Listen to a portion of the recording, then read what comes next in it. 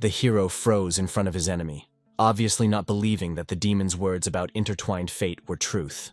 Meanwhile, the monster only chuckled at the naivety of a young warrior. In principle, the young men were not surprising after all. For the first time, someone stated that the Superman and Asura were connected by the bonds of fate. The Dark Ruler tried to explain his essence.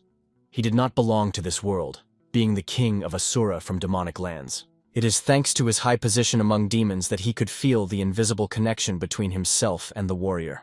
Therefore, Vladika warned that after his disappearance from the world, the hero would disappear with him. Nevertheless, the young man clearly intended to verify the veracity of these ominous words. Armed with his blade, he directed him to a shocked enemy, and he warned that the sword would become an reckoning for perfect sins. Obviously, the demon considered the hero a stubborn fool, calling him an ignorant, crazy dragon. Following this, King Asura sent his puppets into battle. The backs of the dolls were decorated with sharp spikes, and they all rushed at the hero, after which they twisted into a ball, like a hedgehog.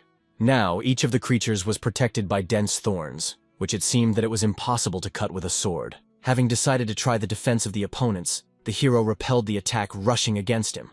Then in the same way he defended himself from other flying puppets. However, he quickly realized that he could not break through their bodies. The spikes were incredibly elastic, like rubber. At some point, one of the monsters spent past the warrior. Since the hero did not have time to evade in time, a deep mark remained on his face, a scratch with which blood flowed. Observing this, King Asura decided to give the enemy another chance, to kneel down and start praying for mercy. Otherwise, he will not be given any more opportunity. The guy himself at this time thought about his situation in displeasure, trying to come up with a decision. Realizing that he could not cut opponents, he used a special technique. The grass fell off the ground and began to circle around it. With this vegetation, the warrior intended to pierce his enemies. The technique was called fallen explosive leaves. At first, the foliage flew to the enemies, it would seem, not causing them the slightest harm. However, immediately after the leaves hit, the opponent stopped, no longer able to spin as before. The attack turned out to be so powerful that when she fell into the head with one of the puppets, she just broke it through. The brains flowed out.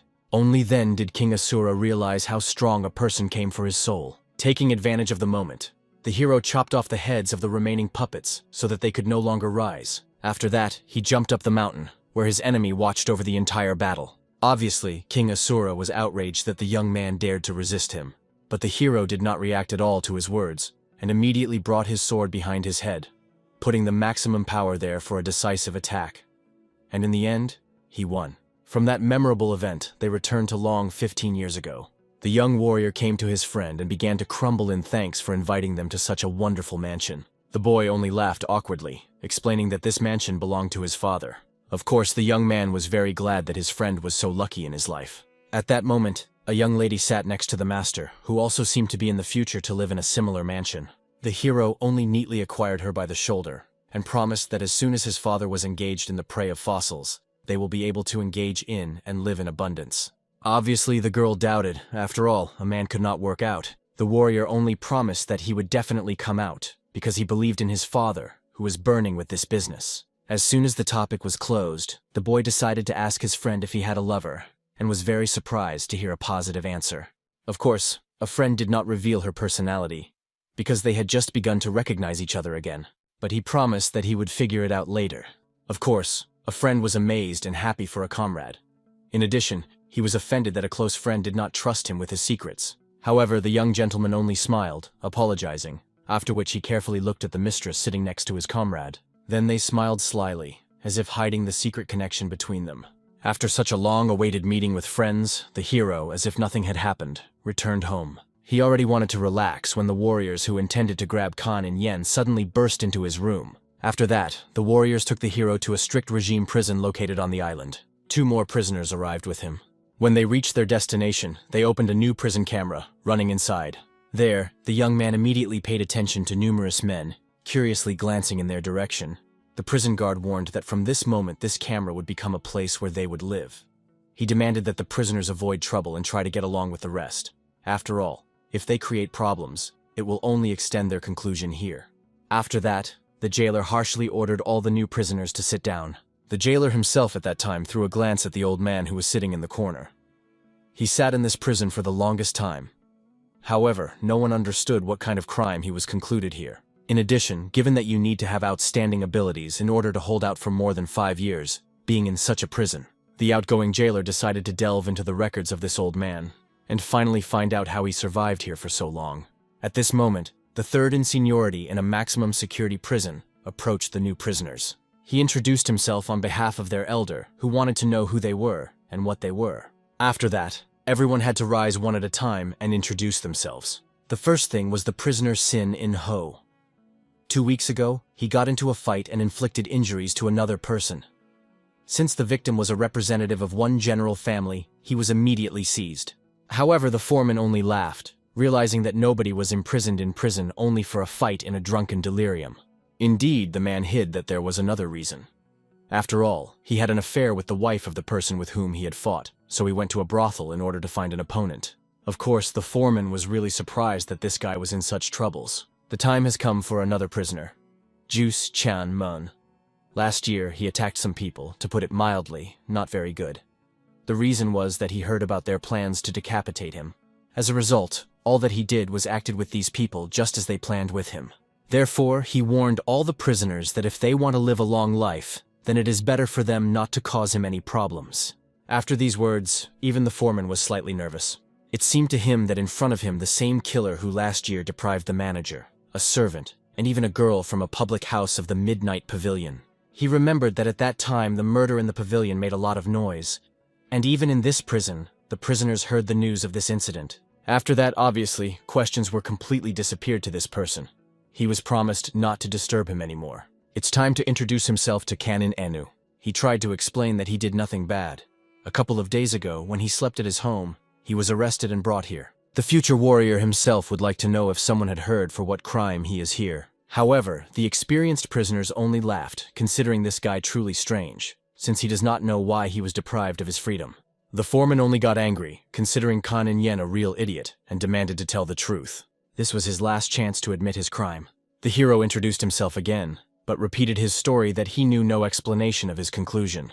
Immediately after this was followed by the elder's blow as a punishment for considering a lie. Nevertheless, the head ordered his assistant to stop, saying that he did not see the point of beating the child without finding out all the other circumstances. After which he himself went to the boy in order to find out what he was told during his arrest. What accusation he was. However, everything that the guard said was that he is guilty of the murder of the mistress. This girl was the third daughter of the master, and her name was Madam and a dream of a dream. The head wanted to know why the boy killed in sleep. However, the young man only looked down to the floor, explaining that he had not killed anyone in his life. After that, the foreman was about to beat the boy for such an impudent lie, but the head quickly stopped him. Then he decided to ask the boy, what was the nature of their relationship with the mistress? When he found out that they were just friends, it even disappointed him slightly. Nevertheless, he explained to the boy that only having looked at the face of a person, he is able to determine whether he was telling the truth or lies. From the realization that the leader believed in the history of the boy, the hero smiled gratefully and bowed. Suddenly, the old man sitting in the corner only exhaled heavily after these words. The foreman immediately approached the old man, wanting to pounce on him with his fists for his antics. However, when he did not react in any way, he only threatened so that the old man would no longer give a sound, otherwise he would pay for it. In fact, the head himself was not eager to contact this old man. In principle, the point was not that he was here for the longest time. He simply felt a truly unusual aura from him. Although he did not know why, but no matter how much time passed, he continued to feel it. After that, the prisoners returned to the hero. The leader finally introduced himself, and the foreman explained that their head was a very famous person in Beijing, and therefore was here in the main roles. Since Kanin Yen caused him sympathy, it meant that he would spend his term with significant comfort. Then he approached a small warrior and warned that he would need to be patient a couple of times, after which he would be fine. Next, the leader was already getting closer, asking the boy to no longer be shy. However, at that moment the old man coughed that he did not go unnoticed by the head. While he was distracted, the boy immediately ran away, hiding behind the old man. He asked his grandfather to help him, because he finally began to understand what they planned to do with him. Nevertheless, the old man only calmly explained that he had never intervened in other people's affairs. The head of the camera asked that the elder would continue to behave quietly and peacefully, because in a strict regime, prison, there was no need to climb into the wolf. Then he roughly grabbed the boy by the hand and led him along the way, explaining Canon Enu that he was an honor for him, that someone decided to take him under his wing. Immediately after that, he threw the young man on the floor, and all the other subordinates went around in order to hide everything that was happening from prying eyes. The new prisoners were already thinking of intervening and helping this unfortunate boy. However, the same killer, who became famous in the pavilion, obviously did not want to interfere in the case, which was very ordinary for the prison. He even, smiling, invited his new acquaintance to take the hero's place if he wanted to get under someone's wing. At that moment, the chapter was already seriously angry with the behavior of Kanenan, and even began to beat him, recalling that everything he was doing was for his good. At that moment in his head, the warrior heard the voice of the old man, who explained that everything in the world was deserved. If he wants to live with dignity, then he must put his life on the end and fight to the end. Even then, trampled honor will not hide its viciousness. The boy realized that only one who tries has the right to a decent life. Therefore, I decided from this moment not to give up for anything. He jumped up and gnawed at the leader's nose, realizing that he could pay for this even his life. Immediately after that, the boy was a strong blow right in the face. The head began to beat him, intending to kill him, until unexpectedly, some kind of chip pierced his leg. A man with pain fell to the ground, looking at the wound. Then he looked back at the old man, realizing that it was he who could take this blow. At that moment, the foreman decided to help his leader pull out the stuck branch. Unfortunately, when he pulled at least a little, she broke, and most of him remained in his leg. After which, he explained that he was not to blame for this. It was in a chip that was too thin to calmly get it. Looking back at the old man, they realized that he was so strong that he even managed to pierce the bone with an ordinary chip. After that, the foreman began to wield a knife in the leg of his comrade, realizing that they were obliged to get all the remaining inside so that the wound did not begin to fester.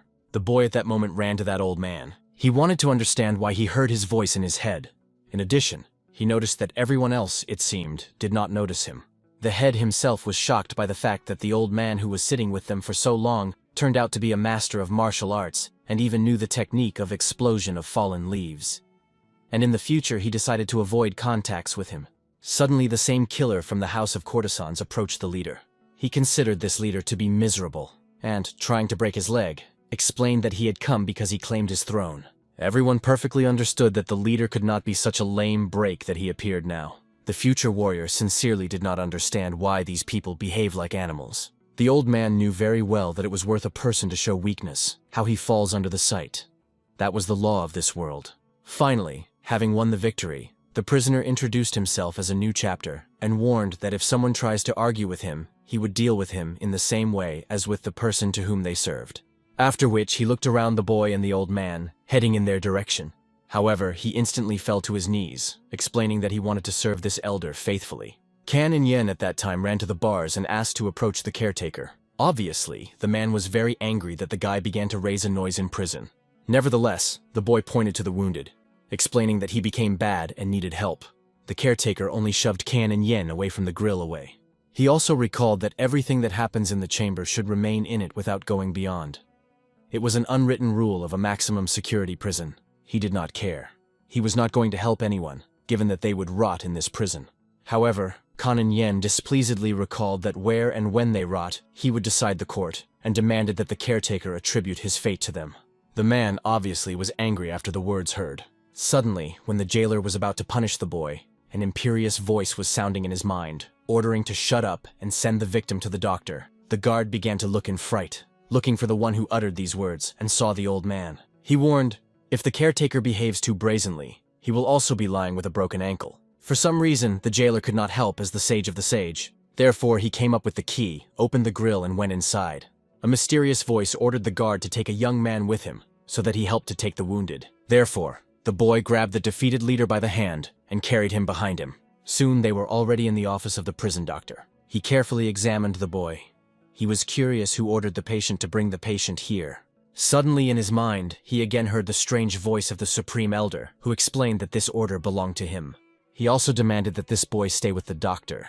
As a result, under the supervision of the hero, the doctor managed to extract a splinter stuck in his leg, and also explained that now they will be able to avoid infection of the limb. It was obvious that the bones of the ankle were fragmented, although it will grow together, but as before it will not be. Therefore, the doctor wanted to at least stop bleeding in order to help the victim. Kan in En himself proposed to assist for the sake of greater convenience. After that, he bandaged his braids with bandages carefully. The warrior did this with great skill, because his relative was also a doctor, and he learned a lot on his example. At that moment, The assistant to the doctor ran up, saying that new patients were supposed to arrive soon. These words caused concern among the boy. He thought that a new war had begun.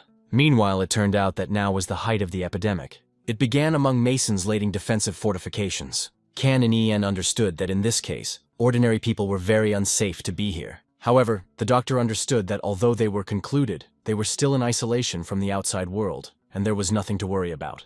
In addition, the doctor decided to appoint this boy his assistant. He understood that now with the sick they simply had not enough hands, and believed that being an assistant to a doctor is much better than sitting in a cell. He also promised to dispose of the appropriate papers, but Kan and En, it was necessary to start work immediately. At that moment, the former chapter finally gave signs of life. He understood that only thanks to Kan and En he still survived. The defeated ruler smiled and promised that he would never forget what the boy had done for him. Suddenly, a jailer approached Kan and Inu, who reported that a visitor had come to him. This visitor was a friend Kan and En, Banchon Yu. The hero almost cried, seeing him, and began to crumble in thanks for the fact that his friend decided to visit him. The same was concerned about Kan and Enu that his parents had left Beijing.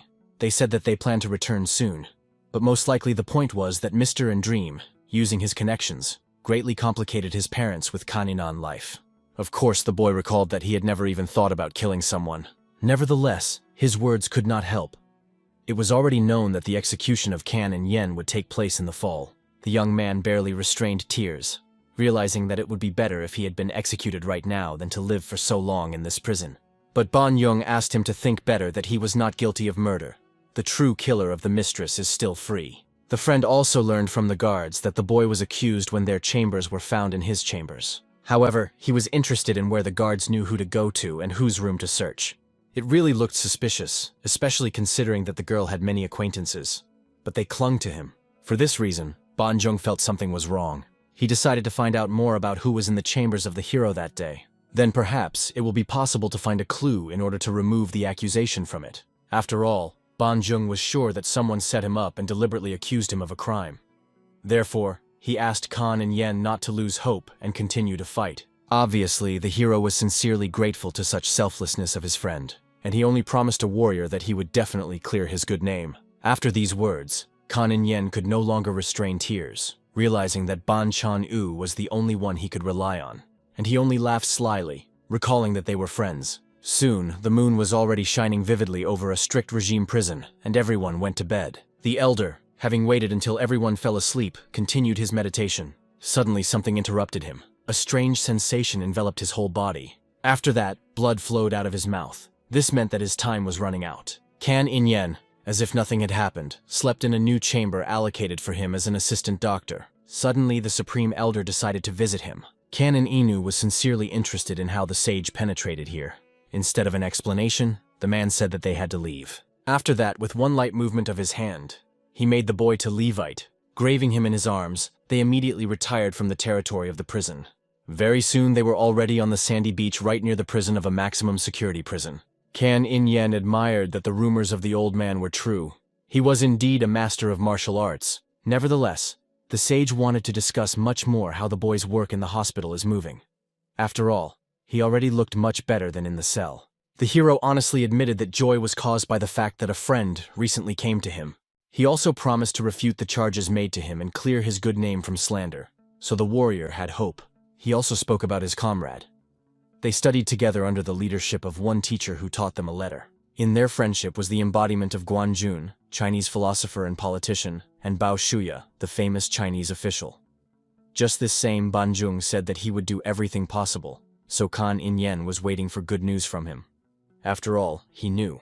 Ban Jung brought to the end everything, no matter what he got involved. Instead of enjoying the boy, the elder only asked the young man not to trust anyone. He also recalled that you can never judge the book on the cover, and he must rely solely on his own strength. If the boy listens to him, then in return the sage will endow his ability to stand up for himself. Nevertheless, Kan In sincerely did not understand why the elder cared about him. Without explaining anything, the sage only ordered Kan and Inu to turn his back to him and sit on the ground. Immediately after that, he put his palms on his back and asked the boy to stand everything that would happen now. And the young man barely restrained the scream from severe pain piercing the body. He asked the old man to stop, but he recalled that if the boy wants to become stronger, he needs to endure it, or he will never be able to clear his good name. As a result, the warrior lost consciousness from pain, and the sage returned him to his former place. After that, he, as if nothing had happened, began to slowly evaporate, promising that he would return the next day at midnight. At this time, various blue symbols that are folding in the inscription began on the hero's body. These inscriptions were the exercises received from the Supreme Elder, which he absorbed into his body. Only when morning came, the hero finally came to his senses. The events of last night, although it seemed foggy, but still he went to his work in order to remove in the medical office.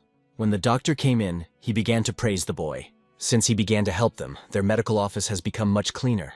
In addition, the doctor was interested in what connected the boy with the Supreme Old Man. Kan In immediately hesitated, not even knowing how to answer this question.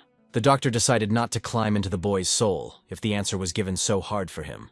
The hero quickly guessed that the doctor accepted him to him precisely at the request of this grandfather. The thing was that the doctor owed this old man a life, and therefore without hesitation fulfilled his order. However, for the first time he saw the Supreme Elder help the prisoner. Therefore, he asked Kan In to miss his chance. After all, it seemed that the sage was his saving straw. As the elder promised, when the moon rose again, he returned to Kan In, who was already waiting for him. Once on the shore, the hero already dared to ask his question. He wanted to know the reason why the Supreme Elder undertook to help him. Finally, the sage decided to introduce himself. His name was Gun John. He was from the Jinan of the central province of Shandong. He told that about 30 years ago he was an insignificant and miserable thief. Obviously, Kanan Yen could not understand that such a person was once a criminal.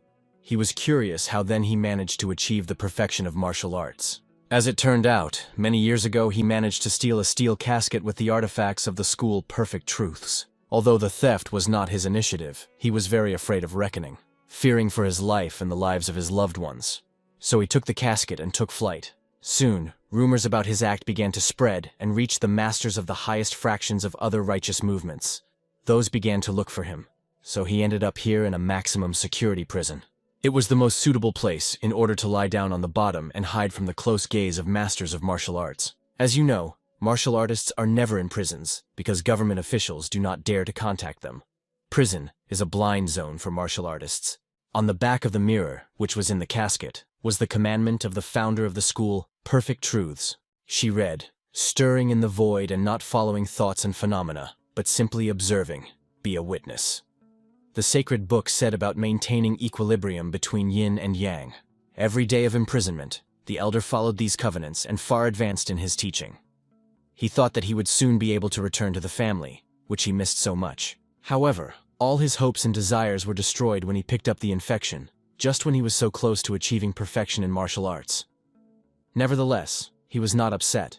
To the surprise of the hero, the sage believed that everything was going on as usual, regardless of their desires and plans. Now he had nothing more to expect from his life, and it seemed to him that Kananun felt about the same. It is unlikely that the young man could have imagined that his fate would turn out in this way. As you know, in the end, everything loses its meaning when you understand that your efforts were in vain.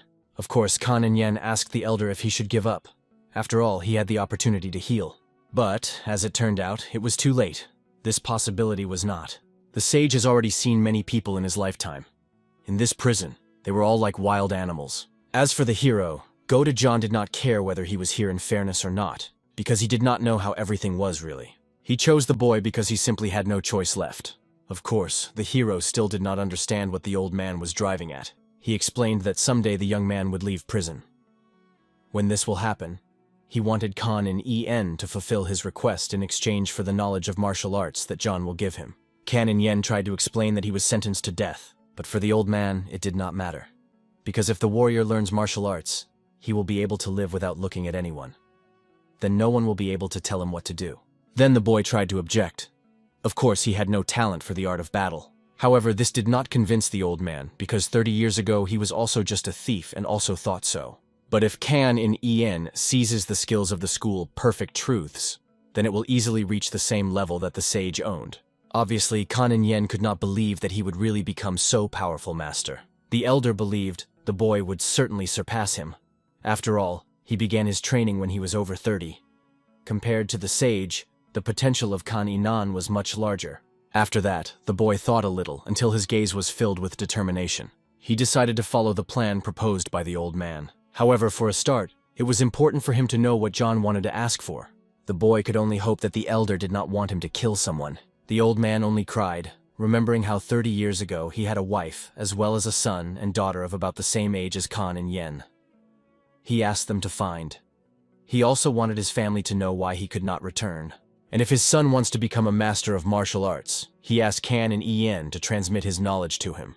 After that, having wiped the tears, the elder decided to find out whether the hero could fulfill this request. Only when he gave his promise, the sage finally calmed down.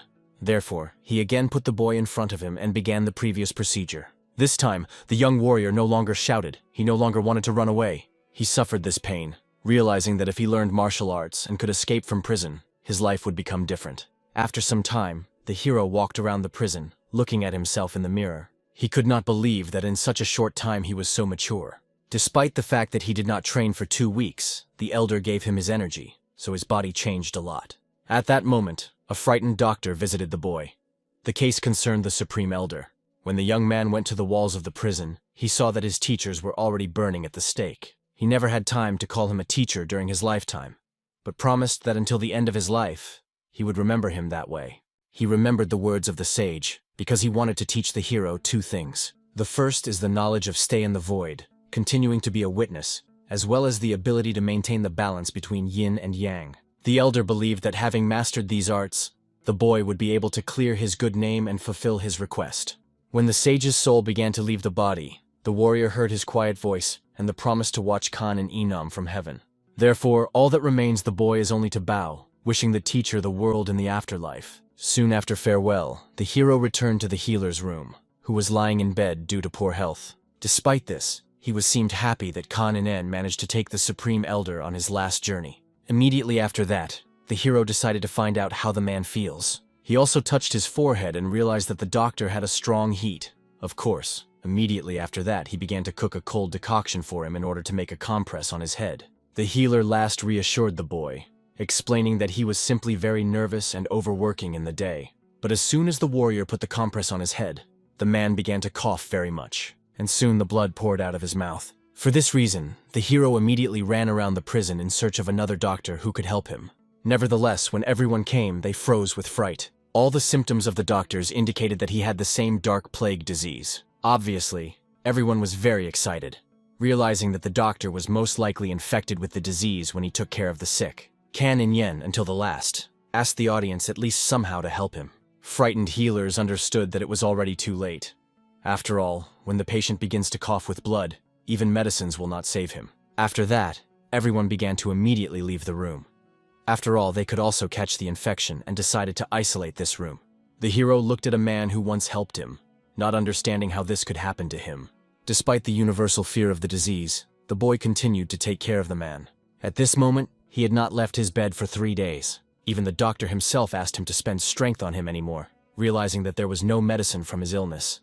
In addition, the boy himself had to leave as soon as possible so as not to pick up this disease. Nevertheless, the boy still could not abandon the doctor, so he asked him not to give up, and at least for all the care of. But the doctor honestly admitted that he was very tired, after which his eyes slowly closed, and his head was weakened, and he let out the last spirit.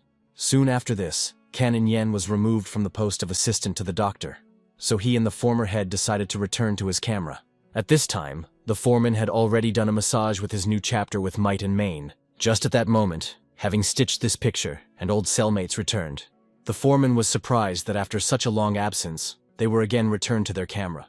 The former chapter really did not like such dismissive treatment. The foreman only laughed after his words. Then he recalled that now they had a new leader, and only he was in all respect. The new leader only laughed, because he saw in the expression on his face that he clearly did not like the situation in which he got. Nevertheless, he did not answer anything. Instead, he awarded the new leader with a blow straight on the head. Immediately after that, a battle ensued between the two. However, the leader of the leader had a small knife with him. Looking at their battle, the rest in the cell were very excited, realizing what retaliation awaits them, if God forbid the former leader would regain his place. He now seemed to be most wanted to take revenge on a man who dared to dance on his broken legs. He stopped only when a man beaten by him ceased to show signs of life. After that, it's time to deal with the third most seniority. After the first blow and deprivation of several teeth, he fell to his knees, begging forgiveness to the ruler. Then he ordered the others to fall to his knees in front of their beloved brother. Bowing, They began to beg for forgiveness and congratulate him on a return. Kan In at that time sat in the corner of the room and meditating, not paying attention to their proceedings. The foreman only viciously began to swear, demanding that the hero also get up and bow. Instead, he received a couple more blows across his face. The chapter also warned the cellmates that if at least one of them decides to touch Kan In with a finger, he would deal with him. So, meditating and not paying attention to everything else, the warrior spent time already until the morning. The caretaker of the camera had to wake him, after which he led the young man behind him, because the visitor came to him. Kan In perfectly understood that most likely it was a friend Ban Chan Yu. However, going into the room, he saw two unknown people in front of him. Seeing a misunderstanding on the hero's face, they introduced themselves to the relatives of the doctors, to whom the boy was the only one who looked after their father when he was dead. Therefore, they came to thank him. Obviously, the hero could not accept these gratitude, believing that anyone would have done so in his place. Despite this, when they came to pick up their father's things, they heard the story that everyone else threw him to die, frightened by the ailments. Therefore, they could not leave without expressing their gratitude. After that, the young warrior introduced himself. His name was with John, and his sister was called Min.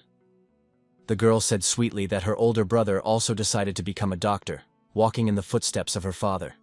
She studied the possession of a sword and now acted as his guard. They were curious to find out how the boy was in jail, and promised to help him get out of here if it was in their power. Obviously, the hero, having gazed, said that he was accused of murder. The fact is that his lover was killed, and everyone thought that it was done by his hands. Only one evidence indicated this, but he could not explain it. Then the boy was tortured so that he confessed to the crime. However, he endured, and then simply wanted these torture to end as soon as possible. As a result, he admitted to the murder that he did not commit. Ming-Si was horrified from this story, not understanding how they could do this with a child. Even with INA, he did not manage to leave it, and should find justice. Nevertheless, the hero calmly explained that his friend was already looking for a way to pull him out of here. Of course, his new acquaintances were glad to hear that someone was worried about Kanin, and they really hoped that good news would come from him soon. After that, two already had urgent affairs, because of which they had to leave, but Ming finally asked the boy would not lose hope. When they left, both were silent, digesting the information what he heard. The girl was still sure that the boy's meeting was not a killer.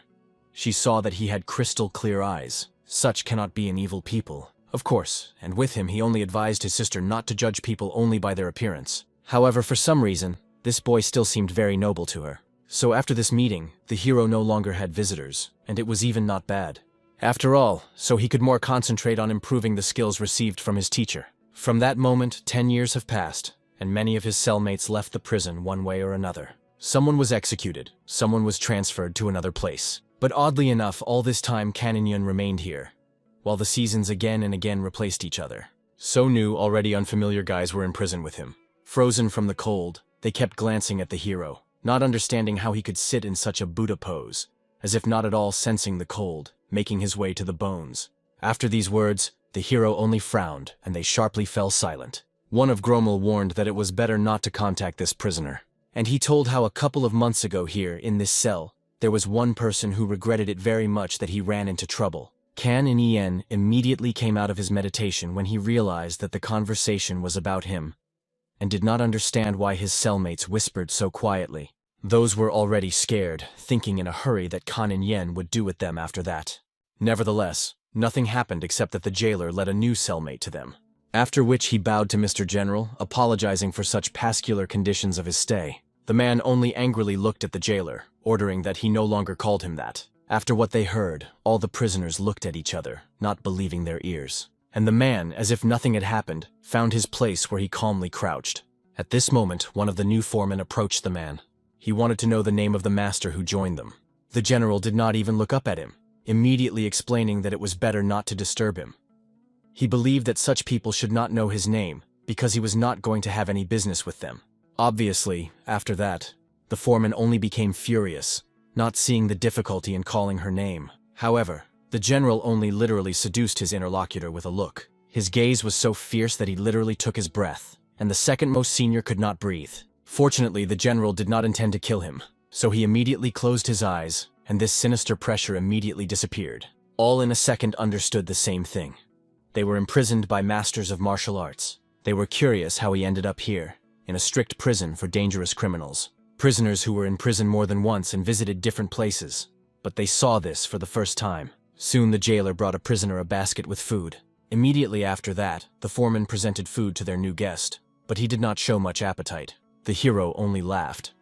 After all, although he did not know what crime this uncle committed, he warned that while he was here, he would still have to eat.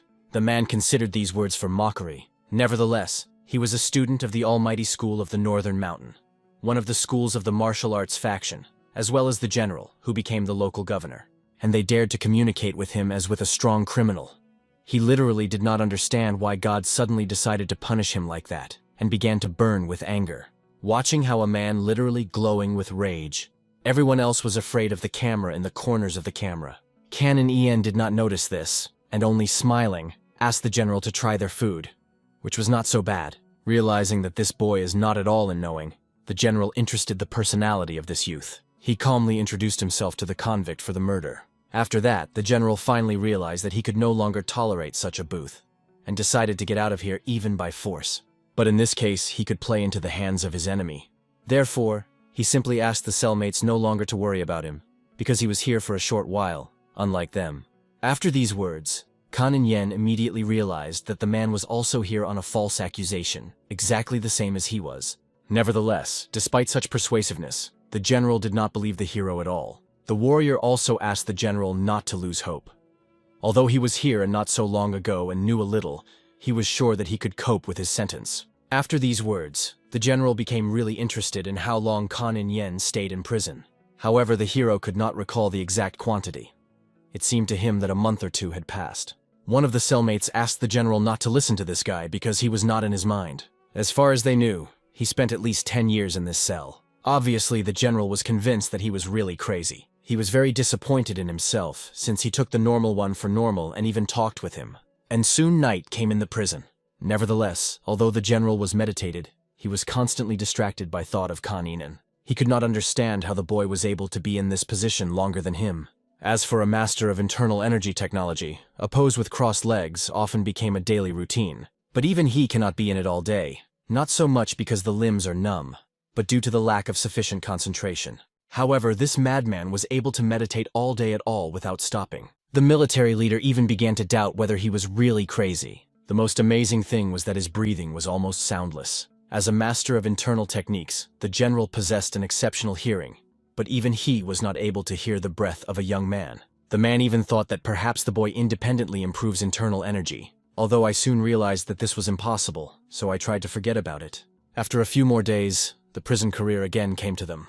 Together with himself, he brought another cellmate and asked them to get all of them, and not spend strength on fights and clarification of relations. Soon the man appeared before the rest of the prisoners. The foreman only asked him to remember good manners and introduce himself. Nevertheless, the man did not say anything, which madly infuriated the guy. After that, he began to beat him. After all, believing that the old man had to show respect before him. Soon after beating, tired criminals went to bed. That unfortunate newcomer was forced to sleep alone in the corner. As it turned out, he did not fall asleep. He waited until the rest fell asleep. As soon as he opened his mouth, his eyes rolled up, and from there some aroma began to ooze. The smell reached absolutely everyone in the cell and euthanized them. After that, the man took out a small but sharp needle out of his hairstyle, and just as calmly began to approach the general. He arrived here in order to kill him and complete his business. Suddenly, right in front of the final lounger, his body pierced his neck in his neck, and he could not move his fingers anymore. The hero, who woke up, calmly asked the beginner what he was doing. The old man was clearly surprised that the guy was not sleeping, although he applied the strongest sleeping pill on the basis of the Ushant's incense. When there was no answer, Kan and Yun drew attention to the needle in the hands of a man. He was interested in why he instructed the needle for acupuncture on the general. He tried to justify himself that it was the most ordinary needle for sewing. Then Canon Inu became even more curious. Why did he try to prick his uncle in front of him? Of course, the attacker only laughed awkwardly, explaining that he wanted to repair the clothes of the military leader.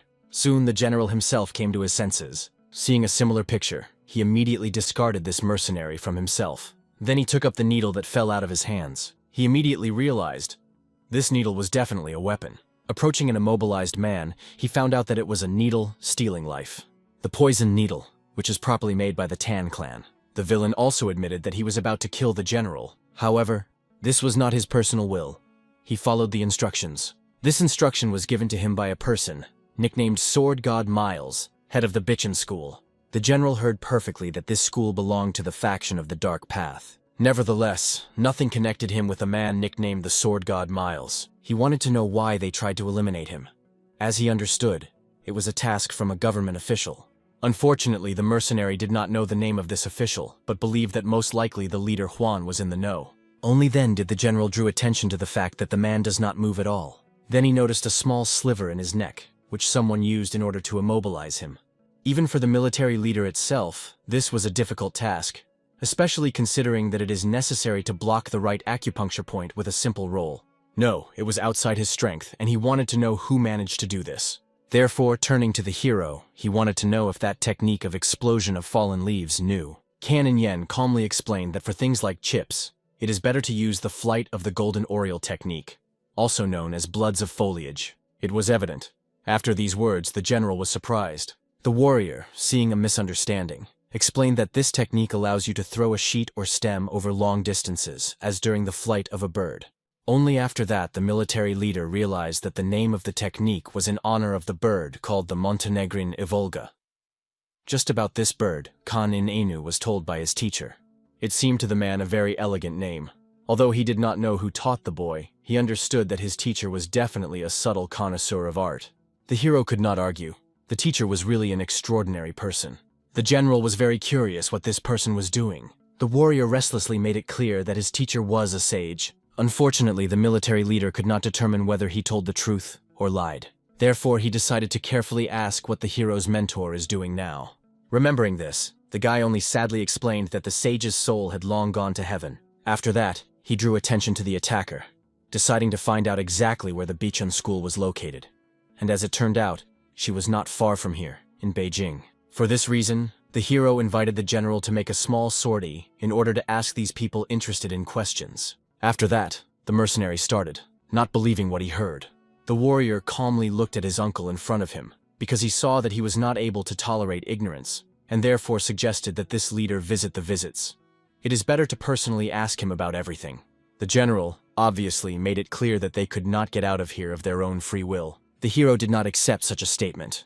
After all, the arms and legs of his uncle were intact, which means that he can get out of here. After that, he asked the mercenary to rise from the ground.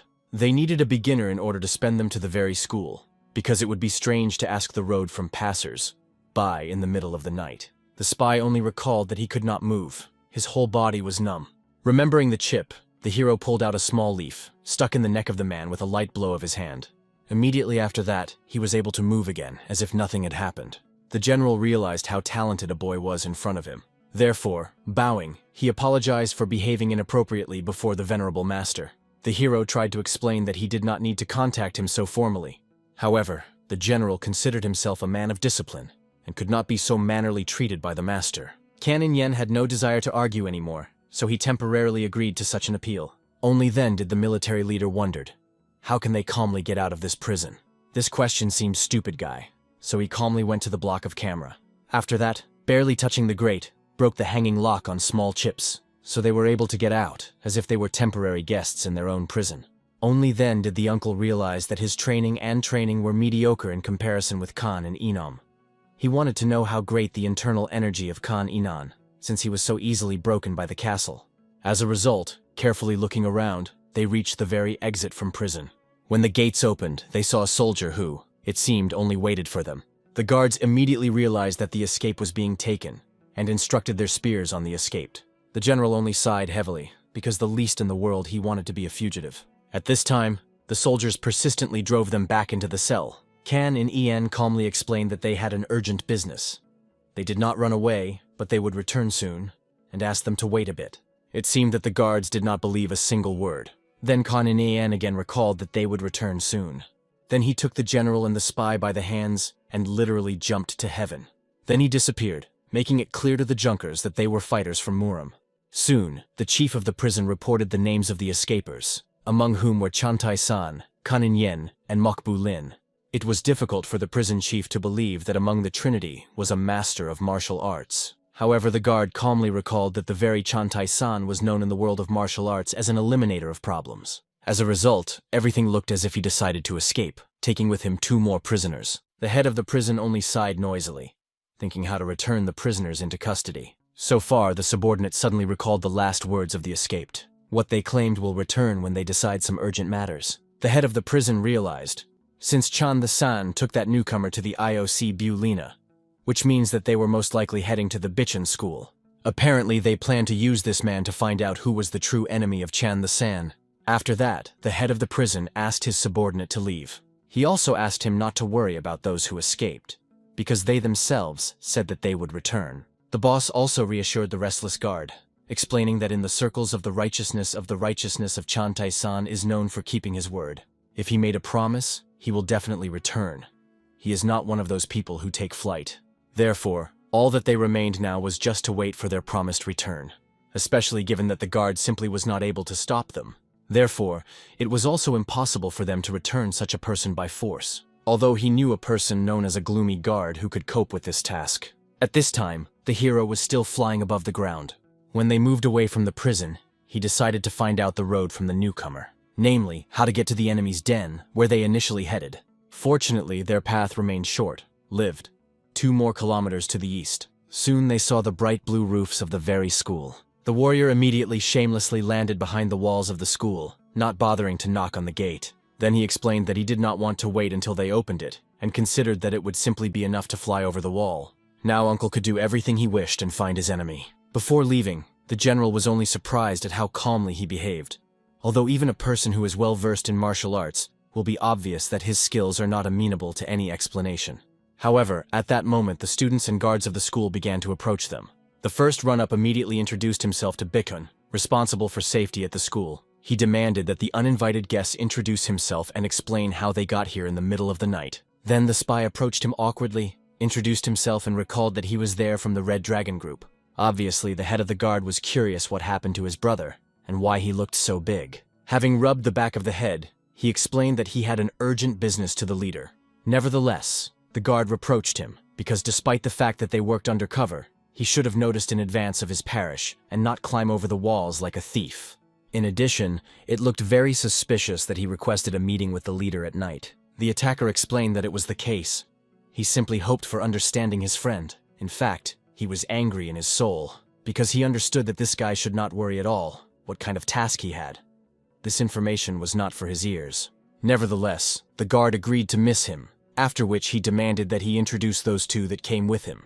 The mercenary calmly asked the master that he brought with him the noble Mr. Chan, the San and Khan in Yen, and the head knows what to do with this information. Immediately, having heard the name Chan the San, the guards began to look at each other in dismay. As a result, they decided to meet their brother, but recommended that everyone remain in their places until the head of the head. The general got angry with such the impudence of the guards, reminding them to bring their head as soon as possible. The spy also asked to send one of the soldiers to call the leader right now. They had no choice. For this reason, the assistants were sent.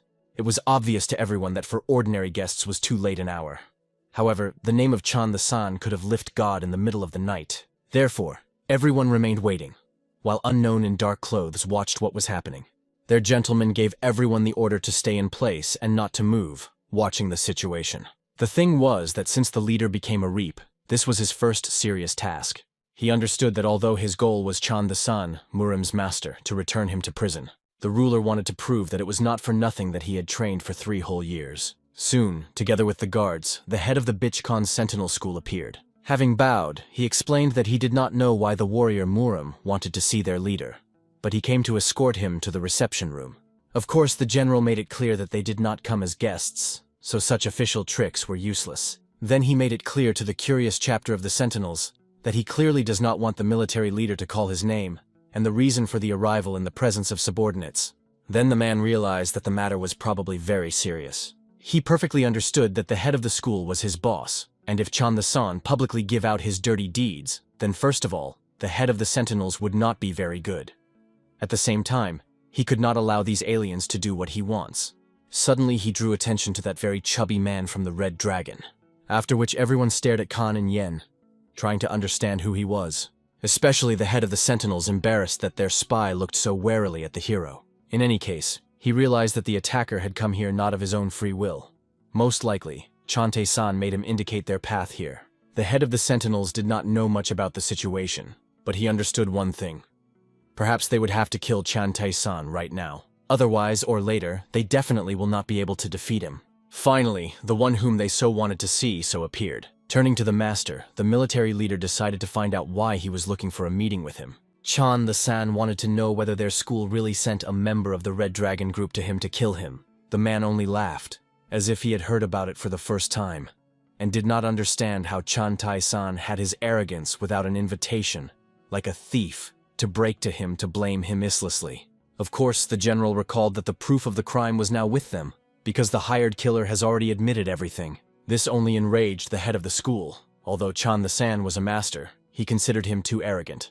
This behavior is not appropriate to the one who is wanted as a criminal, and in public stated that he was imprisoned for bribery. This seriously knocked the general out of the rut. He did not expect him to be attributed to false accusations again. The head of the school, only laughed, realizing that Chan the San was clearly afraid that his actions would be publicized. After which, he stated that Chan Tai-san was an ordinary hypocrite who was guilty of crimes that did not deserve forgiveness. And now he has invaded them in the middle of the night like a thief and violated the peace of the Bichun school. Therefore, the ruler ordered his soldiers to grab him and force him to pray for mercy. And if it resists, then just kill. At this time, the hired killer realized that the matter was bad and tried to hide so as not to fall under a hot hand.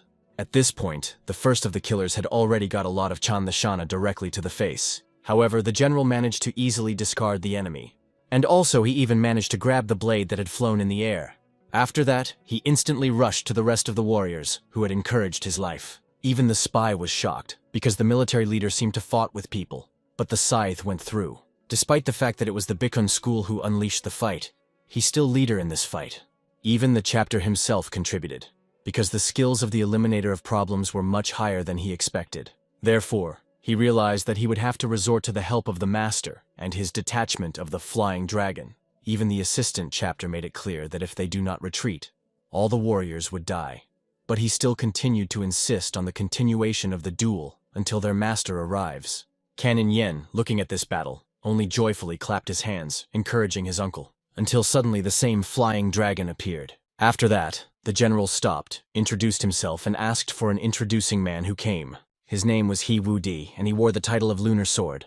Of course, he was curious why the man came here and caused harm to his people. Then the general at the old man decided to ask, did he send the killer to his soul to prison?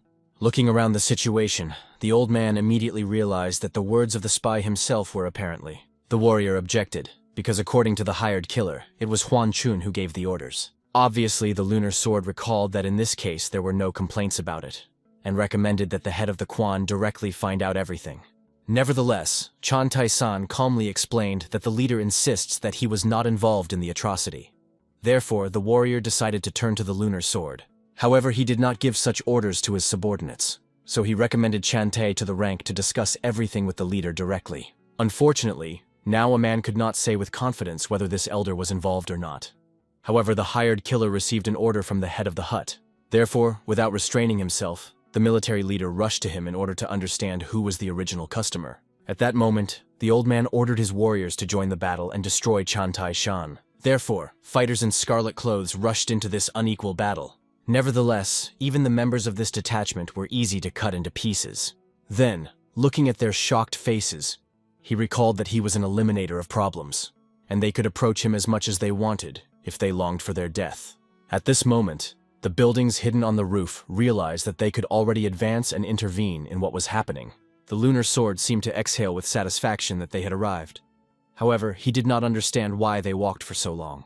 The commander calmly explained that if they had entered the battle earlier, then they would cut everyone, including the people of the Lunar Sword itself. After that, the captain ordered that the Lunar Sword take his people, because they did not come to help them.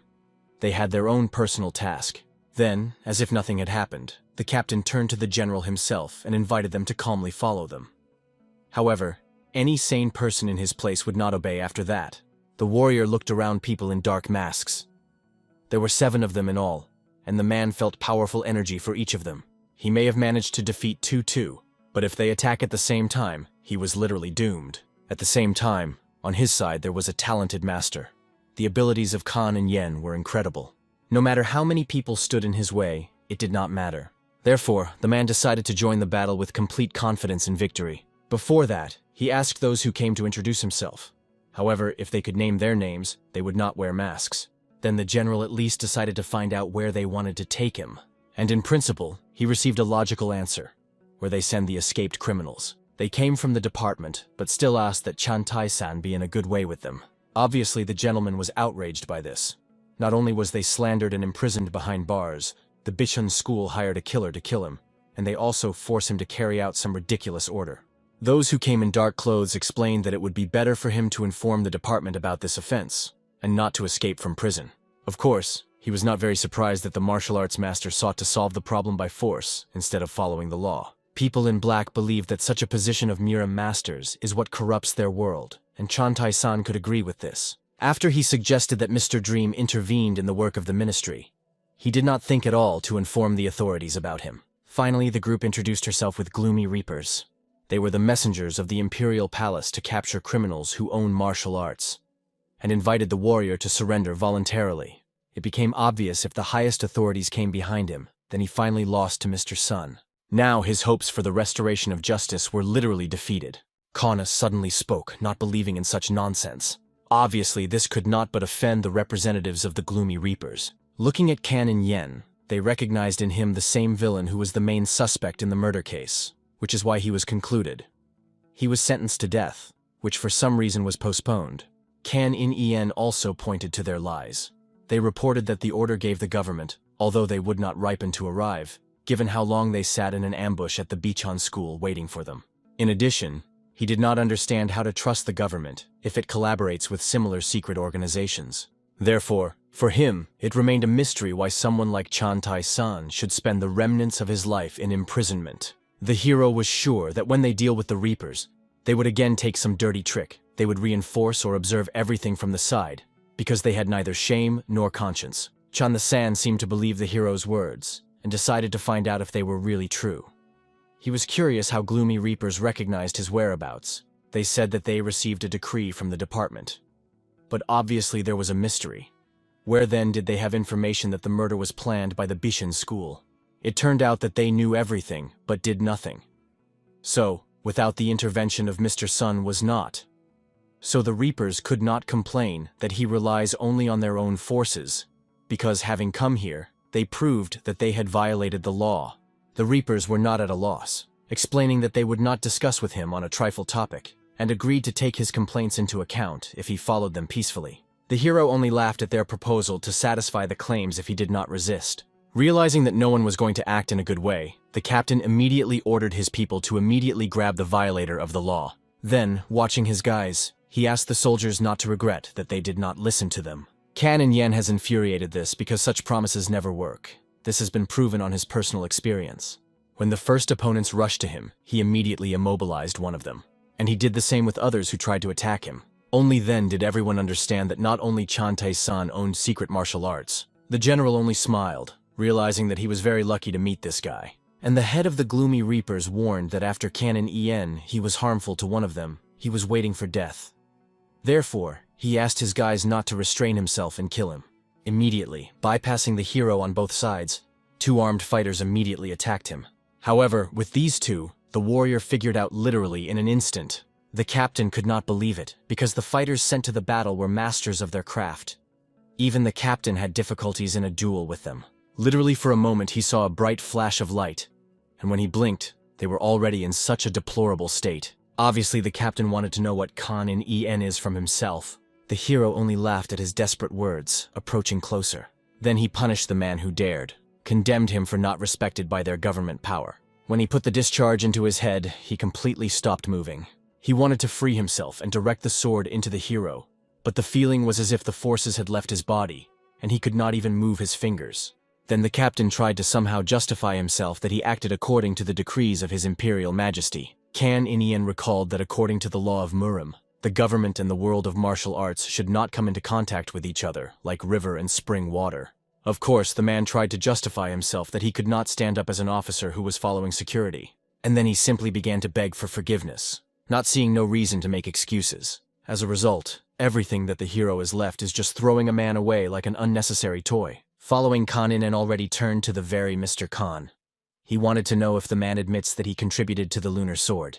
Only then, expanding his eyes from fear, did the man realize that he could never cope with such a powerful master of martial arts. He also ran to the lunar sword, trying to explain that even Chantai-san was a very complex enemy, and his companion even more so. From one glance, it was obvious that the skill of this young man was literally behind the line of human understanding. Therefore, the chapter had to admit his defeat, and he decided to tell everything he knows. As it turned out, the representative of the government wanted to kill Chan the Shan. He threatened that he would reveal bribery at their school if they would not deal with him. As a result, the lunar sword had no choice but to agree. Otherwise, panic would begin. Therefore, he sincerely apologized to the warrior. Chan the San himself knew very well that behind this was the approximate Mr. Sona. Simply put, the attempt on his life was a matter of his hands. Nevertheless, he did not understand what was the point of killing him, because it would not solve his problem. In addition, Chan the San could not even do anything about it. Even if he destroyed Mr. Sona, while he was related to the government, after Mr. Sun there will be another one who wants to destroy him. Therefore, he turned to Canon Yen for help in order to find out what they would now do. The hero calmly invited the warrior to return back to jail. When he saw his puzzled face, he only calmly reminded his promise. Obviously, this made the general freeze in shock. It was not an exaggeration to say that the young man was the greatest master. She remained a mystery why he wanted to return to imprisonment. Therefore, the military leader decided to find out if he had some special reason why the venerable gentleman wanted to return to prison. The hero only laughed at such a formal appeal. The general explained that in Murim they called the masters who are on the steps higher. Canon Ien clearly did not understand when he managed to become a master, given that recently everyone called him a madman. Even the hired killer, looking at the behavior of the boy, would consider him crazy even now. However, the general was already accustomed to this behavior of Can's in prison, and did not see anything surprising in this. Only after that Canon Ien explained that the covenants of his mentor follow. The man did not argue at all and immediately offered himself to return to imprisonment. The hero agreed joyfully, realizing that if they had no more things to do, then they should not even more like a prison guards. Then he also drew attention to the hired killer. Of course, he was supposed to return with them. Therefore, the attacker began to regret very much that he did not run away immediately while everyone was busy, because he completely forgot that he would have to return to prison. After that, the hero again picked up his two comrades, after which he soared far into heaven with them. Then the captain of the Gloomy Reapers decided to check his guys, realizing that they had lost with a bang. He realized that this defeat could not tell anyone. Therefore, he warned the school members that if they even say a word about what happened, they would be dead. He also warned that if at least some rumors about the Gloomy Reapers appear, he would return and take their lives. The old man bowed and vowed that this would never happen. Immediately after that, the captain took his Gloomy Reapers from the assignment. At this moment, looking at the departing, they began to think about what they would do with the fact that they violated the contract to the government. The old man seemed to be more interested in losses now. On the part of the school, 17 people lost consciousness. But fortunately, they were all alive, because it seemed that Chan the San from the very beginning took into account their position. Nevertheless, they were still curious what the boy was that boy. They first saw such a genius. Mr. Kavan even considered that perhaps the boy decided to take refuge in prison so as not to attract attention. However, it was amazing why from all places he chose this particular prison. The elder was insanely amazed, because finally there was no longer any division separately into Murim and separately into the government. Then his subordinate decided to find out if the chapter was relieved when their opponents returned home. He considered that it was enough for them to shun this prison. Because, as they say, to avoid the attack of the tiger, you just need to avoid meeting it. In principle, the lunar sword agreed, surprised at how insightful his subordinate became recently. After which the elder left, hoping that they would cope with the rest of the tasks without him. At this time, the jailers still stood, guarding the territory of the prison. They were indignant why the fugitives chose this particular night to escape. They fled during the shift. It was even scary to imagine the consequences that were waiting for them. However, soon, as promised, they saw their flying silhouettes in the sky. They really did not expect the fugitives to return. It was even incomprehensible. It was for the better or for the worse. As if not paying attention to the guard, the hero opened the door and entered the prison. After that, the guards with the kindest smile took them inside their camera. Social melons that were not aware of anything, all this time slept tightly. The hero did not understand how their dream could be so deep. Then the hired killer explained that he had used a remedy with a powerful lulling effect, so that the cellmates would definitely have been ahead until the very morning. Then the hero decided to find out from the general why he decided not to pursue General Sun. But the military leader knew well that the customer was usually hidden behind the performer, as well as in this case. And to help solve the situation of Chantai-san, it was necessary to visit the customer himself. However, they could get to the very imperial palace, because everything that happened was due to the fact that the emperor is by nature suspicious, and government officials get rid of their opponents, taking advantage of the emperor's alertness. In the future, perhaps, the general will be able to pay them the same coin for all the deed. Nevertheless, after he realized everything, he was tormented by doubts. As a master of martial arts, he could not even think about revenge on the government. Canon Ian quickly realized, most likely, the man is going to resign when he proves his innocence and leaves prison. And indeed, if this became a reality, he would like to live life as it would be pleased with his heart. In addition, he was sure, Canon Yen also probably had thoughts about life at freedom. So they talked until the morning, until the cellmates woke up. They woke up with unpleasant consequences. Their heads were literally split. Besides, they were very sick. In principle, the hired killer expected approximately such side effects from the Ushansky incense. At that moment, the foreman noticed how the hired killer was sitting near the general. Therefore, he immediately came up, called the fugu fish, and ordered to clean into his corner. He hoped that he could deal with this fish, because Chantai-san promised not to intervene in their affairs. Therefore, he immediately swung in order to well beat the unfortunate. Nevertheless, the man decided to show that he was not so weak. The killer, only rising, knocked out a couple of front teeth to this. After that, he still took revenge on the mockery of himself a couple of kicks. Then everyone realized that in front of them was the master of Murim. Of course, she remained a mystery why he allowed himself to beat himself yesterday. As a result, everyone realized that now they had as many as 2 Murim masters in the same cell and another madman in increments to the rest of the prisoners. At that moment, unexpectedly behind Chan the San, the jailers arrived to report that he was allowed to go out. Soon he was already sitting behind a cup of fragrant tea with the head of this prison. He introduced himself as the main overseer of a maximum security prison. Then he offered a dear guest to taste tea until he cooled. Obviously, the wary general immediately insisted on an immediate conversation. Then the overseer calmly explained that he wanted to congratulate him on liberation, starting from this day. Looking at the shocked face of a man, he explained that Mr. Dream patted him. In addition, MOKBULIN will be able to be released. But it was obvious. The general was most concerned about the fate of the venerable Mr. Kan. As soon as his full name was named, the chief overseer of the prison only laughed at this madman. But then after that, he became a witness to the madness of the general's angry face. Soon, these two came to Kanen in order to report everything. Looking at their faces, he understood that they clearly had something joyful. And when I heard the news, he sincerely rejoiced for them and even patted his hands. Many prisoners began to envy them, because for many of them the only way out of prison is a gallows. Also, many did not understand why Mr. Chan the San called their local madman the Venerable Master. Chan the San himself promised that as soon as he was released, he would do everything to prove the hero's innocence. He understood that there was no need for this. He himself would come out when his time would come. However, the military leader was convinced such a person should not sit until the end of his life behind bars. In addition, he believed that it was the only way to be released to clear his good name and take revenge. Then he calmly bowed and promised that he and the hero would still meet again. When they headed for the exit, the mercenary was clearly indignant. Why should it leave? This very surprised the accompanying them to the exit, because everyone was ready to give everything to leave this place. In fact, the hired killer was simply afraid, realizing that the people from the Bitchin school would destroy him as soon as he left the prison. So the months have gone quietly and winter has come. The prisoners crowded near each other. Apparently, there was a very harsh cold. In addition, the warders who threw them a little straw thought that this would be enough. The only one that, it would seem, the cold was nothing is Canon En. In addition, it was noticeable that he even sweated, as if he were somewhere in a hot summer.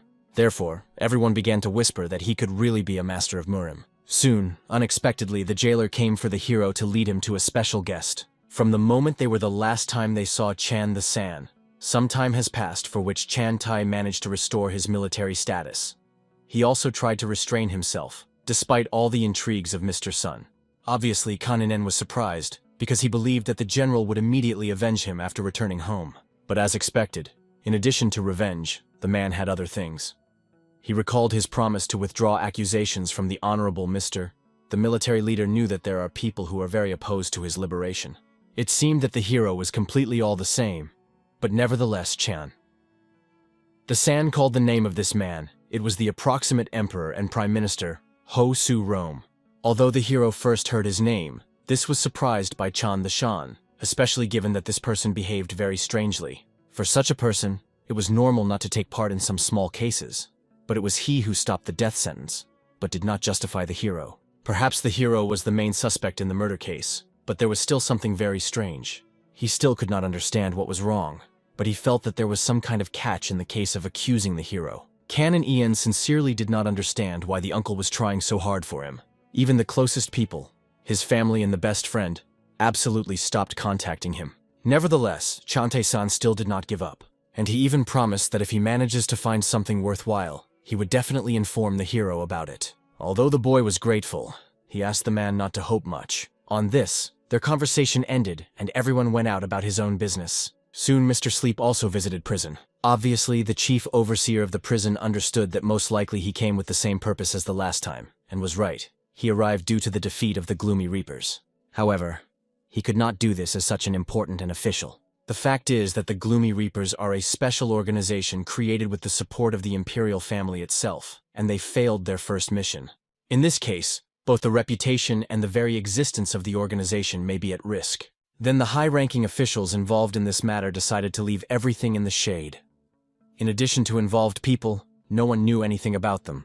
The jailer understood why the general was curious to find out the reason for their failure, because although he was more known as the general of the cavalry general, he was also a mentor of Gloomy Reapers. Therefore, he told about one madman who lives in prison for dangerous criminals. Obviously, General Dream was amazed that this guy was so capable that the Gloomy Reapers could not cope with him. For this reason, he asked the man to name his name, and of course, no doubt the warder of the prison named the name Kaninan. According to the general's reaction, it was obvious. He recognized this name. For this reason, he explained to the head of the prison that he was responsible for a repeated investigation of this murder, in which he was listed as the main suspect. However, there was no significant evidence against him. He understood that most likely the boy was framed, and in the end, the Prime Minister approved the abolition of the death penalty. The head of the prison even thought that his family was powerful and related to martial arts. However, his father was an ordinary merchant. It seemed really amazing to the man. He even wanted to learn more about Kanu. After these words, General Dream was already furious, immediately ordering a man not to dare to dig information about him. Obviously, the head of the prison was scared of such an outbreak of anger. Then he bowed immediately, apologized, and promised to keep their whole conversation secret. The general himself understood. If it becomes known that he was not able to cope with some prisoner, then the Prime Minister may try to get rid of him so as not to stain his name. Therefore, no matter what happens, he decided to destroy this boy. Seeing the general, the head of the prison saw that the usually restrained general seemed to break off the chain today. As soon as the conversation came to Kanu, as if he had been replaced, there was a feeling as if a man was definitely hiding something. In addition, the man realized that he did not have time to tell General Sun that Chan the San tried to figure out Kan and Yen. Suddenly, he thought that the Prime Minister Ho patronized both him and General Sun. Therefore, I decided to hide this information from him. That same night, a new guest was brought to the criminals. He immediately drew attention to the hero who calmly meditated in the distance. First of all, the beginner came to say hello to the second most seniority. He was surprised that this beginner was so ignorant, and should not be the rules by which he was supposed to say hello and tell about himself. But instantly after this remark, a fist flew to him in the face. Then he looked in horror at his knocked out again. All other prisoners did not understand what was happening, so they began to look around, trying to find answers to their questions. The newcomer himself immediately ordered the guy to stop his whining if he wants to survive until the morning. For the company, everyone else was immediately quiet, not understanding why Murim's masters constantly plant them and why they are so unlucky. At this time, the newcomer himself approached Kanin Anu, who was nicknamed a frantic dragon by this moment. The hero calmly greeted the man in order to find out what he wanted from him. The fighter was clearly amazed that such a frail guy managed to cope with the Gloomy Reapers. After that, he demanded that he open his eyes. The warrior calmly explained that his eyes were a mirror of the soul, and if he meets a look with this mercenary, then he would be sick. Then he decided to calmly find out why a man wants to tie a fight with him, and he considered that perhaps someone gave him such an order. Perhaps some very influential person who is hiding behind others. Only when he called this warrior a fighting dog did this finally infuriated the man. He immediately introduced himself. His name was known even to prisoners. He was an absolute master. 10 masters of Murim did not dare to fight with him. It was rumored that he always had with him his scarlet strip sword. Instead of surprise, Kanin Yen asked the man to explain the cause of his provocations, and he was amazed that the offender, who was destined to die 10 years ago, was so arrogant. The hero understood. With such loud words, the mercenary wanted to say that the hero is a real criminal in the case of rape and murder. Even if 11 years have passed since the imprisonment, he is still disgusting to hear about it. Therefore, only the thought of what he actually did is wrong was angry with him. Shards from the ceiling and from the walls began to pour out from his scream. Everyone trembled in fright, not understanding who again had enough conscience to run into a frantic dragon. The man himself was not at all scared, only even more excited and attacked the enemy. However, instantly after that, breaking through the wall, he flew out of the building. He hardly managed to maintain balance at the last moment in order to land on his feet, and Kanin Yen calmly explained to this elder that everything that they knew about him was a complete nonsense. Of course, the man was sure that he knew everything correctly, because he personally looked at the record of the hero's crime. After these words, he only threw a bowl with a worse in the head of the insolent and explained that the one who made these protocols did not understand anything. The man in the last second managed to evade the attack, and he immediately flew into battle on the hero. At some point, it even seemed to him that he was falling under the blow, until the hero's silhouette disappeared. Literally disappeared from the place. Then the guy intercepted the enemy's strip sword and pulled him closer to him. The last time looking in his face, he wanted to know who made these notes, without really understanding anything. Looking at the hero with undisguised amazement, the man could not comprehend how such a young person could have such a tremendous amount of internal energy. As a result, he decided to answer his persistent question, admitting that General Sun was guilty of this unfortunate business. The hero calmly realized that this general was precisely the person whose lips were solemnly promised to remove the false accusation. Nevertheless, shortly after his honest word, he went missing for a long time. From the overwhelming anger, the hero, inflamed with anger that even the sword, entwined around his hand, began to quickly heat up. As a result, there was nothing left for the soldier but to immediately let him go, and with deep admiration to realize that he had never met such a powerful master in his long life. After he fought with many professional warriors, only now for the first time, he felt the blood of death for the first time. And all because of a boy who, it would seem, even the milk on the lips did not dry out. The hero at that moment calmly and methodically raised his sword, wrapped around his hand, after which, as if nothing had happened, he skillfully tied it on his belt. The frightened mercenary was desperately trying to explain that this valuable weapon belonged exclusively to him. However, the hero calmly recalled that he could kill him without the slightest hesitation after he came to hunt for his soul. The warrior explained that he was going to leave this excellent sword as a worthy belt, but in return for this magnificent blade, the mercenary was ready to agree to bring the boy the luxurious golden sash next time. This was clearly not enough for the hero. He decided to demand something else, namely the head of General Sun himself. The whole reason was that this miserable belt was a too petty and insignificant gift from a man who impudently tried to destroy him. Therefore, the warrior warned that if he still dares to tell such stupidity, he would make a man never a sword again. Obviously, he was deeply offended.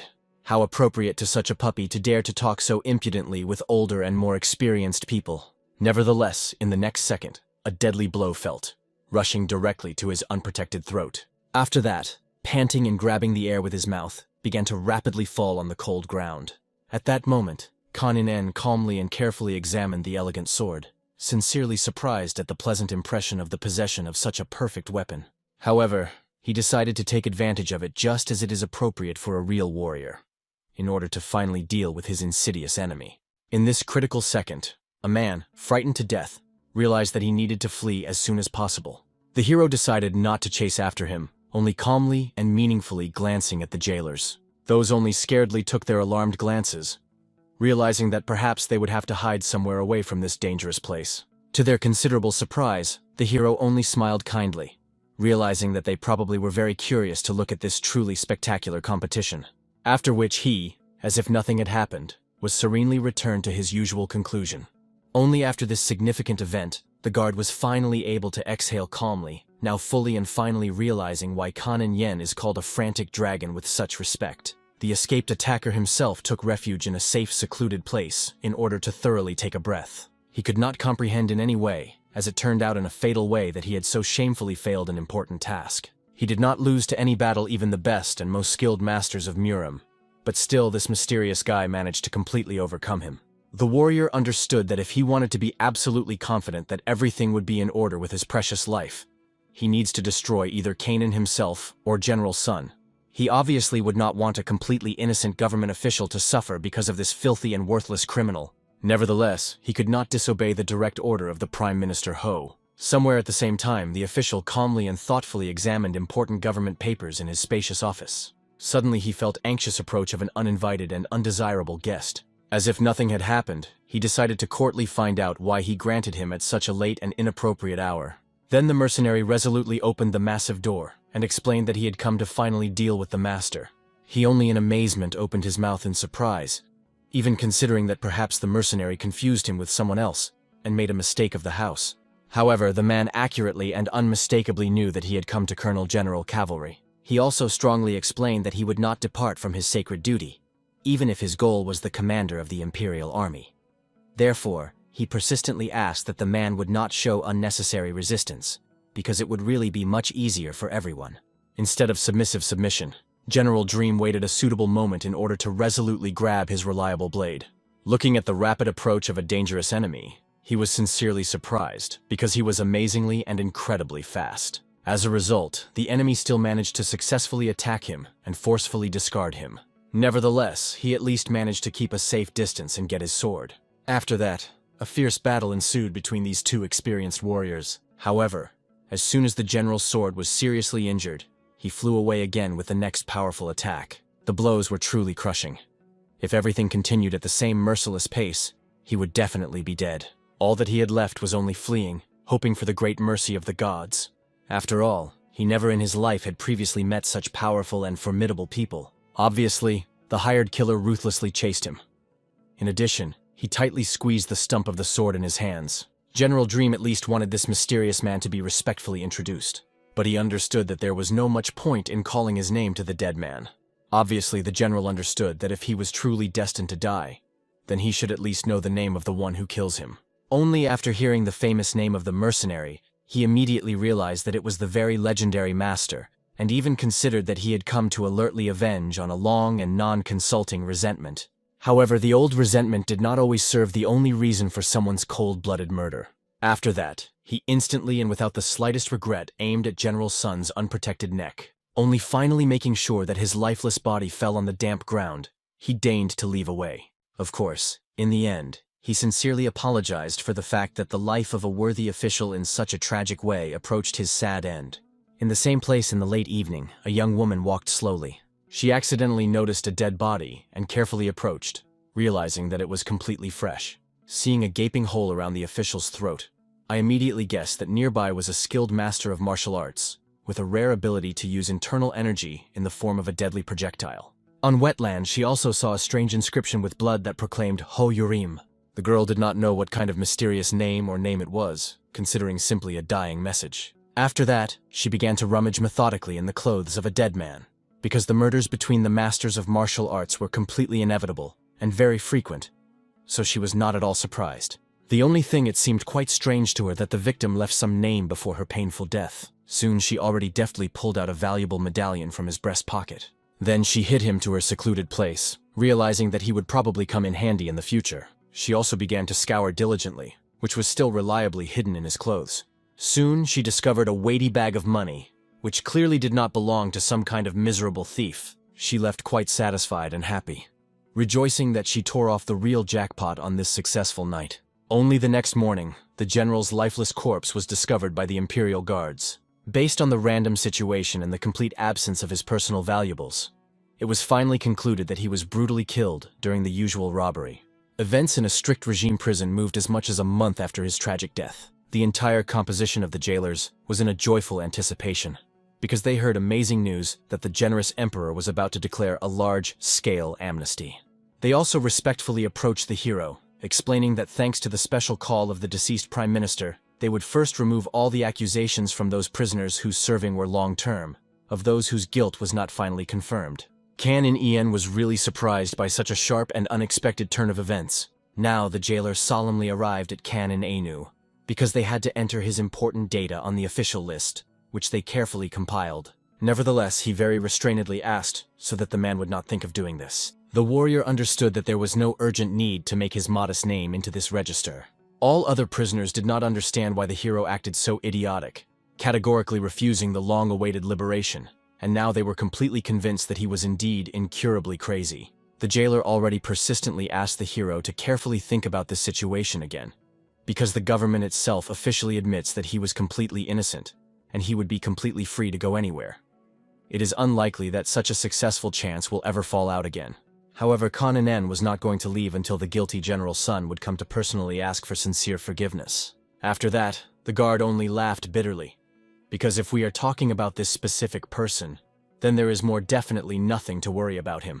Indeed, in recent months, it has happened that the people have already been nicknamed the premature death of the general. Apparently, he fatally met with an organized group of robbers when he returned to his military camp in a state of intoxication.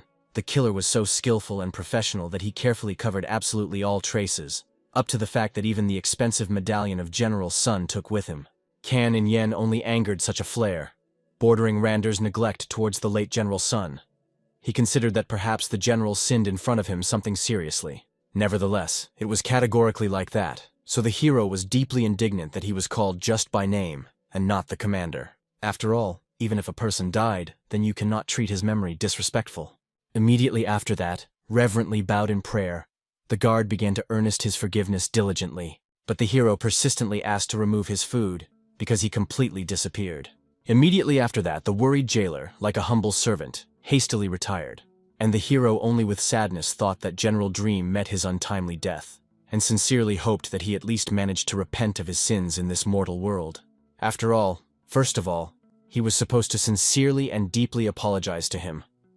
The hero was well aware that those who once forced to immensely grieve others, once they themselves would bitterly cry with bloody tears.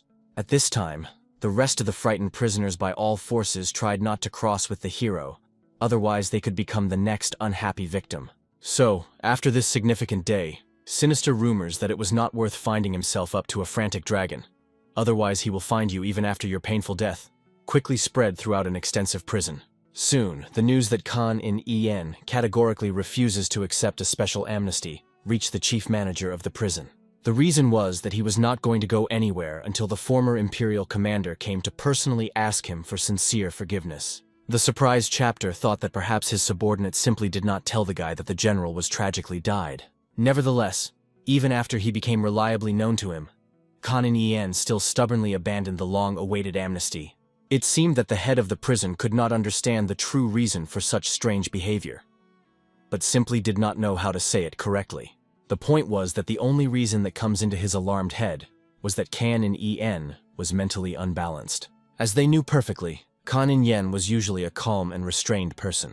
If he is seriously disappointed with something, he will immediately fall into a state of complete and rampant anger. Therefore, he could say in his rich experience that it was definitely a dangerous state of madness. Of course, the head of the prison perfectly understood that madness is at the same time a simple, but not a simple explanation. Then he decisively ordered the man to return to his work.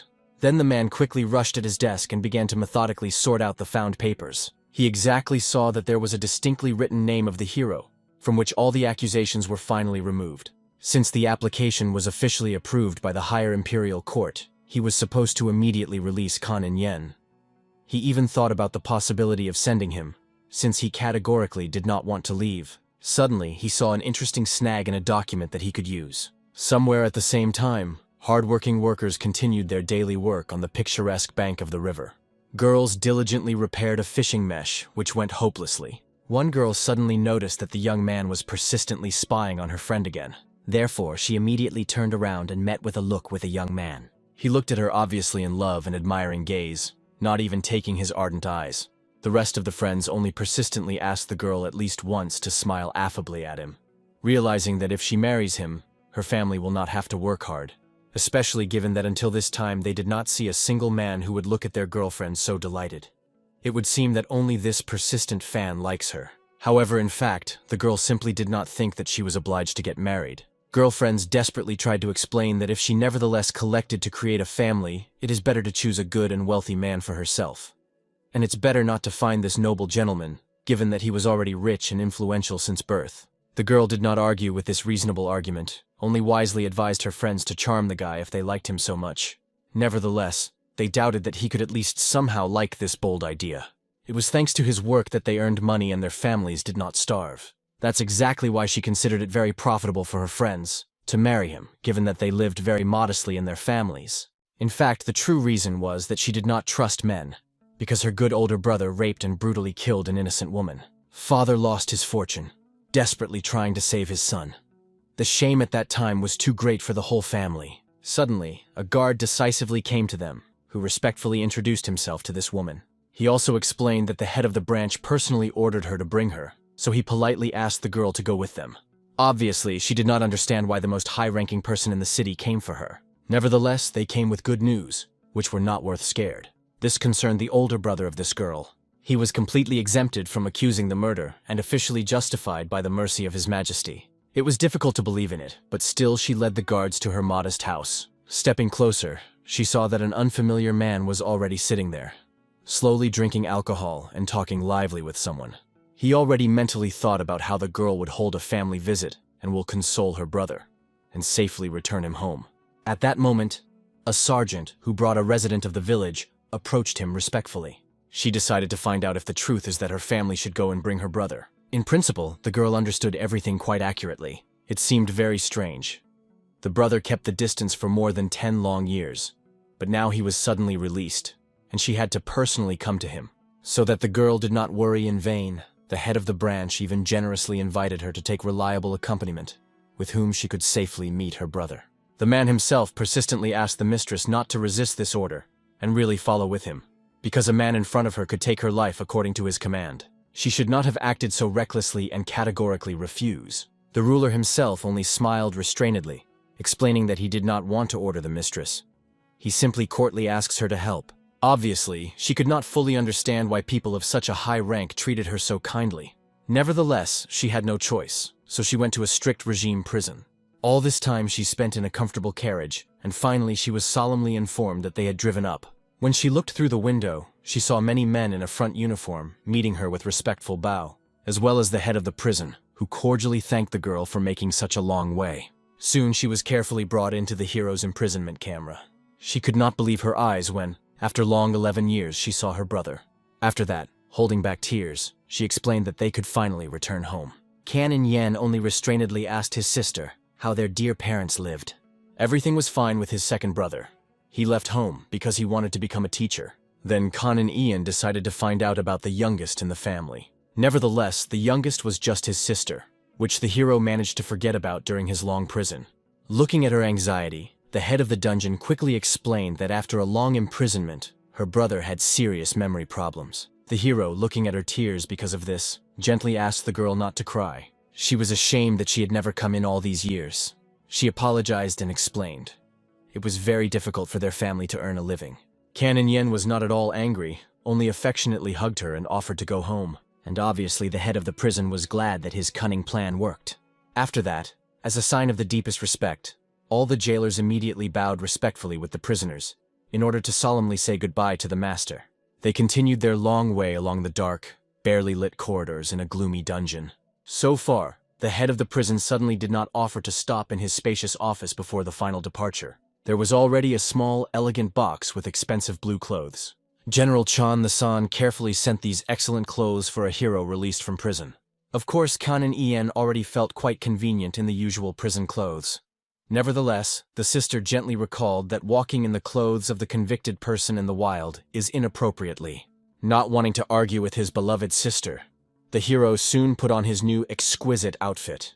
Indeed, as stated in a famous phrase that clothing paints a person, these new things looked just delightful and noble.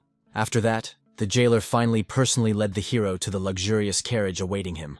On the way, servants have already lined up for a long one next to respectful bows. So the hero climbed into the carriage with his sister, going on a long, awaited trip home. As soon as the doors closed behind him, the prisons were slowly exchanged. And then they began to joyfully celebrate the fact that they finally managed to get rid of a frantic dragon. Even the head of the prison generously proposed to celebrate this significant event, and ordered his subordinates to get the best meat and selective alcohol from the warehouse. So, after a long time, the hero finally reached his own home. He was dejected by the appearance of the building, because in his childhood it looked much larger and more magnificent. However, Kanmok with a soft smile reminded her brother that they were in Seohe, and Kan and Yoon probably remembered their old house in Beijing. But 10 years ago they sold everything in order to move here. Kan and Yen definitely did not expect this, and he was very curious what happened. Then the embarrassed girl sadly remembered the times when her father did everything possible in order to get the hero out of prison. Nevertheless, this did not mean anything. The main thing is that Kan Inan was still recognized as innocent and generously released. Kan and Ian could not come to terms with the fact that this house looked even worse than his camera in prison. Not allowing him to plunge into sad thoughts, his sister gently grabbed his hand, offering to return to the house and tell that the hero finally returned. Immediately, having come, he fell to his knees and bowed deeply in front of his mother and father, solemnly reporting his return. Mother was hardly restraining tears, and his father silently stated that his son went through a lot in life. Then he even offered to drink, although he usually did not drink alcohol. Looking at the surprised face of his daughter, he explained that today they had a special reason to drink, and the elderly mother hastened to set the table and prepare a treat. Nevertheless, Kang Mook stopped the woman in time, explaining to her mother that she would suit and cook everything herself, and the mother had to spend precious time with her son, whom she had not seen for so long. Fortunately, the girl has a little money after the trip, with which she will be able to dignily set the table. Before she left the house, the chief of the district and the district administrator gave her 300 silver coins. Of the 300, she spent about 200 on a long journey, so she still had 100 coins. Soon, already with purchases, the young mistress returned home. When she was not far from her house, she heard a familiar voice. It was a voice over the ears of a guy in love, who had already heard that her brother had returned home, and came to sincerely congratulate her on this joyful event. Seeing her heavy bags, he gallantly offered her help to bring purchases. An awkward girl only apologized, because she was in a hurry, and help was not particularly needed. Therefore, everything that remained the master was only sad to look in her back, not understanding why she treats him so coldly. Even his friends and other fellow villagers chuckled at him. After that, one of them, dressed in red clothes, recalled the largest grouping of criminals in this territory, a black dragon. They warned that it was unlikely that the rich man could continue to follow the younger sister of some criminal, because according to the word leader in the Black Dragon group, all his households will be ruthlessly destroyed. The hero at that time calmly sat at the table with his beloved family. It was hard for him to realize that it was this place that was the birthplace of their ancestors, because he remembered only life in the capital. The father honestly admitted that Habe's province was never their home. They just ended money, and they wanted to leave, as they went on different evil gossip. It was really the most suitable area to start life from scratch. But many ill-wishers pursued them. Fortunately, they were lucky, and Sir Wang decided to help them generously. Mother explained that all this time she worked for him, and this was the reason why they did not feel at home here. They also helped to find the work and sister Kan In Yen, so she had money. We can say that most of their neighbors live only on the fact that they are generously given by Mr. Van. Kang Mook still tried to avoid the obsessive attention of this master, so the mother really wanted her son to talk about it with his stubborn sister. Canon Anu himself was curious. Is it really true what my mother said? The girl only looked around, making it clear that my mother came up with something. The woman was clearly offended by such words. She recalled that there was no one in the district better than the master of Van, and wanted to know why the daughter so persistently avoids him. She calmly made it clear that she really did not want to get married in the near future. At that moment, uninvited guests approached them and knocked on the door. Kan In Yen came out to meet them in order to find out what led the travelers to them. They quickly guessed that they had the same released prisoner in front of them. After that, they explained that they were members of the Black Dragon group, and the chef sent them in order to escort him. Obviously, the hero only wanted to know why suddenly their chief demanded a meeting with him. The whole reason was in the glory of the hero who scattered around the world. Then Canon Ian calmly offered to postpone the meeting for tomorrow, because today he would like to spend his day with his family. From such a daring sentence, the soldiers stumbled, not knowing how to react to this. The hero, in turn, calmly turned around and followed the house. The soldiers remaining on the street could not even remember that they had to talk so disrespectfully with them before. They did not understand how he dares to refuse people from the Black Dragon, and even more so to force their formidable boss to wait. In any case, now they were obliged to report to their boss. The thing is that they did not receive an order to bring Kan In Yen by force, so they had to return with nothing. At home, after this meeting, his father considered that perhaps his son was going to join the Black Dragon group. Obviously, a prisoner who spent 11 years in prison, and had no idea who these people and what they were doing. Therefore, the father said in detail that the group was one of the two largest in Dansan, who have the greatest power in this district and local provinces. The father also asked his son to be careful. No one in Dansan wants to cross the road to the Black Dragon group. Even the district chef was like on needles because of it. Of course, his father bothered that the leaders of this group wanted to meet his son. The thing is that he really did not want his son to get confused with the minions of the underworld. The guy did not argue, agreeing with the will of his father. The next day, as agreed, the soldiers returned in order to escort it. The hero, under the attentive views of his family, retired with them. Mother could only hope that her son would be fine. Soon they reached a small cart, as Dansan was far away. So, at full speed, they went to the center of the Black Dragon group. Soon the hero was already entering a chic mansion. Wandering along his walls and going into the very depths, they reached the chief's room. Therefore, subordinates reported on the arrival of the young master. As soon as the order was received to let him go, the hero immediately, without fear and doubt, went inside. Several strong men were waiting for him, one of whom introduced himself as the leader of the Black Dragon group. He also introduced the hero to his brothers in arms behind him. After that, everyone in turn introduced themselves, and after them the hero also introduced himself. Only after that, with a good-natured smile, the leader of the group suggested that Enu sit down. When the guy fulfilled the request of the chapter, he struck everyone with his ignorance. As you know, the guest cannot afford to sit down before the owner, so he angered many with such behavior. The leader did not seem to notice this, only kindly offered the hero the tea because he heard that he did not drink alcohol. But En would like to avoid all these excessive formalities, and instead as soon as possible to find out for which he was called. After that, many people after that were in doubt whether this guy was really such a talented master in Murim. The leader pretended not to pay disrespectful attention to this, and calmly spoke about his old acquaintance, the famous smugglers in the black market in Beijing. For some time he was in prison until he was released because of one mysterious event. He wandered around the world for a long time, and then decided to stop and live here in Dansan. Once there were persistent rumors about the conflict in the cell of suicide bombers. Everyone talked about Kanan as a returning to life. This happened when his friend raved and constantly repeated the name of the hero. He also claimed that invincible expert and true master Murim, and that they should be extremely careful, as he can go crazy. He also clarified that Khan in En was even stronger than the famous warriors from the Shaolin Temple, because even those were not able to withstand any of his crushing attacks in front of him. Of course, most of these statements sounded, in their opinion, unreasonable. And after this, such a long and detailed story, Kanan En still did not understand what the leader leads to. Then he calmly explained that in Dansan there were two influential organizations that rule in the night.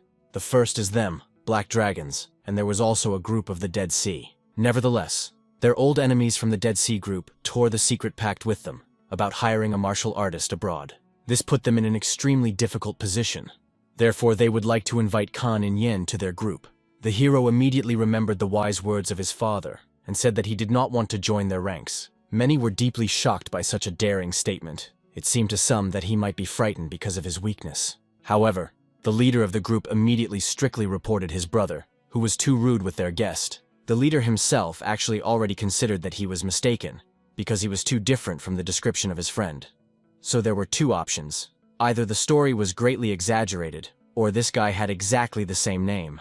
One of the healthy men calmly pointed out the fragile physique of the hero. So it was difficult to believe that he was really the strongest in the world. And the guy was amazed that he was saying so recklessly because he did not even know him. Obviously, the bandits believed that a person who proclaims himself the strongest in the world should be able to prove this matter. Then the hero once again became convinced that people in the most guarded prison and in the ordinary world were not at all different.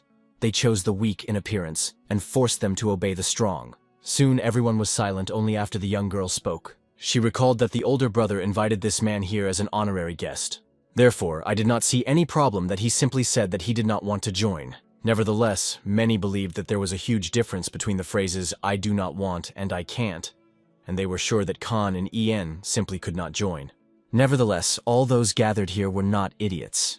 They were captains of the group collected from all four of the side of the world, and they had to distinguish a strong person from the weak. For this reason, he ordered Khan and En to just admit that he could not attach to them, and to fail from here. He was clearly angry that after all the words said, the hero continued to sit so arbitrarily. From this fierce scream, the hero rose and recalled that he was not deaf at all. It seemed to him that his interlocutors began to stall. Then he explained with a mocking smile that he had never claimed that he could not join, but he just did not want to. It seemed to the bandits of the group that Khan En was looking down on them only because he sat in prison for so long.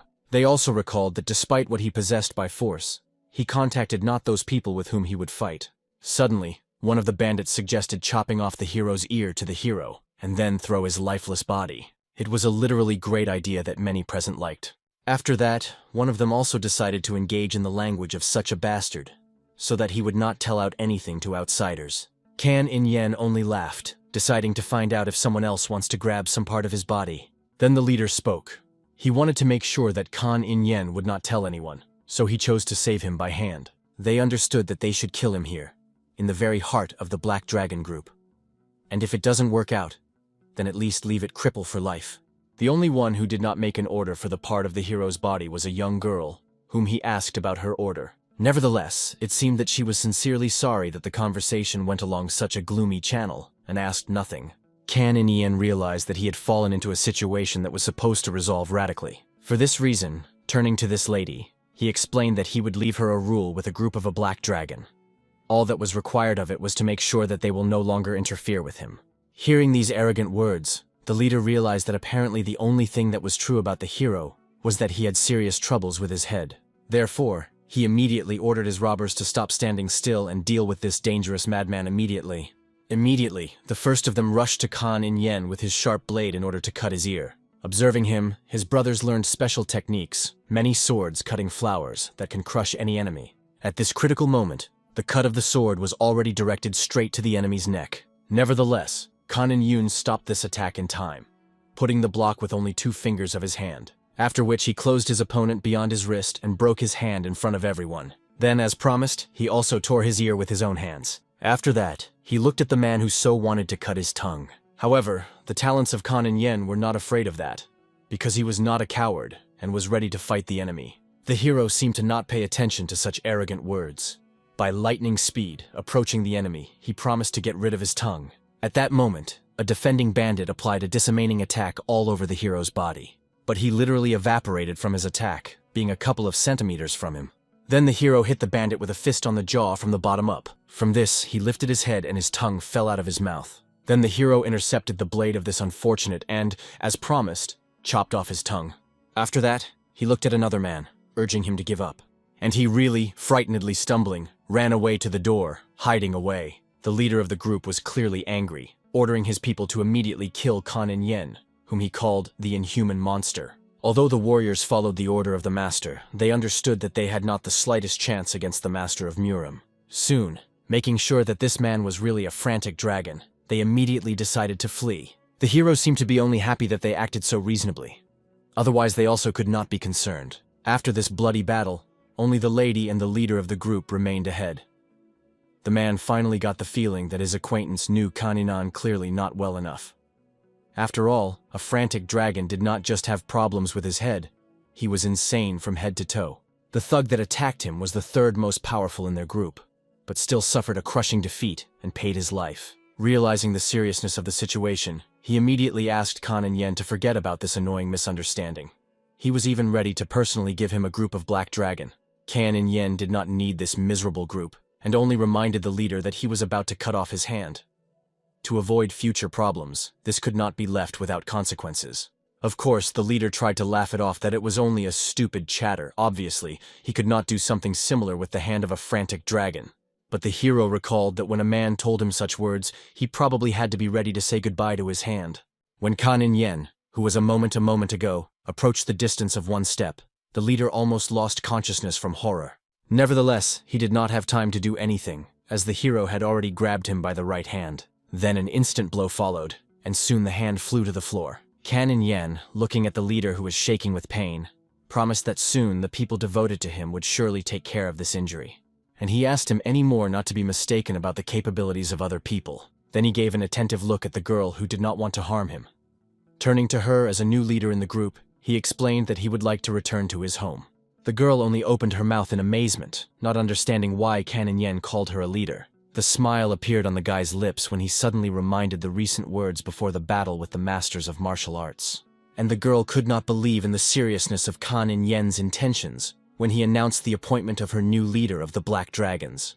Therefore, now noticeably embarrassed, she asked the hero to officially draw up the transfer of power. Soon they left the office of the former chapter and appeared before the groups lined up in a row. The young woman solemnly announced that the respected master appointed her as the leader of the organization of Black Dragons. Naturally, many were amazed at how a frantic dragon could so unexpectedly transfer power to another person. Nevertheless, the majority reasoned that perhaps the new lady managed to convince the crazy warrior to obey her will. Thanks to this decision, they no longer have to worry about the confrontation with the Dead Sea group. Therefore, all, without exception, bowed their heads, expressing consent with the order of the new chapter. That is how, after the emergence of the new leader of the Organization of Black Dragons, the group of the Dead Sea gradually began to leave their territory under the pressure of the presence of the legendary master. The tense atmosphere in Danson scattered like a fog at dawn, and the long-awaited calm reigned in the city. Kan Yen was already thinking about a return to a peaceful life, when an unexpected guest did not destroy his plans. This visitor was the same Van Lim who burst into their house, begging for help with tears in his eyes. An excited young man said that right now, one of the government officials is heading here with accusations. The hero's father could not understand what this was connected with. And then the frightened Van Lim reported terrifying news. The authorities claimed that his father's ships transported smuggling, arrested the old man in Beijing, and confiscated 3 of his ships. Of course, everyone knew perfectly well that their ships were ordinary fishing ships. The young man perfectly understood that Father Kan Yen should know the truth better than others, because he repeatedly visited their ships before. According to the structure, these vessels were clearly not intended for long-term transitions in the open sea, so he could not understand how the authorities could accuse them of smuggling. That is why he begged that Mr. Kang save his father from an unfair accusation. Of course, an experienced man understood the anxiety of Van Lim. However, he did not have enough strength, nor the necessary influence for such an intervention, so he advised to turn to someone with greater power. But the guy was sure that no one would talk with such a commoner as he. Of course, the hero's father was sincerely sorry that the young man was in such a difficult situation. Nevertheless, he did not know how he could help. Suddenly, the guy remembered that the manager recently came to meet with them. Bowing to the very ground, he asked to contact the manager and beg him to intervene. In this case, he will owe him his whole life. Father only calmly turned to the hero, wanting to find out the opinion of his son about this. The whole thing was that the manager came precisely because of Kan Yen. The martial art master realized that he was needed to talk with the manager. Van Lim would clearly be extremely grateful to Canon Inu, and could even vouch for the innocence of his father. The hero understood that an impartial investigation does not guarantee evidence of innocence, since he personally conducted 10 long years in prison. However, he was sincerely sorry for Van Lim, who scattered in the prayers in front of him. Then the master invited the young man to write a petition, which he would deliver to the manager. As it turned out, the prudent young man has already prepared such a petition in advance. He vowed that his father had never been engaged in smuggling in his life, so Kan Yen could not worry and vouch for him. It was at that moment that General Chan arrived at the gates of the hero's house. The military leader was extremely happy because he found out about the liberation of the hero from prison, and therefore came to personally congratulate him on freedom. Naturally, Kan Yen was grateful, because he appreciated the fact that the general did this whole path to see him, despite all his official duties. Parents were extremely interested in knowing who this person is. And then Kan Yen officially introduced the general and governor of the province of Chandasan. The whole family literally opened their mouths in surprise. They were glad that the manager of the city came here, but the governor of the whole province could not be compared with him. For the entire time of doing business in Beijing, the hero's father never met anyone above the position of the territorial governor. When they realized that the territorial governor himself called them the dear Kan Yen with a respected master, surprise reached the limit. Soon these two stepped aside to talk about everything that happened. Chan the San recalled that, as he had already said, he decided to return to his state post to help clear the hero's good name. Despite the fact that it was about his own story, Kaninun remained very indifferent. The general understood that perhaps the guy simply did not want to show his emotions, because the last 10 years he has been taught a lot. A senior military leader also said that after their farewell began to study people related to the conclusion of the master. Not so many people remember the events of a 10-year ago. Nevertheless, it was not a complete failure of his investigation. A great success was a conversation with an official who was on good relations with the captain of the court. The name of this man is Li Su-min. He worked as a jailer in the most protected prison, and told him a rather strange story. Kan and Inu became extremely interested in what this man told about. As it turned out, Captain Sun had special reasons for reinitiating the investigation. It seems that someone sent an anonymous letter to Prime Minister Hio. Someone had to be afraid of Kan Yen from prison, and was scared quite strongly to send a letter to the Prime Minister. Although the governor did not know who was capable of this, he remained sure that a real criminal did it. The Prime Minister must have also thought so, and ordered Captain Sun to check this matter. Then Khan and Yen interested the most important question: whether the man found the perpetrator. However, he has not yet found out who is a real criminal. But the man with whom he contacted told him something very remarkable. The whole situation looked as if Captain Sleep knew about the hero's innocence to crime. Most likely he was not released earlier precisely because the Prime Minister's order acted against him. Obviously, the hero was interested in why the Prime Minister needed to do something similar. However, the governor himself did not know whether it was just a whim of a senior official, or there were other reasons. Then Khan and Ian proposed to discuss everything with the captain himself. After all, they could ask him why the hero was convicted if they knew that there was no fault after him. However, the governor sadly told that, unfortunately, the captain died a few months ago at the hands of the robber. Only then did the hero recall that he seemed to hear about this in the most secret prison. The general realized that it seems that the master was still emotionally unstable. Since Captain Song is dead, the only one who knows the whole story is the Prime Minister.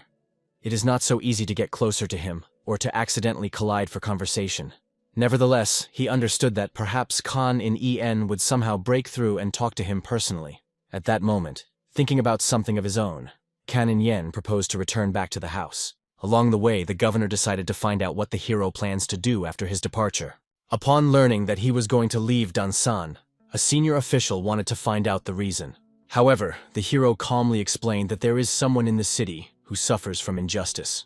It is for this reason that the master was about to personally go and submit a petition to the manager Dansan. Chan the San, only with a smile, suggested to escort the hero on his journey. Of course, Khan and Ian understood that a man was not obliged to do this, because he already had a lot of things related to his duties. However, as it turned out, the governor took a short vacation, saying that he wanted to visit at home. For this reason, realizing that the journey would not bring trouble, the hero decided to find out when the governor would go back after meeting with his family. Nevertheless, for a martial artist, the material world was a house. Such confusing glory gave Khan and Ian to understand. Apparently, the man took a vacation precisely in order to see him. He was really glad that an old friend decided to visit him, but asked Van Lim to join their trip. Of course, the governor was not opposed. On the contrary, he was afraid that Khan and Yoon would refuse him a small whim to go on the road together. Soon they already approached the house of the hero's parents, where Van Lim, who gathered his things, stood. Stepping closer, he calmly explained that they would hit the road. As a consolation, even Khan Mok came closer and asked Van Lima not to worry so much. It seems that when the girl supported him, he really increased confidence, and even tears came to his eyes.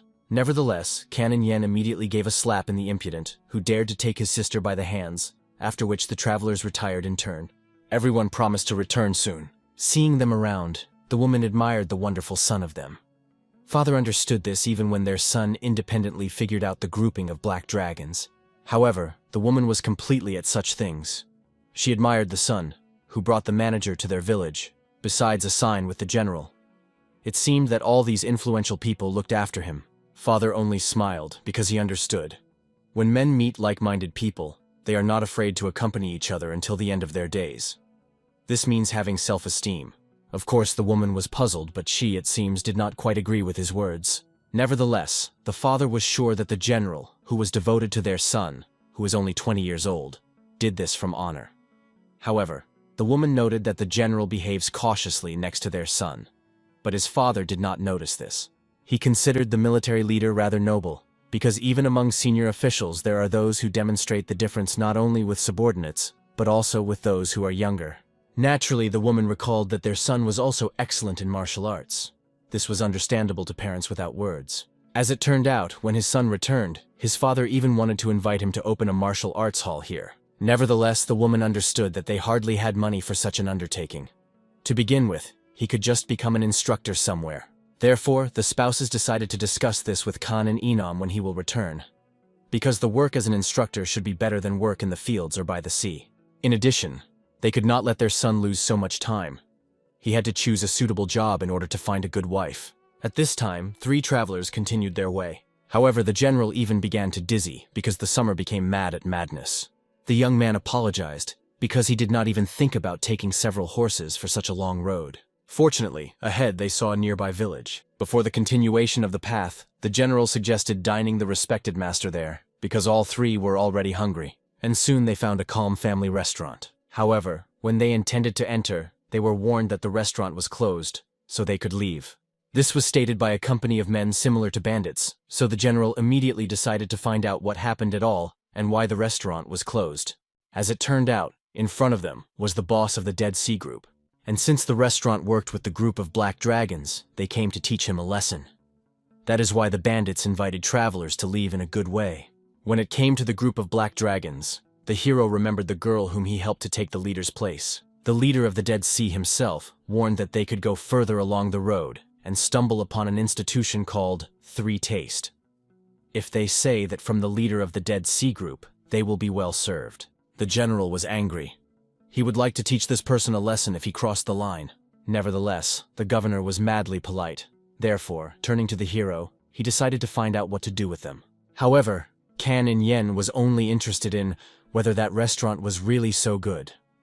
But they answered that the institution was not only famous for delicious food, but could also provide a discount of half the price. For this reason, the hero had no reason to argue. He immediately decided to retire to that restaurant with the company. The general only grinned, realizing that Kan Ying did not have many life experience, so the master believed in other people's words so easily. When they left, the sounds of the battle were heard behind. The governor understood that this was a disassembly of two groups in a restaurant, but they had no reason to intervene. In addition, they very quickly reached the very institution of Three Tastes. As soon as the travelers came in, they immediately, bending, greeted the restaurant owner. Soon they had already ordered their food and sat down to dine at the table. The general was surprised that the leader of the group did not lie. The staff here was really helpful and fast, as promised. In addition, portions also turned out to be huge and very appetizing in appearance. Nevertheless, Kan and Yen did not like food. It seemed to him that prison food was much tastier. After these words, the governor only laughed, believing that at least for servicing this restaurant can be paid tribute. Soon, when they ate and approached to pay, the owner announced the score. According to the owner of the institution, the amount was not so large. In total, 53 silver nanks and 300 munis were due. But the man decided to make them a discount, so they would pay only 50 nanks. Van Lim almost choked on this amount, because 1 silver nan would be enough for a monthly food for one person. As it turned out, this was already taking into account the discount for mentioning the name of the leader of the Dead Sea. Otherwise, they would pay more than 70 silver coins for food. The general was struck by the fact that such a fabulous amount demanded such a tasteless food. It looked simply outrageous, as if they were perceived for complete idiots. However, the manager only indignant that the master refuses to pay his order after he enjoyed food. He recalled that they were trying to earn money here, and not to engage in charity, so he asked the man not to raise noise, because they were all ordinary people who tried to survive. The owner warned that it was better for them to pay the bills. This was literally their last chance to finish the matter peacefully. Nevertheless, the general was really interested in what would happen if he suddenly refuses. Realizing that visitors do not intend to communicate in such a manner, the owner had no choice. Therefore, he called his guys so that they knocked out money from buyers who refused to pay. Immediately, Thug went to the general, demanding that he pay if he wanted to leave. However, the governor was not going to pay such a fabulous amount. The hero thoughtfully watched everything that was happening.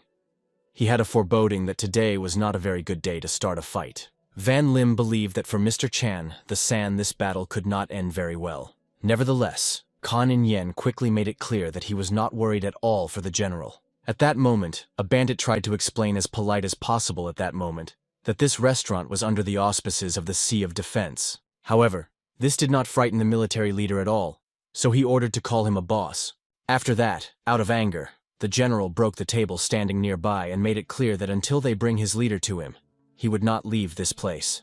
At this moment, the frightened manager of the restaurant immediately ordered Gromel to calm the violent visitor until he destroyed their institution. Therefore, the whole gang rushed at the general at once, trying to grab him. Nevertheless, the first of them, moreover, the most huge, lost consciousness from a simple blow with a fist in the face. Then several more mercenaries rushed at the enemy, in order to fully explain to him how to behave in Dansun correctly. Of course, it was not difficult for a man to deal with these villains who flew into him. As a result, not even 10 minutes passed, he stood in a dilapidated restaurant, and opponents lay around him unconscious. Then the alarmed manager, already with great respect, asked a dear guest not to make noise so much because it was his workplace. However, the general had his own condition. He was supposed to cite the leader of the Dead Sea Group. Perhaps then he will not destroy this restaurant finally. There was no choice left, so the manager immediately gave a sign to one of his assistants in the restaurant, who immediately ran in search of the leader. The governor asked his respected friend to linger a little more, because if you look closely, this restaurant certainly could not be considered a normal business. Van Lim clearly wanted to just leave as soon as possible, and did not understand why everything was so complicated, because they had their own important things. Nevertheless, the martial arts master reminded the young man that any man, when he sees the crime, should think about how to rectify the situation. And one cannot justify your actions by the fact that he has business. At this time, other visitors began to pay attention to such a loud noise, and they realized what was the reason that there were so few visitors. In addition, they were sure that this unknown man was arrogant only because he won once. After that, their attention was drawn to the most strange of this company, and the eyes fell on the guy who was calm in front of the counter. Its appearance was somewhat reminiscent of a chicken hen, which protects its egg, carefully clutching a backpack. Therefore, the bandits had a tempting idea better. How could you have fun and play? They were ready to bet that that guy in the bag had much more money than all of them at the table combined. Of course, this argument sounded as if they were all wanted to know that the young man had in a backpack. Hearing that the guys want to test his things, Van Lim immediately grabbed his precious cargo tightly. The bandits were clearly wary of Chan the Shana, trying to understand who this man was, who had just fought with visitors. Looking at defeated opponents more closely, they recognized in them a group of subordinates of the Dead Sea. It was surprising that the stranger coped so easily with them, given that they had never seen the face of this man. In any case, even despite the fact that he was strong, this should not have prevented three friends from Hebei to check what a wimp in a backpack has. Although Chan the San almost did not hear their conversation, he immediately realized what everything was going on. Therefore, the governor warned Khan and Yen that they needed to prepare for protection. Hearing that these people called themselves three friends from Hebei, the master of martial arts realized this meant that they were bandits of the Green Forest. However, the hero did not frighten the hero.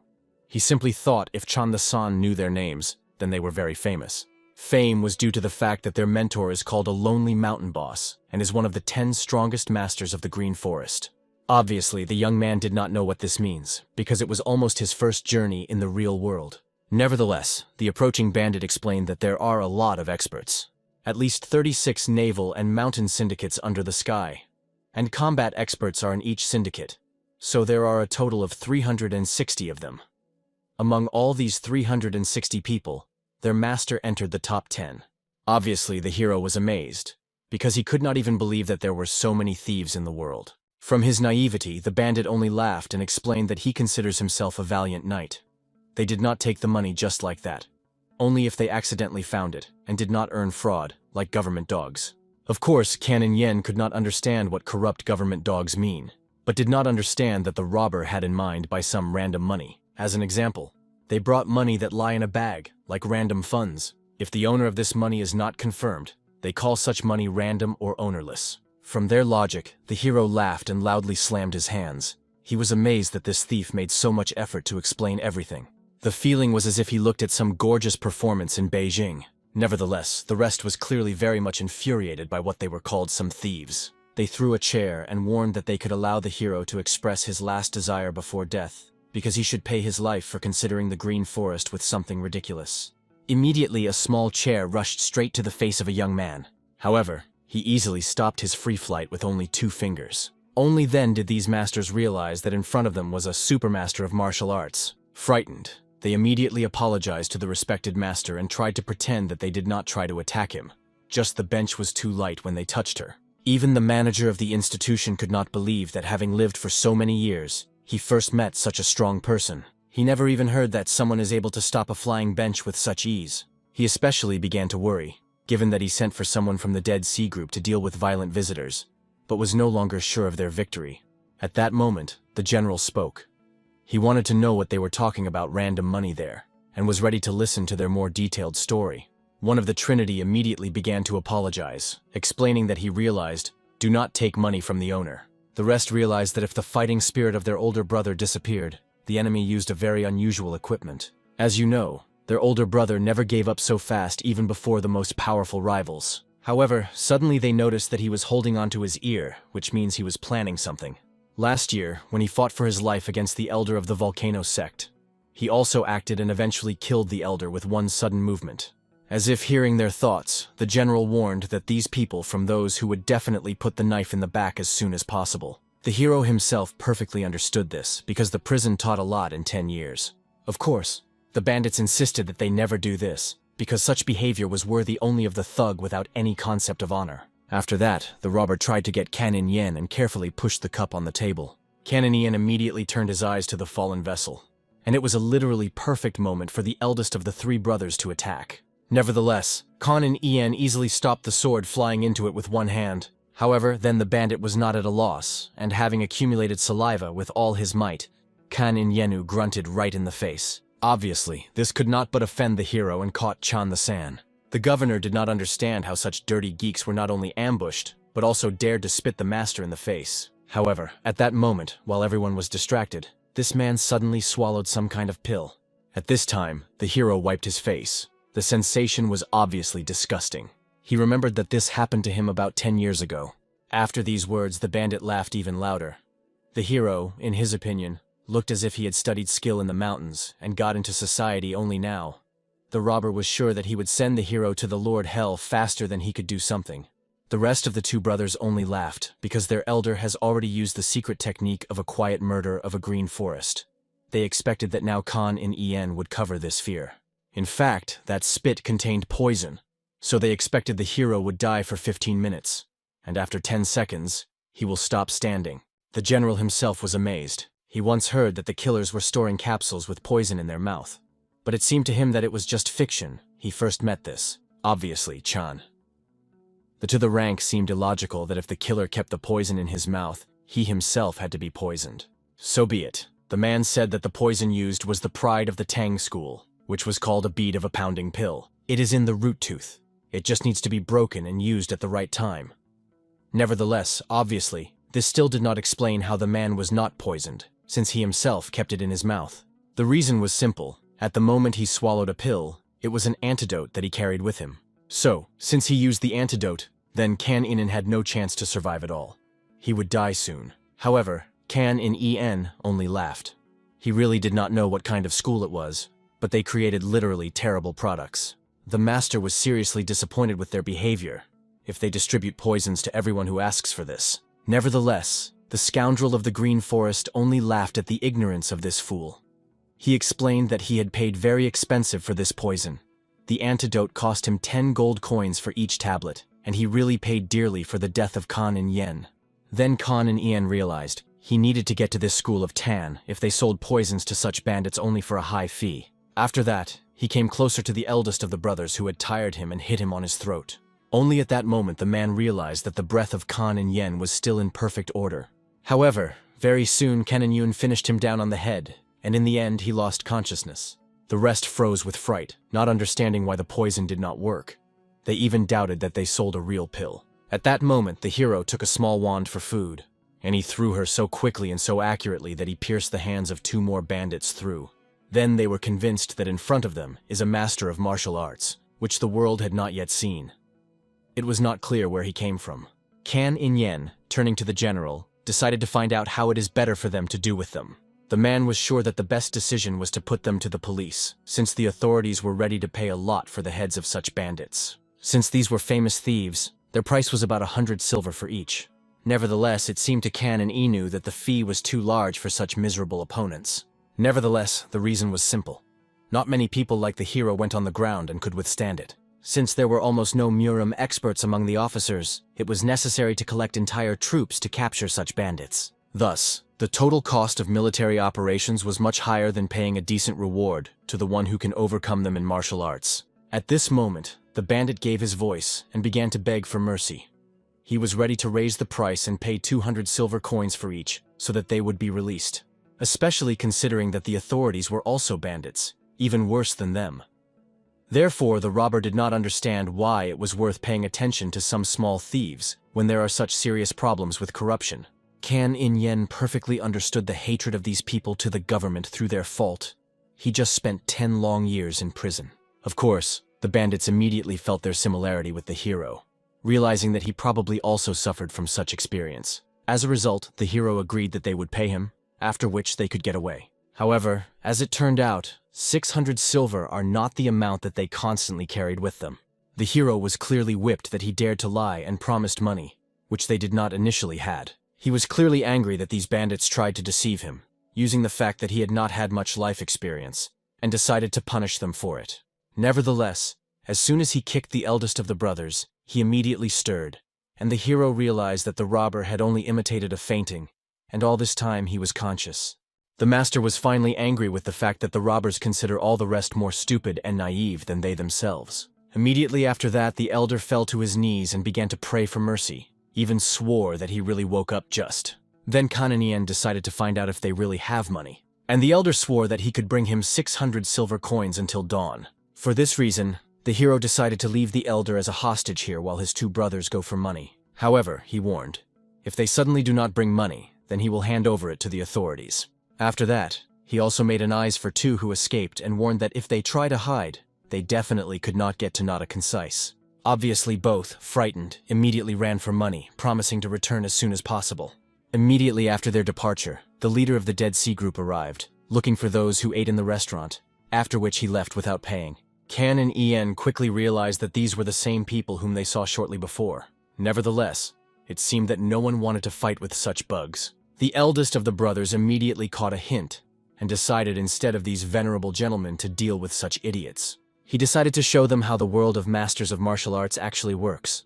After that, the general calmly explained to Kan In Enu that it would be much better to simply set the bandits on each other. And now, pushing everyone around, the eldest of the brothers began to punish those who had come for daring to threaten such beautiful people. In addition, they appeared just in time, because the elder was not going to take his disappointment on someone. Somewhere at this time, a caravan was traveling nearby. When they drove past the restaurant, they heard the loud sounds of the battle.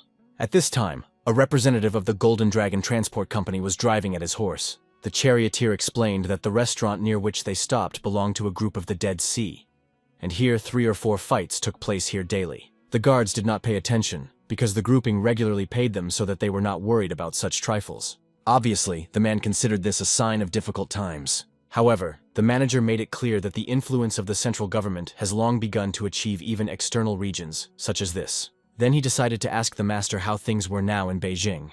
However, there, as always, silence and peace reigned. After that, the assistant realized that he would really like to visit this great city. The cabman was sure, once he would have enough experience and knowledge from the regions, and then he should not miss his chance to get an increase. From such advice, the guy only sincerely thanked and smiled broadly. Only after that, he decided to find out from the leader why they decided to drive through these places, and suggested that they transported something important. Obviously, this was madly angry with a man, because he understood that he who calls himself a security guard cannot spread about transportation objects to outsiders. Obviously, the one who forgets the simplest rules of transportation should clearly not have to be here. For this reason, he had to explain that they now transported anything. A friend from Beijing celebrated his increase, and he decided to support him. Immediately, the assistant recalled that there was only one way to get a reward for transportation, to preserve valuable things. Otherwise, it would have to pay a penalty. Initially, he believed that this would be an interesting mission, especially considering that the leader himself participated. Nevertheless, it seems he was disappointed. Soon, without any problems, they already arrived at the gates of the estate. When they drove inside, they immediately met with the very acquaintance that was discussed. After that, the friends immediately hugged, because they did not see each other for a long time. These two were students of the same master. At some point, the leader of the transport company threw a career as a scientist and took up martial arts. His friend successfully passed the exams and built an excellent career. Soon he also went out of town after he began to actively participate in political life. Because of this, they almost lost contact, and now we met after 15 long years. Immediately, friends began to discuss the current political situation, as well as the whim of their new emperor. However, only then the master of martial arts realized that he did not even know the name of their new ruler. It was a fairly common phenomenon because, as they say, Muram and the government do not intersect. Then the curious man decided to find out why a friend called him. Nevertheless, he had another reason, besides the fact that they really had not seen each other for a long time. Immediately a man tensed, believing that the matter was very serious. However, suddenly an old friend showed his wife, son, and daughter to the dear guest. After that, they immediately bowed to each other, and the wife thanked for the fact that the guest has traveled all this long way. Seeing how the children politely bowed, the man was convinced that his friend raised them properly. Nevertheless, even after this demonstration, he sincerely did not understand why the old friend called him. As it turned out, his daughters turned 18 years old, and she was more beautiful than all the girls in Dansan. For this reason, the man was going to return to Beijing. The thing is that when the new office was formed, he decided to return to his previous post. But he was not sure whether he would be safe to travel to Beijing with his daughter. His friend himself must perfectly understand how troubled times now. Even in Dansan, when you leave the house, you need to be alert. Realizing the hint, the martial arts master promised to take care of everything.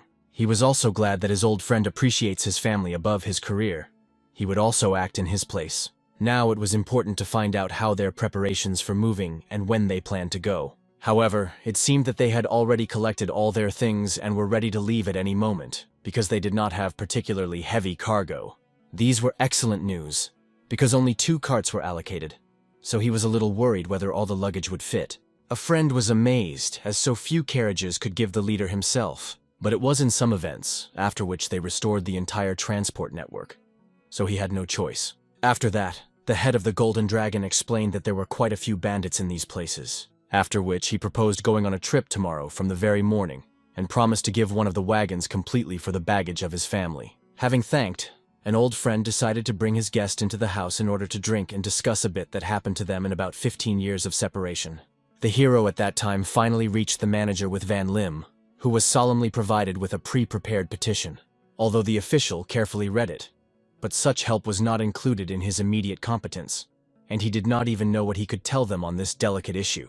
The whole thing was that the Beijing Ministry of Justice was engaged in the business of the father of the young man, so the local manager here was practically powerless in such circumstances. Obviously, Van Limu wanted to know to whom in this case he could turn to just help.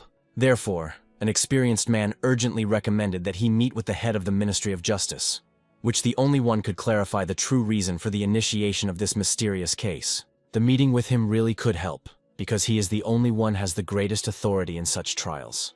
The hero immediately warned the administrator that if they came to the head of the Ministry of Justice, and he would send them to someone else, then the martial art master would be very angry. Then the final result of this conversation will not be so happy for all participants.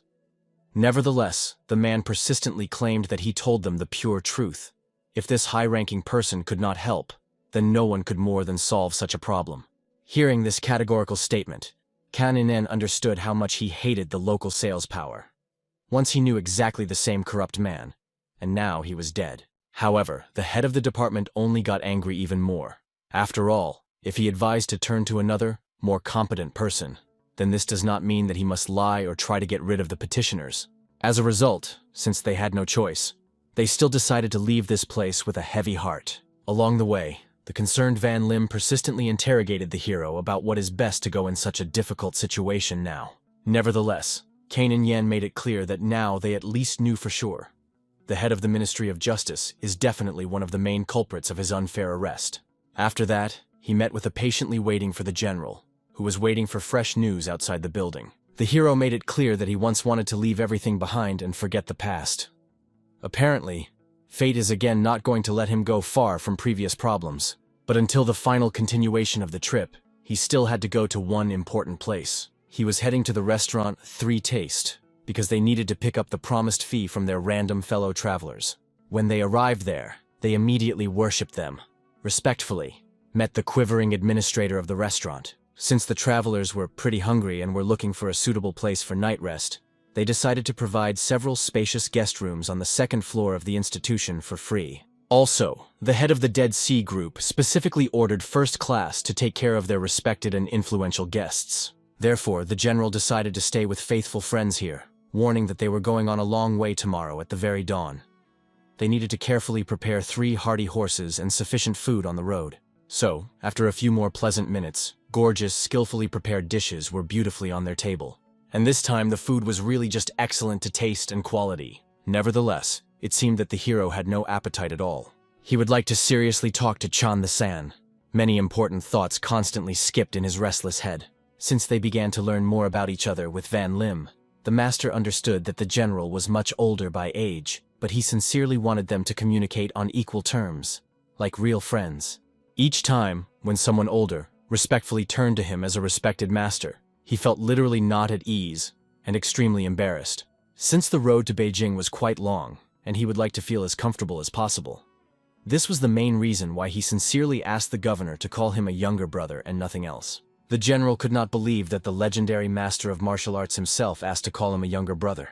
It even seemed to him that it was some kind of joke or a draw. However, it seemed to Kan and Anyu that since he was really the youngest in age, such friendly appeal sounded quite appropriate and natural.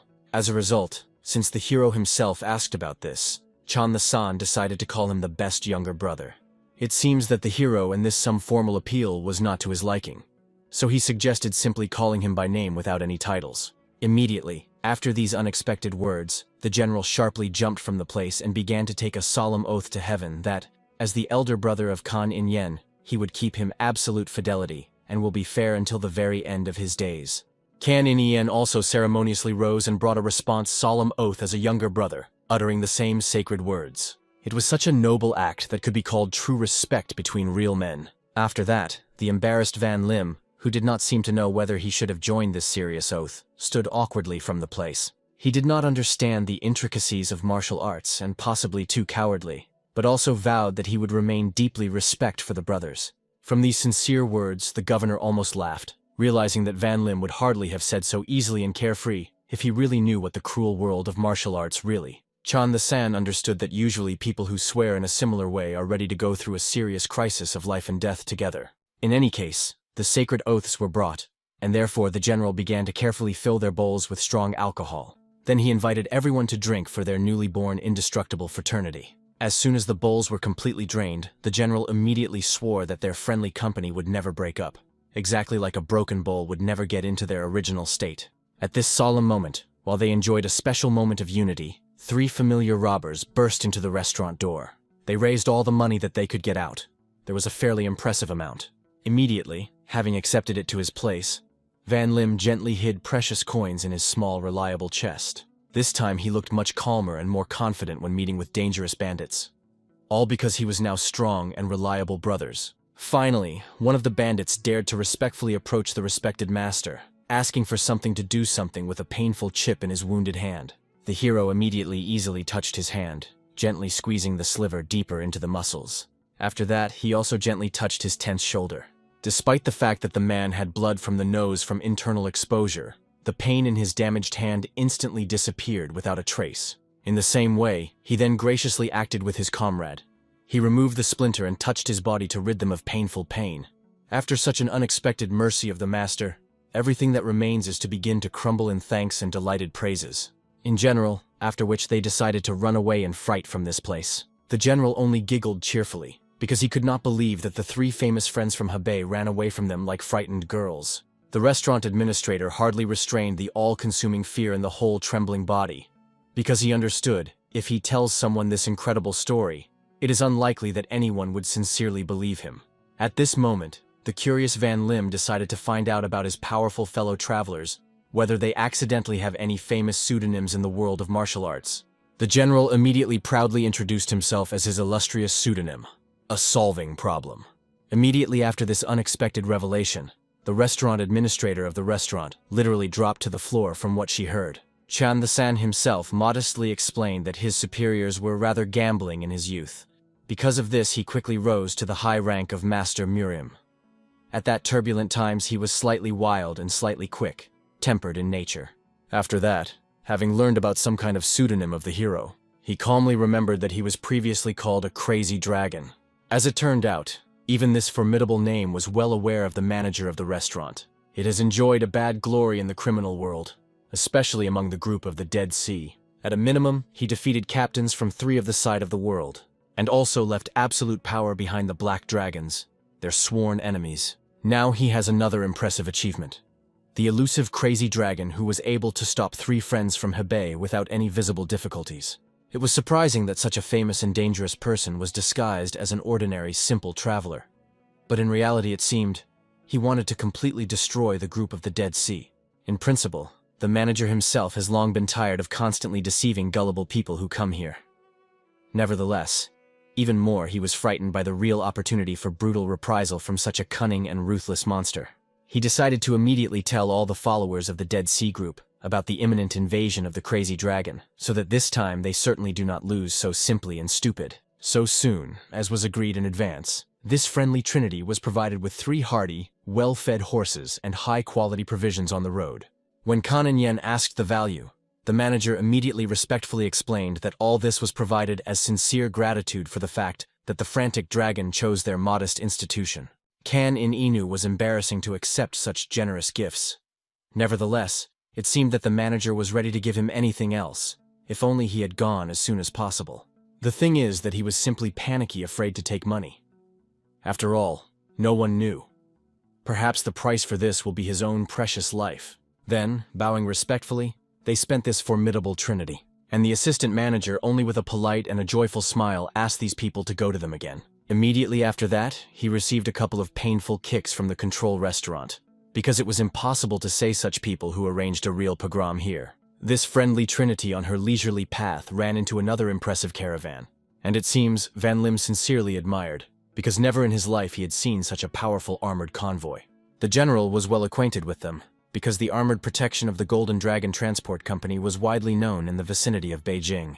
They really made an incredibly long way from the metropolitan Beijing already to the remote Dansan. However, this was their main specialization. Company representatives constantly traveled to impressive distances. Therefore, Chan Tai-san decided, as soon as a suitable opportunity appeared, to find out from them if they accidentally go to the capital's Beijing. Since they had to constantly meet these people during a long trip, it would be much more reasonable to introduce themselves in advance. Thus, they will immediately avoid unnecessary misunderstandings, because for armored troops, travelers should not look like ordinary criminals who encroach on their valuable things. Soon, everyone stopped near the picturesque bank of the river in order to eat a little and how to feed tired horses properly. The food really turned out to be very good. In addition, it was prepared in sufficient quantities so that you cannot worry about food. The general only laughed merrily. The food seemed even better to him than at the luxurious table of the emperor himself. Naturally, a surprised question of the hero, he explained that he could not accurately say that he had dined directly with the ruler. Nevertheless, once he had a chance to attend a solemn banquet, which looked exactly like an imperial reception. This amazing story seemed to their young companion Van Limu like a fairy tale. However, suddenly, looking around the shoulder of a comrade, the young man noticed that the armored convoy also stopped near them. At this moment, one of the assistants to the head of the security company decided to approach unfamiliar travelers. For a long time, he was taught that when he meets wanderers, one should trust his eyes more than what they demonstrate to him. He saw a middle-aged man and two young men. They did not keep their weapons with them and looked quite cohesive. Immediately, the guard paid special attention to Chan Tai-san as the oldest of the group. It would be incorrect to watch him directly, therefore, going closer, the guy bowed respectfully and introduced himself to the manager of the transport company. Then I decided to find out what exactly they do. Immediately after that, the governor introduced himself, explaining that two young guys were his brothers in arms. Obviously, the traveler wanted to know where this friendly trinity goes. Apologizing for the excessive straightforwardness, he made it clear that he was on a mission and is obliged to ask about it. Then the man calmly reported that they were now going to the capital's Beijing. This means that throughout the trip, these groups will move along one route and often intersect. However, the manager was surprised, because people did not look as if they were from Beijing. Therefore, Chan Tai-san had to explain that they were really heading there in their own important matters. Of course, the manager pretended that he had arranged a similar answer. In fact, he was struck by the alertness of this man. Ordinary people talk much more about themselves when they are asked by such natural questions. At this time, the general was already crazy about the distrust of such an impudent who did not understand the obvious hints at all. Soon after these tiring interrogations, he will finally lose all politeness. The governor understood that for the current military leader there was no need to appear with such zeal. He did this just so as not to run into trouble. As a result, as soon as the manager retired, Van Lim was surprised that the elder brother was so harsh with this person. Nevertheless, even the hero explained that he was already ready to hit him if he had not changed his mind, and did not cover his mouth to the castle. It was all about what was clearly visible. This guy looked at them contemptuously from top to bottom, which acted on his nerves. Only then did the general calm down, realizing that such arrogance seemed not only to him. However, soon the manager brought with him the head of the transport company. Having bowed, he apologized that he was interrupting their vacation, and he introduced himself to Chan Mu-gek from the Golden Dragon's security transport. Obviously, the governor immediately recognized the very leader of the protected transport of the Golden Dragon. He was also a military master, known as one of the two pillars of the Golden Dragon Transport Company. Chan the San understood that he should greet this person as appropriate. After all, he made this whole path, and was too respected to answer him as a simple officer. Therefore, rising, he introduced himself as a Chan from Beijing. Immediately after that, the assistant realized that it was the very legendary resolver of problems. Obviously, even the leader of the trading group recognized the name of the legendary person. He would never have thought that he would meet him in such a distant place. Chan Mugek heard about his outstanding achievements a lot of time ago, and always wanted to get acquainted with him personally. The military leader only smiled modestly, because the man was very generous with praise. Besides, his merits were much more famous for his own. So for him, it was an honor to meet him. After that, these two exchanged a little kind of courtesy. Chan Mugek drew attention to two guys who were sitting next to the general. He introduced them as his brothers, who accompany him on business in Beijing. For this reason, the merchant invited the general to go with them, because they travel in the same direction. As you know, the more people, the safer. Therefore, they would like to join them, and then food and housing will be common throughout the way. In fact, the merchant simply wanted to protect himself. Recently, there have been much more incidents on the road. It takes at least a month to cross the mountains and rivers on the way to Beijing, and the resolver of the problems is the current military man, as well as the martial arts master. If he joins them, then Chikonmuke finally will fall from the soul. The general himself understood. Now they had enough provisions, but it could end sooner or later. In addition, they go along the main roads, but I'm still not sure that they will not be lost. For this reason, he decided to find out from his brothers what they think about this proposal, whether they would accompany the armored troops. In principle, both agreed to such cooperation. After that, Chan the San explained to the respected Mr. Chong Mugek that they would join their journey from today. After that, Chon Mook carefully gazed the brothers Chan the San. To his surprise, these two did not look at all like high-class fighters. Nevertheless, the general explained that these two were his brothers until they disappear from this world, and decided to imagine them. Then Chan Muke already bit his tongue, because he really did not believe that these people became the real brothers as a resolver of problems, no matter how. However, these two looked like ordinary guys from the province. Then, in turn, Chan the San introduced them, explaining that, unlike himself, both of them were the inhabitants of Dansan. Everyone respectfully greeted each other. As it turned out, Chan Mook himself would not mind introducing such a great person to his friends who included his family. After all, they all had a single mission. Therefore, he retired, asking them to wait a bit while he would bring his dear guests here. As a result, these people and his family slowly showed interest in Chan the San. Like everyone, he could again see the imperial chambers, so he tried to establish relations with the governor, trying to maintain a friendly mood. Of course, they were all interested in him as a senior official and an outstanding warrior. Soon, 3 men of the same age were already sitting at the same table, and the younger members of the family are located next to the other younger brothers. However, suddenly, looking at the girl, the hero saw a certain similarity. She was very similar to a student from the School of Swords. After meeting with her, he yearned for some time around the outside world. In addition, during the first meeting, he still fought with a complex of inferiority of his status of the convict. Remembering this girl, he wondered what she had done all this time. Van Lim immediately noticed changes in the expression of his comrade's face, and then he explained that when he saw this young lady, he had a feeling that he had met someone from the past. For some reason, the expression on the hero's face forced her to be nervous. Although she did not care about the Shan brothers, it is amazing that Kan In Yen did not make a single compliment about her appearance, but he remembered someone from the past. At that moment, the guy said that he had met that girl when he was still in prison. Immediately, the brothers and the young lady realized that we are talking about the most protected prison that was in Beijing.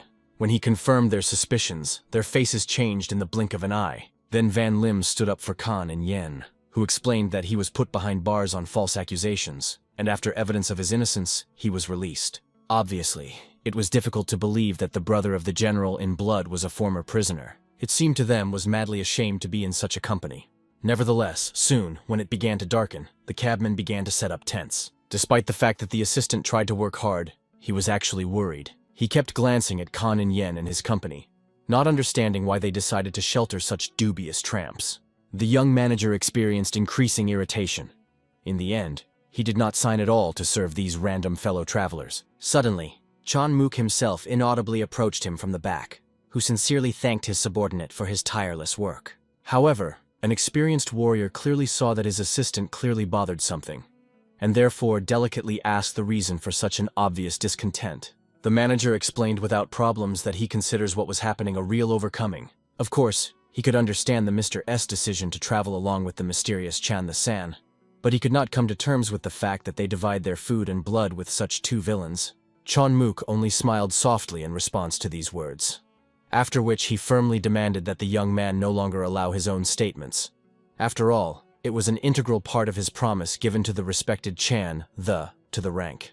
Although the assistant perfectly understood the position of his boss, he nevertheless believed that these two loafers simply had no sense of shame. Even such an authoritative and dear guest had to have certain boundaries.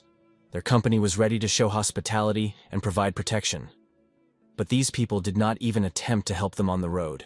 In essence, an experienced warrior perfectly saw the main problem with these brothers.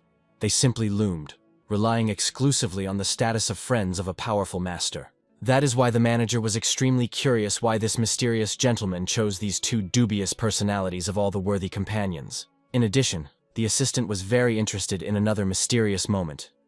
Why does such a great warrior like Chan Tai-san travel without his faithful sword? It seemed quite strange that going on such a long journey, they did not even get a suitable weapon for protection. After short thoughts, the manager decided to directly remind the chapter that he himself had to hear numerous stories about scammers who appropriate other people's names and glory. However, the head of the trading company clearly did not like such speculations. Therefore, he sharply left, demanding that the manager complete his work and arrange a necessary rest. In fact, Chonmook began to worry seriously, although he tried not to give out with all his might. Painful doubts arose in his head. Was this mysterious man really the same legendary resolution of problems? As far as he remembered the countless stories that he had heard, this glorified gentleman had to be a heartless and incredibly aggressive warrior.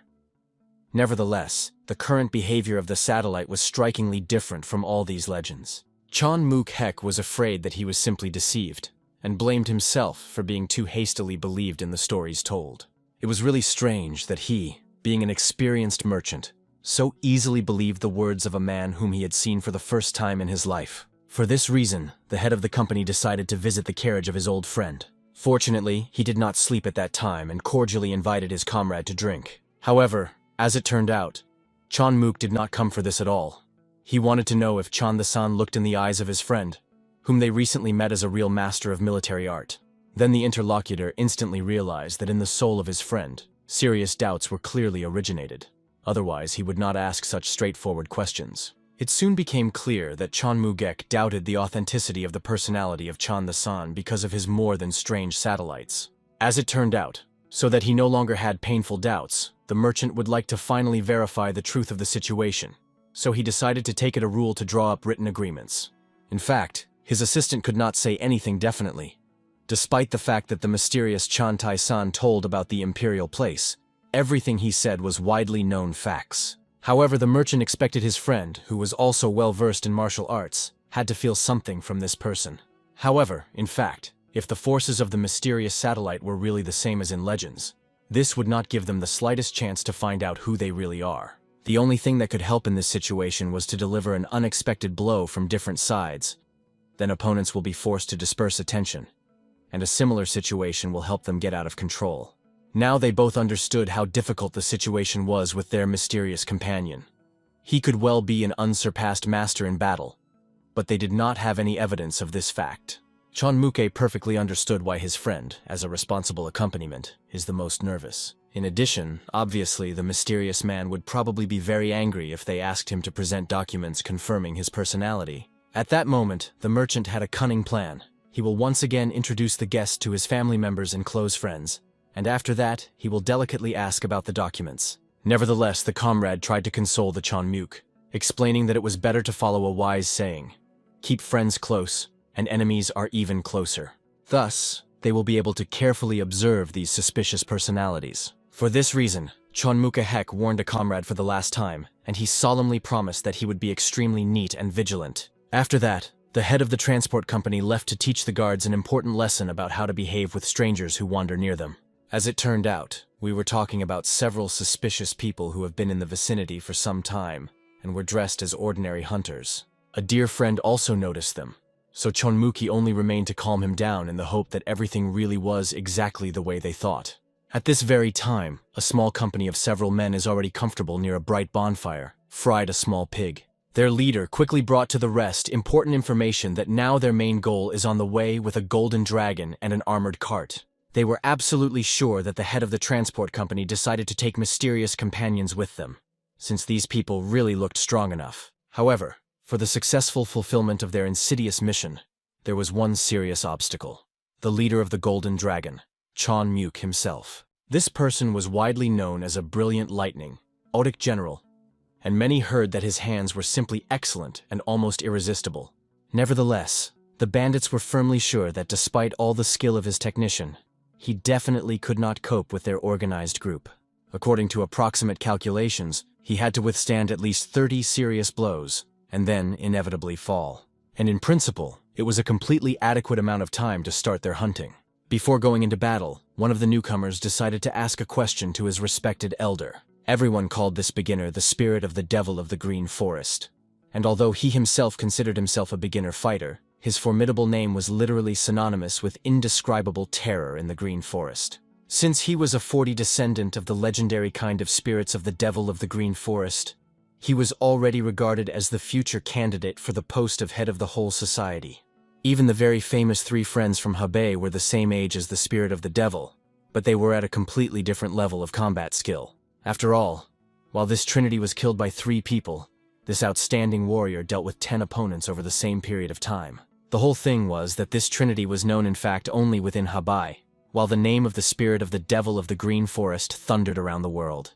This meant that a person in front of them was one of the greatest masters of battle, representing a powerful green forest. It was quite obvious that he obviously would not follow people like Chong Muke, although the true reasons for the eldest remained unknown. However, to be honest, even if the forest warrior called him specific reasons, he still would not have believed in their truthfulness. At the same time, they could not in any way after 3 friends from Hebei returned brutally beaten and bitterly informed that all the money that they accumulated for a long time went to some young man who looked like an experienced master.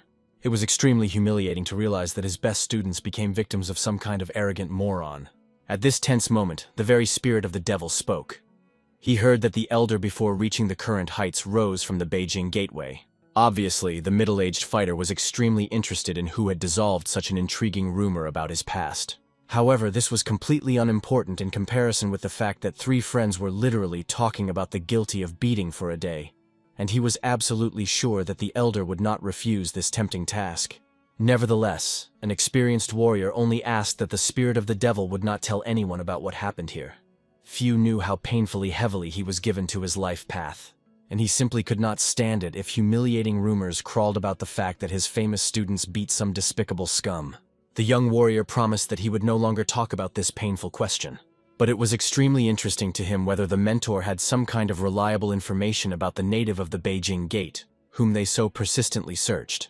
All that this experienced bandit has heard is that there was once an ordinary boy who cold-blooded killed a woman and sat down in prison for this crime. The eldest considered him nothing more than a simple killer without special talents. It remained a mystery, if this information was really true, then how such a mediocre person was able to cope in force with recognized masters of martial arts. However, an experienced teacher perfectly understood that the matter was unlikely to be that this guy was exclusively strong.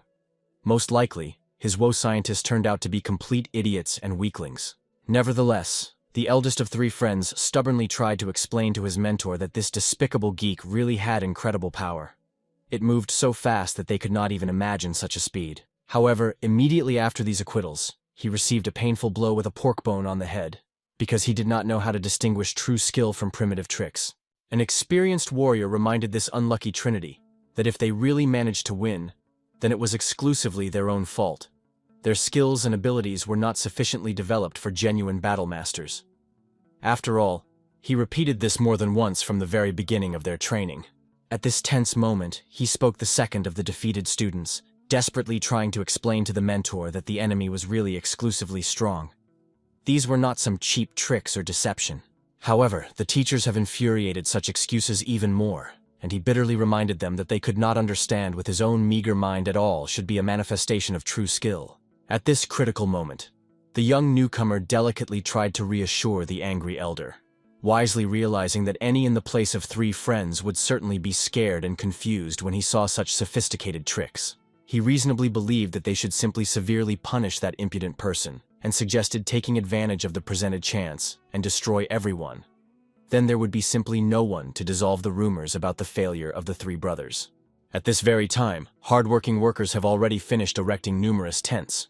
At that moment, Van Lim decided to go down and offer his help, although no one particularly asked for such support. The whole thing was that he did not possess special combat skills, like the illustrious Kanin, or the mysterious Vat of the so at least his physical assistance could be useful in economic affairs. However, when Van Lim was about to go down, he suddenly saw bright fireflies flickering in the night sky. However, it turned out to be burning arrows, which instantly struck the unusual workers who peacefully erected tents. After that, deadly arrows also rushed towards the head of the trading company, who loudly demanded that the attacking immediately introduce themselves. Meanwhile, his frightened friend screamed desperately that he could not find his beloved daughter anywhere. He only managed to find his wife, but even this woman was lying unconscious and could not tell anything about anything. After this alarming opening, these two men immediately rushed to their carriage. There they really discovered a lying woman, as was said, completely unconscious. No matter how frightened her husband did not shake and jerked her, she stubbornly woke up, so the unfortunate person panicked very much. An experienced merchant immediately realized that a woman looks like someone plunged her into a deep sleep with the help of a special technique of martial arts. After this alarming opening, the head of the trading guild also decided to carefully ask about the condition of his son. Fortunately, the boy was completely preserved, and all this time was in a safe place, so he had to safely survive. However, immediately the worried father remembered his precious daughter with horror. He desperately wanted to know what could happen to the defenseless girl. The head of the Golden Dragon knew very well that if someone really wanted to kidnap the girl and deceive their vigilance, then the attackers perfectly understood that the young lady was guarded by the powerful company of the Golden Dragon. And this meant that those who dared to such a daring attack were most likely dangerous immigrants from the Green Forest. And obviously, the restless father persistently wanted to know what they would do further in this critical situation. The experienced chapter knew very well what these people crave. This is exclusively money and material benefit. He was more than sure that the attackers would certainly get in touch in the morning. Otherwise, the abduction itself would be a literally meaningless enterprise. However, Chon Muke honestly admitted that such a situation happened to him, it seems, for the first time in his entire extensive working practice. At this critical moment of the experience, the injured lady began to gradually recover after mysterious influence. The worried man immediately rushed to his dear wife, desperately trying to completely bring her to her senses. However, waking up from a strange numbness, she immediately cried bitterly, anxiously asking what happened to their precious children, her daughter and son. Then a deeply worried man delicately made it clear to the woman that someone mercilessly stole their beloved daughter during the attack. Immediately after this terrible news, the unfortunate mistress again lost consciousness from unbearable shock. On the field of recent battle at that moment, the seriously wounded and even lifeless bodies of brave fighters were scattered. It was quite obvious that they were killed by a real combat expert of the highest level. The two dead were elite warriors, but died literally from one deadly movement of the enemy. Given how circumstances are currently developing, they had extremely little chance of success, even if the long-awaited day comes and helps. The hero at this tense time, as if nothing had happened, sat calmly under a massive tree, completely squeezed by numerous arrows of enemies. He sincerely hoped that Van Lim was seriously scared of what was happening. However, despite all these alarming circumstances, the young man did not cease to sincerely believe that his senior brother hero could reliably protect him. At this critical moment, the powerful general finally found them. He was sincerely glad to see that his named brothers remained unharmed. Seeing them together in complete safety, the military leader realized that it was not worth worrying about them anymore. Van Lim immediately began to tell with genuine enthusiasm how his respected older brother acted with lightning speed, like a real ghost, and with one graceful movement of his skillful hands, the enemy arrows rained down like ordinary fallen leaves. An experienced man only good-naturedly laughed in response to this enthusiastic story, because he knew very well that Kanin Yen was really worse than any ghost in battle. Kanin Yen himself, only with deep sadness, admitted that it began to seem to him that the world outside the prison walls was no better than the most gloomy prison chamber. Perhaps this observation even corresponded to severe reality, but the wise general was firmly confident. Sooner or later, Kanin Yun would definitely understand that it was much better to live like this, in a dangerous but free world, than in that stuffy cage. Kanin Inu could only hope that the words of a comrade would be true. Then Van Lim carefully approached the hero, because he sincerely hoped that he generously extends his hand to his help in search of a stolen girl. The hero immediately realized that we were talking about impudent criminals, and thoroughly reported that one of them really went in an unknown direction with a young girl. he was absolutely sure. It was the very daughter of a senior official they were looking for. In addition, the mysterious kidnapper was dressed in rough skin, and a noticeable mole was clearly visible on his wide forehead. The general was sincerely struck by the fact that Khan and En can describe in such accurately and in detail the person who abducted the defenseless girl. However, he remained completely incomprehensible why, in this case, the warrior did not detain the criminal on the spot. However, the reason was quite obvious. Enemy warriors continued to constantly shoot their powerful bows. Khan and Yen was simply seriously worried that if he did not manage to reliably protect Van Lim, then a deadly arrow would certainly get into his younger brother. So far, while the wise general was deeply thinking about everything that was happening, the worried Chon Muk carefully approached him. He seriously warned an experienced warrior that all the attack looked like this daring act was definitely a powerful green forest. The merchant very persistently asked for the help of the general, because the one who was abducted by the insidious bandits was the daughter of not only his good friend, but also a great partner in business. However, a strict military leader only calmly explained that Muhan Muke was late with his request. His younger brother left even late at night, solemnly promising that he would surely save the young mistress. Of course, Chon Mook was sincerely struck by the similar dedication of a young warrior, especially given the fact that the kidnapper, obviously, owned strong martial arts. After these meaningful words, the general's smile became even wider and more mysterious, since Chon Mook, being a knowledgeable person, must certainly know the formidable name of a frantic dragon. Only after hearing this legendary nickname, the merchant's eyes opened widely from genuine fright. Somewhere at the same time, the abducted girl unconsciously lying on the soft green grass next to a dangerous bandit. Experienced criminals for their long practice have long realized that women were excellent hostages, especially if they are young and attractive. It was an excellent option to force them to be very nervous and concessions. And even if something does not go according to the initial plan, with the captive you could have fun, give to subordinates for pleasures, or, in the end, it is profitable to sell in the market. After all, young girls had many practical applications in the criminal world. Therefore, the spirit of the devil, carefully looking at her, sincerely admired the refined beauty of this lovely girl. After all, she was especially good for herself. He could not even remember how many long years have passed since he had the last time he saw a really beautiful woman of a similar level.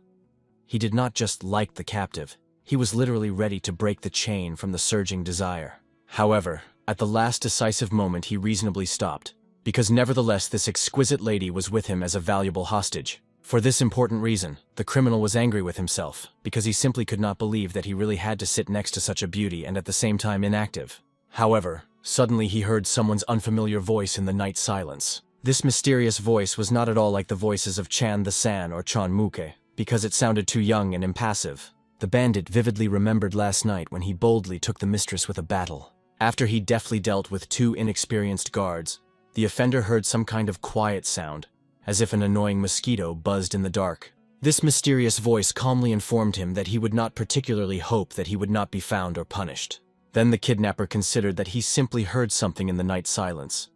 The whole voice was very quiet and surprisingly unemotional. It seemed to the devil's spirit that if it were one of the devoted guards or a member of the girl's family, then a person would hardly have to speak so calmly and detached. In addition, he was very offended by the fact that the unknown boldly called him a bearded man because of a mole on his forehead, which in fact was barely noticeable, and less than his mustard grain. Therefore, an angry criminal decided to brutally take revenge on this impudent shame if he only dares to stick closer. After all, then he will wash this humiliating shame with his own blood. The very fact that someone dared to call him so dismissively seriously insulted his proud title of the spirit of the devil of the green forest. However, only after deeper thoughts, he realized with horror that this mysterious man managed to make out the smallest details of his face even in the pitch darkness of last night. The bandit was clearly frightened, even jumped from one alarming thought.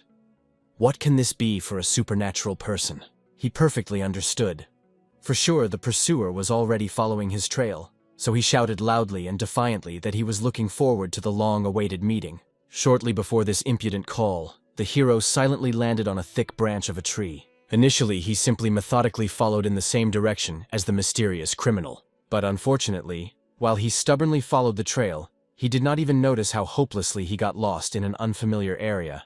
For this annoying reason, his focused persecution was noticeably more complicated and dragged on. That's why the rational warrior headed for the highest point, which he noticed nearby in the forest. However, no matter how much he looked around, he could not understand anything in the surrounding environment. These places were completely unfamiliar to him. The hero could not even believe that he was really lost in this wilderness. However, just at this critical second, the hero heard a loud voice near the forest more often. This sound became for him a literally saving signal in a hopeless situation. So he immediately quickly rushed to the one who was waiting for him so impatiently. Nevertheless, as soon as Kan and Yen began to approach, the spirit of the devil instinctively stepped back, because he felt a truly incredible combat aura of the enemy. Soon, the criminal clearly saw the silhouette of an approaching warrior, and with horror realized that Kan In Yen was a damn quick fighter. It seemed completely impossible that an ordinary person could develop such a supernatural speed.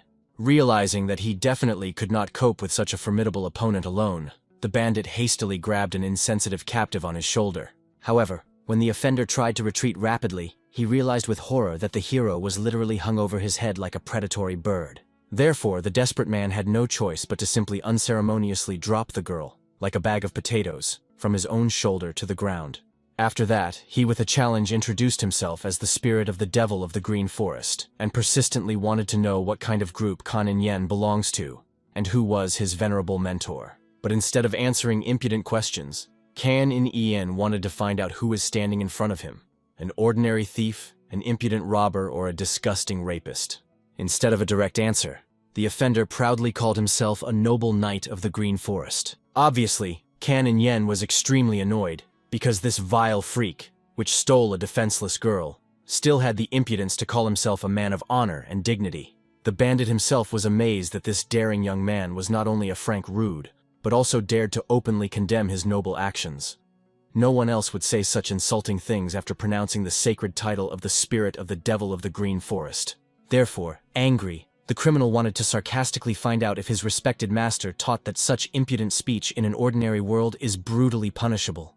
On these empty threats, the hero only laughed contemptuously, turning to such a garbage, unworthy of life itself. Because more than anything in the world he really hated miserable morons that allowed himself to treat women poorly. When the impudent man again persistently asked him to introduce himself, the warrior calmly made it clear that the criminal had no right to ask him such questions. Kan In Yen decided to find out for the last time who this man was, a thief, a robber, or a disgusting rapist. Obviously, the bandit did not finally understand what was happening at all and what should be said in response. Indeed, for any person from a green forest, this was a completely ordinary thing. To kill, if necessary, and if a suitable woman comes across, then master her strength. Therefore, the bewildered criminal did not know what to say now in his excuse. For this prudent reason, he simply tried to delicately hush up the unpleasant problem, explaining to the hero that an annoying misunderstanding occurred. At this tense moment, the bandit actually secretly planned to quietly approach a dangerous enemy. Because for any swordsman, the most important thing is the optimal distance to the enemy. However, Kan In Inu, it seems, was completely unimportant whether there was a misunderstanding or not. He persistently wanted to know what kind of person was standing in front of him. At this critical moment, distracting the attention of the hero with an empty chatter, a cunning bandit got close to him quite closely. Therefore, decisively grabbing the handle of the blade, swiftly flying on Kan In Yen with a naked sword, the criminal explained with a challenge that he really robbed peaceful people and took possession of their women by force. But to his great surprise, literally a lightning Otic hero easily left his rapid attack, like smoke. Then the panicked enemy desperately tried to use his crown equipment. 9 waves that dissect the soul. However, this did not help him defeat the enemy. All his blows literally passed through the ghostly body of the hero, without causing the slightest harm. Of course, such an outcome could not frighten an experienced warrior.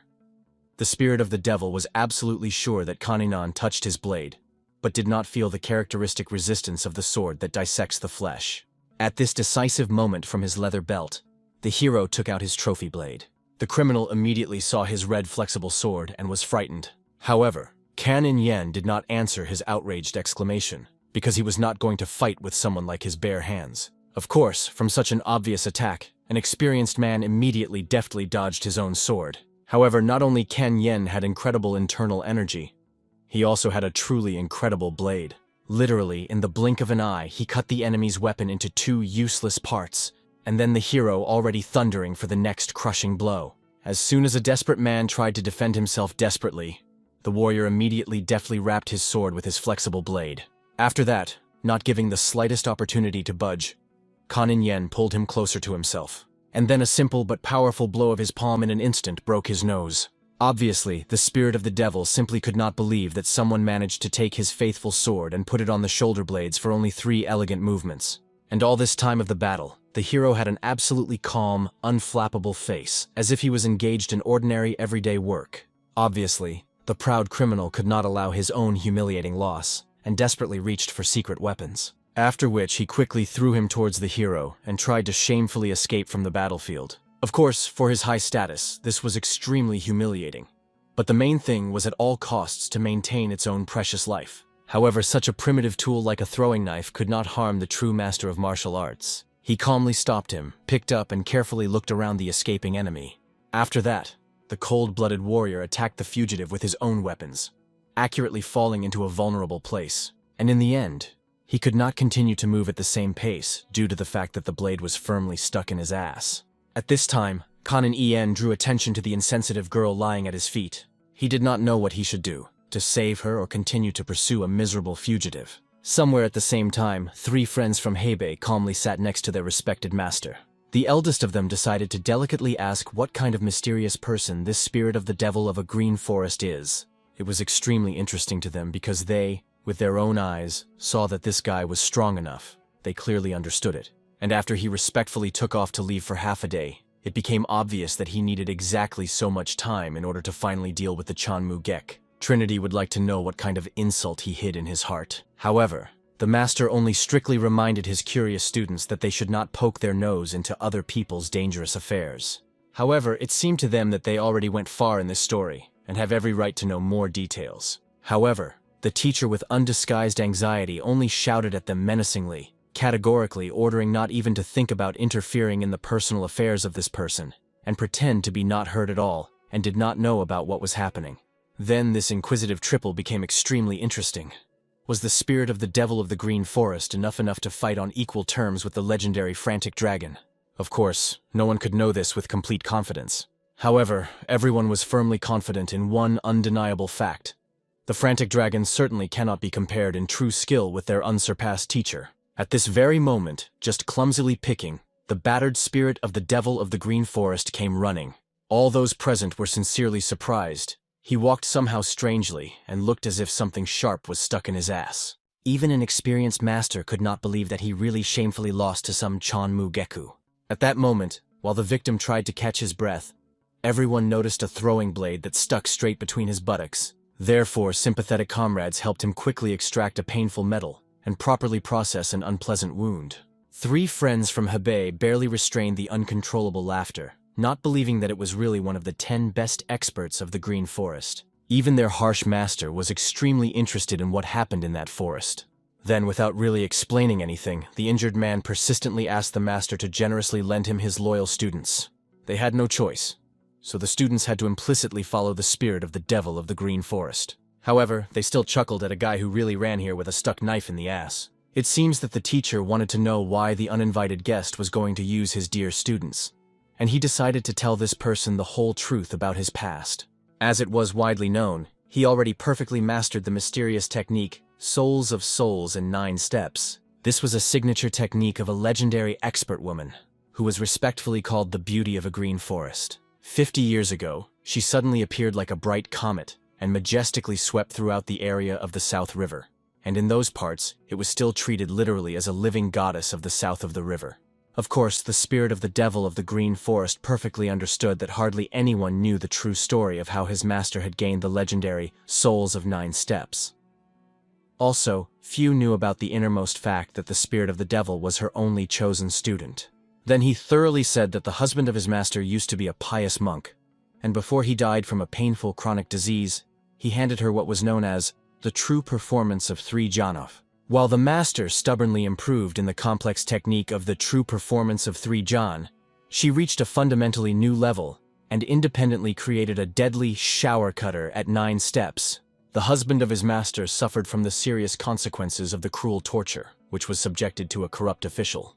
After his tragic loss, the master plunged into an all-consuming anger, and clinging to the true performance of the 3 jhana, unconsciously came to the creation of a cutter of souls. However, it still remained completely incomprehensible as Chanmuke is associated with this sad story. As it turned out, after her bloody revenge, the master was on a constant run from the pursuers. One noble merchant helped her generously, and she fell in love with him with all her heart, conveying him the innermost knowledge of the true performance of 3 yan. After that, she wandered around the world for a long time and received during this time the loud name of the beauty of the green forest, and also accepted the spirit of the devil as her only student. Before her death, she told him one extremely important thing. A cutter of souls of 9 steps was a fraudulent technique created exclusively from her blind anger, and that the true performance of 3 yan contains a genuine great power. He had to restore and master it. Of course, this revelation was insanely shocked by an elderly master. He knew very well that the spirit of the devil of the green forest was one of the best experts in the green forest. His cutter of souls of 9 steps was precisely what led him to this high position. But it turns out that this technique was a false way all this time. Just the reason he stubbornly remained in the south of the river was that he persistently sought Van from Gun, his beloved master. He discovered a clue for his searches for a long time, and the master quickly realized that most likely Chanmuke was a direct heir to this Van himself. However, as far as the spirit of the devil knew, that noble man married after his master left him forever, and he had his own children. Of course, all family members had a venerable surname Van. The secret true performance of the 3 yan was solemnly transferred to his first son by inheritance. After his family finally ruined, he moved to the capital's Beijing and earned a modest life with everyday hard work. Once he accidentally met a dangerous robber, and Chanmuke genuinely saved him when the unfortunate was literally in a balance from a painful death. An experienced merchant saw an outstanding talent in young Van and later warmly invited him to his prosperous company. And now Van was the head of the department of the transport company of the Golden Dragon. Obviously, it was extremely interesting to the master of what happened to that invaluable leadership of truly art and a mysterious book. However, when he carefully asked Van about this treasure, he honestly said that he generously presented the sacred book by Chanmuke, since the merchant was his savior and a benefactor. After this revelation, the spirit of the devil calmly killed Van, and he himself followed Chanmuke, learning that his armed guard was near these places. For this significant reason, it became quite obvious. It was Chanmuke Huck received the invaluable, true performance of the 3 yan. In any case, all the discovered clues indicated this, and obviously, Chanmuke had to perfectly understand the true value of this legendary book. If he was not a simple ignorant, then the master wisely understood. If everything said by the spirit of the devil corresponds to reality, then the book should really be with the merchant. But of course, this could also mean that Chanmuke already knows that someone is aimed at him because of the true performance of 3 yan. The master asked what the spirit of the devil was trying to convey this, and he calmly reported that at dawn he had a serious fight with one mysterious person. The enemy looked very young, but turned out to be a truly formidable fighter, and apparently, he is the one who is called the legendary Frantic Dragon. Muhonmuke must have specifically called him, so that he reliably guarded the true performance of the 3 yan. Then the master realized with understanding that what he had just seen, sticking out of the back of the spirit of the devil, was also the fruit of his skillful work. And although the man was extremely ashamed to admit this to his comrades, but the guesses were completely true. The master finally realized that the really frantic dragon was exclusively strong. If he defeated the spirit of the devil, and previously stole all the money from his students, his strength was truly amazing. An experienced warrior wanted to know what chances of victory they will have if they unite all their forces against this enemy. The spirit of the devil was absolutely sure. This would be just their next light victory, because anyone can win no one when their opponents include dozens of best military experts of the Green Forest. Therefore, the master strongly decided to get involved in this dangerous business and help. He considered it literally a fate that they met in this place, and at that time. In fact, despite the request for help, the spirit of the devil understood perfectly well that this cunning old man was also very dangerous. He might have to be eliminated after the end of the case. At this point, the beautiful beauty finally began to gradually recover after influence. The first thing she saw in front of her was the magnificent figure of Kaninan. He delicately warned the girl that he cleared all her blocked acupuncture points, so she could calmly get to her feet. However, the young lady, it seems, did not understand until the last what happened to her in reality. Then the hero patiently explained that she was mercilessly abducted by bandits from the Green Forest, and he followed them to safely save her. Of course, it was quite difficult to believe that this hero was her real savior. she began to crumble in sincere thanks to the young master for his selfless act. However, the hero also honestly reported that they had another small problem. They needed to return to her family. But unfortunately, he did not know the way back through this unfamiliar area. However, it seems that the beauty was not upset at all, realizing wisely that everything would certainly be fine, and it is not necessary to go exactly the same in the same way back. However, the girl was still extremely interested in what happened to the disgusting bandit who abducted her. Canon Yen only calmly explained that he cowardly disappeared into the dense forest more often. Therefore, the mistress could only hope that after a serious fight, Kanan Yang was not seriously injured anywhere. However, since Kanan Yen was completely intact, he drew attention to the well-being of the mistress herself. Of course, the beauty immediately realized that any woman could not be in perfect order, just having spent the whole night captured by a dangerous bandit. It must now have been delicately asked about whether anyone had harmful to her. Of course, she felt the severity of the abduction experienced, and this seriously suppressed her. But she still felt untouched. She was ashamed that the young master suspects that she was not able to preserve her purity in a critical situation. At this delicate moment, Kanan decided to carefully find out if the lady was getting hurt somewhere, and having learned that she was in perfect order, invited her to return to her worried family. However, it was evident that the girl was interested in whether there was definitely nothing reprehensible between them and the bandit last night. The hero only turned silently, looking at her, not even knowing what to say in response to such a direct question. However, it was obvious that the lady wanted to know the harsh truth, because sooner or later she would have to look in the eye. Then the hero realized that he was mistaken about this sophisticated mistress. Regardless of how good and educated she is, she was still only 18 years old. It will be quite difficult to figure out what happened last night. Outwardly, it looks like she is able to cope well with any situation, but he felt indescribable loneliness emanating from her. Therefore, Kanan Yun calmly reported that it had absolutely nothing reprehensible with her last night. He also made it clear that everything happened due to the fact that the bandit was too busy with a panic flight. He ran continuously, having no way to rest anywhere. Obviously, the young lady was sincerely pleased with this encouraging news. Canon En literally guaranteed that that bastard did not even have the slightest chance to touch her hand. After these soothing words, she felt great relief, and calmly agreed to continue their path to her home. At this time, a gang of bandits of 5 dangerous people was already coming towards Canon Enu along the forest path. Along the way, the elderly master became interested in how good the enemy is in throwing knives. Nevertheless, they already saw with their own eyes how he was jewelry and a dagger with the straight spirit of the devil in the ass. However, the victim could confidently say that the enemy's fist tricks were exceptional, and he also used a crimson flexible sword that he took out from his belt. The spirit of the devil described this sword as a flexible blade with a blood-red blade. Obviously, the man was immediately seriously scared, because it was extremely important information. Even the spirit of the devil was noticeably frightened, believing that there were some serious problems with the fact that the enemy wore this legendary blade. However, the old man only recalled that the master had to tell him about the bloody sword, bringing mountains of corpses and a sea of blood. However, the spirit of the devil first heard this and decided to find out what this bloody sword is generally. Then the master thoroughly said that it was a favorite weapon of a legendary warrior, a flexible sword with a crimson blade. In addition, his owner killed about 300 people at the Dragon Sword School, and received the ominous nickname, Mount of Corpses, a Sea of Blood. However, the spirit of the devil was sure that the crimson blade does not necessarily mean that it was exactly the same blade. Nevertheless, the master was firmly convinced that this was the same blade, because the 7 great factions publicly declared a person who owned such weapons to his sworn enemy. The reward for a crimson sword was 1,000 gold coins.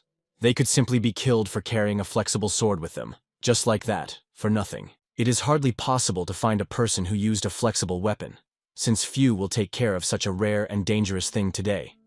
However, this person was actively looking for. Then it became obvious. They clearly hunted precisely for this mysterious person. After one case, the owner of the sword disappeared without a trace, and since then, the names of the inhuman master of the sword and the bloody sword became literally living legends. However, he was only a legend because he was never caught. If he had been seized, he would simply become a killer of piles of people, no more. Then this means that this young man was possible a student of the inhuman master of the sword. Of course, the master could not definitely rely on such dubious information. It became obvious that now they still do not fully understand that for a person, there was their mysterious enemy. Therefore, the wise master suggested not acting in a bit, but at first to carefully think over the plan. After all, it was foolish to go on the attack, not knowing anything about the enemy. They did not particularly have any better ideas, so they began to seriously think. The master was sure. Many still wanted to take revenge on the school of the dragon sword. This means that they can let a rumor about a rabid dragon, and it was not so important who exactly was the mentor of this young man. Somewhere at this time, a deeply worried Chonmok looked anxiously, hoping to see the hero. I passed exactly all day from the tragic moment that the young mistress was kidnapped, and the armed transport of the golden dragon could not move a step from the scene. But time was inexorably coming, and it remained completely incomprehensible why the abductors still had not got in touch. It was evident that a friend was seriously worried. Perhaps something terrible could have happened to his precious daughter. However, Chonmok asked him to calm down. In fact, his guard was already gossiping with might and main about the fact that the girl was killed or sold somewhere very far. As a more experienced person in worldly affairs, he could not disagree with them deep down. However, obviously he could not tell such a severe truth to his friend. At this time, Chan the San also stood, looking anxiously a hero and patiently waiting for news from him. A deeply worried father came running to him in order to talk. He persistently wanted to know if any news appeared from his younger brother. However, there was neither a hearing or a spirit from Kan and Yen, which was madly disappointing the excited father. Nevertheless, Chan Tai-san patiently explained that if the news is absent, this is not always a bad sign. He was literally convinced that everything would certainly end well. However, the restless father was interested in whether Chan the San knew nothing concrete about the past of this boy. For example, who was his mentor, or to which group he belonged. However, Kan and En never consisted of any such groups, so the man was even more worried. Would everything be in perfect order with a young man? However, the general knew that they should not worry at all, because if his brother did not fulfill this task, then hardly anyone else could do this. Father could only hope that the general was not mistaken. This was already the second long night, which they spent in this place instead of one planned. According to the unfortunate man, literally his heart was torn in two, imagining his poor innocent daughter and the fact that she would spend another painful night in the dark somewhere far from here. At this very time, two travelers still continued to stubbornly wander through the dark forest. Obviously, after a long, tedious walk, even the lady began to seriously doubt that they definitely go on the right way. However, Kan and Yen was not too sure of this from the very beginning. However, he could solemnly promise to the mistress that he would surely return her to her parents, so she did not need to worry about the future. Nevertheless, suddenly in the pitch darkness the girl did not see the root of the tree, because of which she stumbled. She immediately realized that although not much, she still turned her ankle and limp. For this reason, the hero reasonably decided to stay here for the night, so that the leg ceases to hurt by morning. Of course, the mistress had to agree due to forced circumstances, but it was extremely embarrassed that two adults of different sexes spend the second night together in private. Of course, this was inevitable in her situation, but very risky for reputation. The hero politely asked the mistress to stay in the place until he looked around in the district. He immediately took off into the air to the very tops of the trees, carefully looking around in the district. This was the second time when the lady saw such an amazing sight. Her heart began to beat very quickly when she saw Kan Yen so courageous. Now he was literally like a god who descended from heaven. As a result of the inspection, the hero realized that they needed to go a little further to a small waterfall. The area itself looked safe enough. However, they needed pure water. And obviously the mistress was glad to finally refresh a little. The whole thing was that she was afraid that she could smell bad from her, so she kept a careful distance with Kan and Inam and did not want to miss such an opportunity to wash. However, the hero clearly doubted that the girl would reach with an ankle, and of course it was still painful for her to move. Therefore, Kan and Ien proposed to attribute her to the water in her arms. And obviously, from awkwardness, the mistress immediately blushed. At least it was pleased that now the night and no one would see her in such an obscene position. The next moment, the guy already leaned over in order to take the girl on his back. The same embarrassed could not believe that she would have to go on the back of a man whom she almost did not know. In addition, she did not wash for 2 days and was sure that it smells bad. She was embarrassed by such intimacy. However, there was no choice, and in the end, after a moment they flew along the sky together to the river. Obviously, Kan and Yen had never touched a woman before, even to her hand. Of course, he had first love. But before that, he only read poetry to her and did not even touch her clothes. But now on his back was an 18-year-old girl whose hands hugged his neck. In addition, he felt the chest with which she pressed against his body. And even despite all the confidence and composure of the hero, he obviously could not be calm about this. However, after a couple of minutes of flight, they found themselves at that very waterfall. For this reason, the mistress immediately got off the hero's back, so as not to confuse him anymore. Nevertheless, at that moment, she almost fell off the rock on which she stood. And when Khan and En saved her once again, she again waned him awkwardly, apologizing for her negligence. For some reason, the guy felt very strange every time this lady called him a young master. If you think about it, she is probably the only one in the whole world that called him in this way. Now this beauty admired the waterfall admiringly, admiring his beauty. And then she awkwardly explained to the hero that she would like to wash. Immediately blushing with embarrassment, the guy, without saying a word, retired away. As a result, undressing, the lady finally was able to wash her body. Kan and En at that time took up the breeding of the fire so that they would not freeze the cold night. Of course, when the young lady came out and noticed the fire, she wondered how the young master managed to breed a fire without a fire. However, Kan and En made it clear that any trained martial arts could do this with the help of the strength of wood friction. Only then, the girl realized that it seems in the study of martial arts, there were much more hidden advantages that she did not notice. Then she calmly held out her hands to the fire, starting to warm after cool night water. Kan and En, looking at her with an open mouth, was amazed at how often women are so beautiful. Obviously, the lady immediately noticed how the young master stared at her intently. However, embarrassedly asked him to call him an older brother.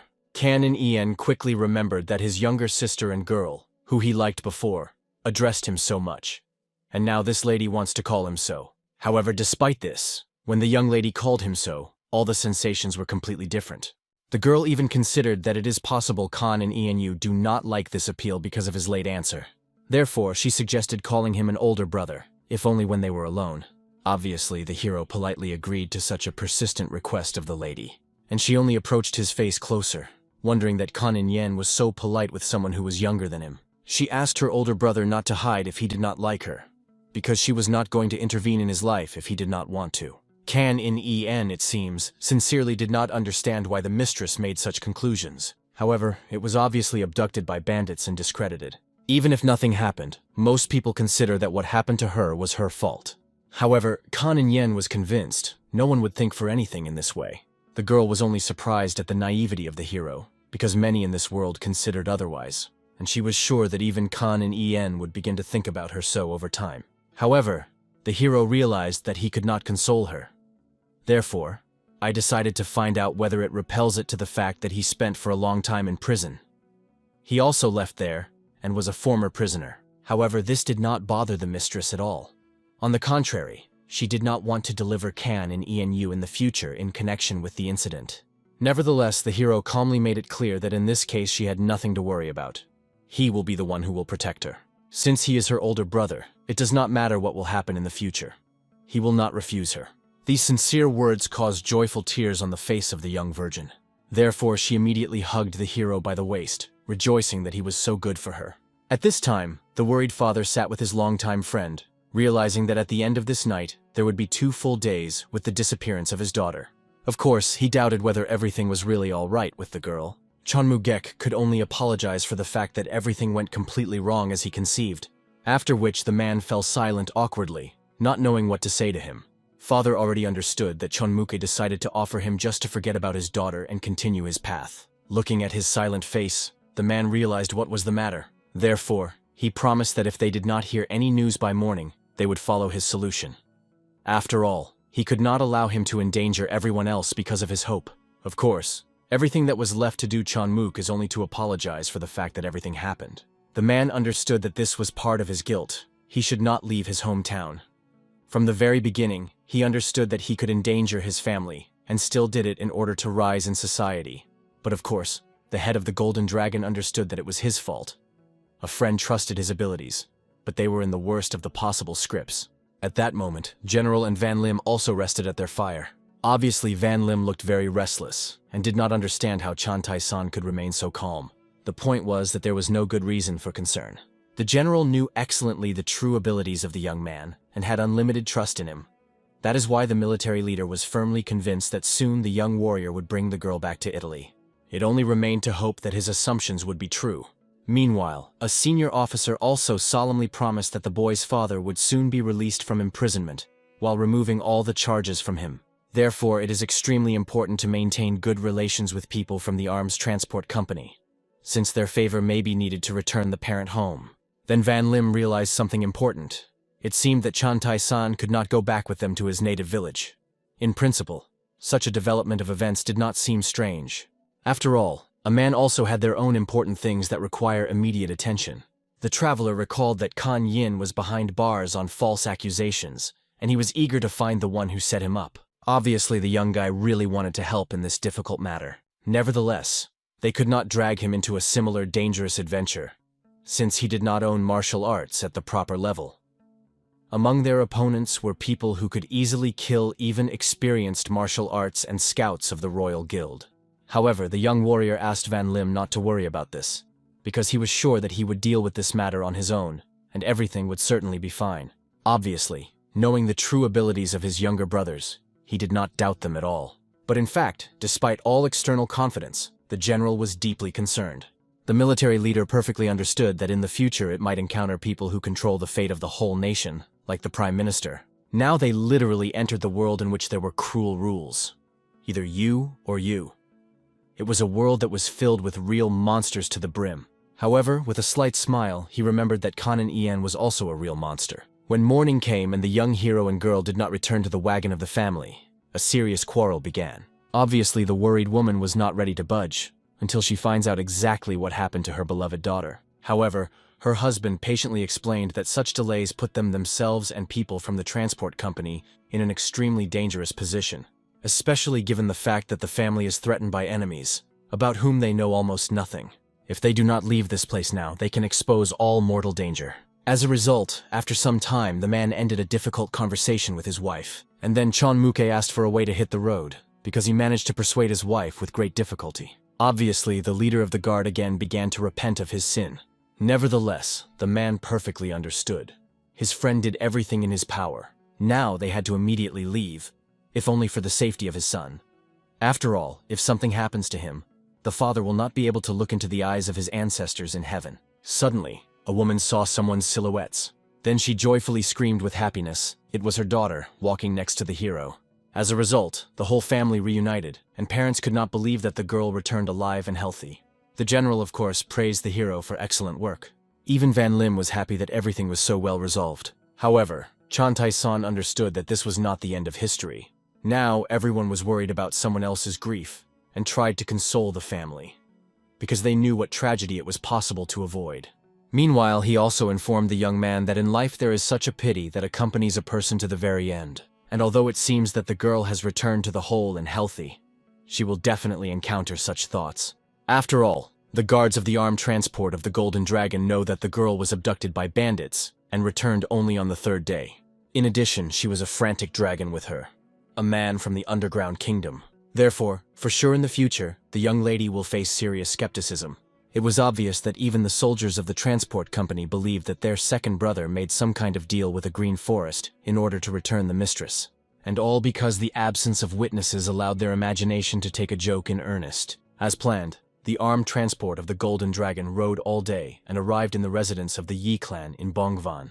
The head of the clan was the old comrade Chon Mook, so he provided travelers with a fairly warm welcome. That evening, the leader of the clan arranged a magnificent feast in honor of the Yang family and the guards. The man also mentioned that he has a son who recently reached the age of majority, and he hinted at a possible marriage and offering to reduce their children in order to intermarry. However, after that the man immediately fell silent, saving the situation. Chon Mook explained that his friend was a little old-fashioned scientist, so he was not used to such jokes. However, this was not a joke at all. The girl really made an excellent impression on the head of the clan, so he wanted to arrange a formal meeting of their children in the future. Of course, the father happily agreed to this proposal, although he understood that if not for the recent abduction of his daughter, this meeting could really lead to something. Even now, he felt just terribly and could not imagine how his poor daughter was now feeling now. Even Kanin En, he looked at the girl with the appearance of a man who understands her experience. The guards wished her happiness and worried about the future of the mistress after what the bandits had done to her. They believed that life was really very unfair to her. Obviously, their conversations carefully listened to the servants of this family. Nevertheless, some of the guards believed that it was already a blessing that even though the girl lost her chastity, she was able to maintain her life. The manager understood that now this young lady could not get the desired future. Most likely, in her place, he would have killed himself with shame. Obviously, having heard all such details right there, the maid ran in order to tell everything to her mistress. Then there were long conversations in the office, and soon the worried wife came to talk with her husband. Obviously, he was amazed at the news heard. However, their maid heard all this from the whispering guards and believed their words. Before that, she laid her eyes on this girl. But now her opinion has changed dramatically. In fact, the man suggested that the Yang family was so sad because it was exhausted after a long road. But I could not think that something like that happened to them. Soon, at the table, the man sympathized with Mr. Jan because of what happened to his daughter. He also promised that they could count on the help of his clan. They will catch and kill every bandit who will be found and repay for what they did with a young lady. Obviously, such words, especially pronounced in public, made the mistress think about herself. And Khan and En, such disrespect has infuriated himself. The head of the house also made it clear to the master that he learned about everything from security officers, and therefore would like to do everything in his power to console the young lady. Nevertheless, the man only loudly recalled that his daughter was not injured in any way. He explained that Khan and En became her savior, followed the bandits, defeated them, and brought the girl back. They got lost on the way back, which is why their return took as many as 3 days. Therefore, he did not understand what the man implies when he was saying what the bandits had done with his daughter, and wanted to know where he heard this, after which his father stood up, staring at the guards. After all, they were better than anyone.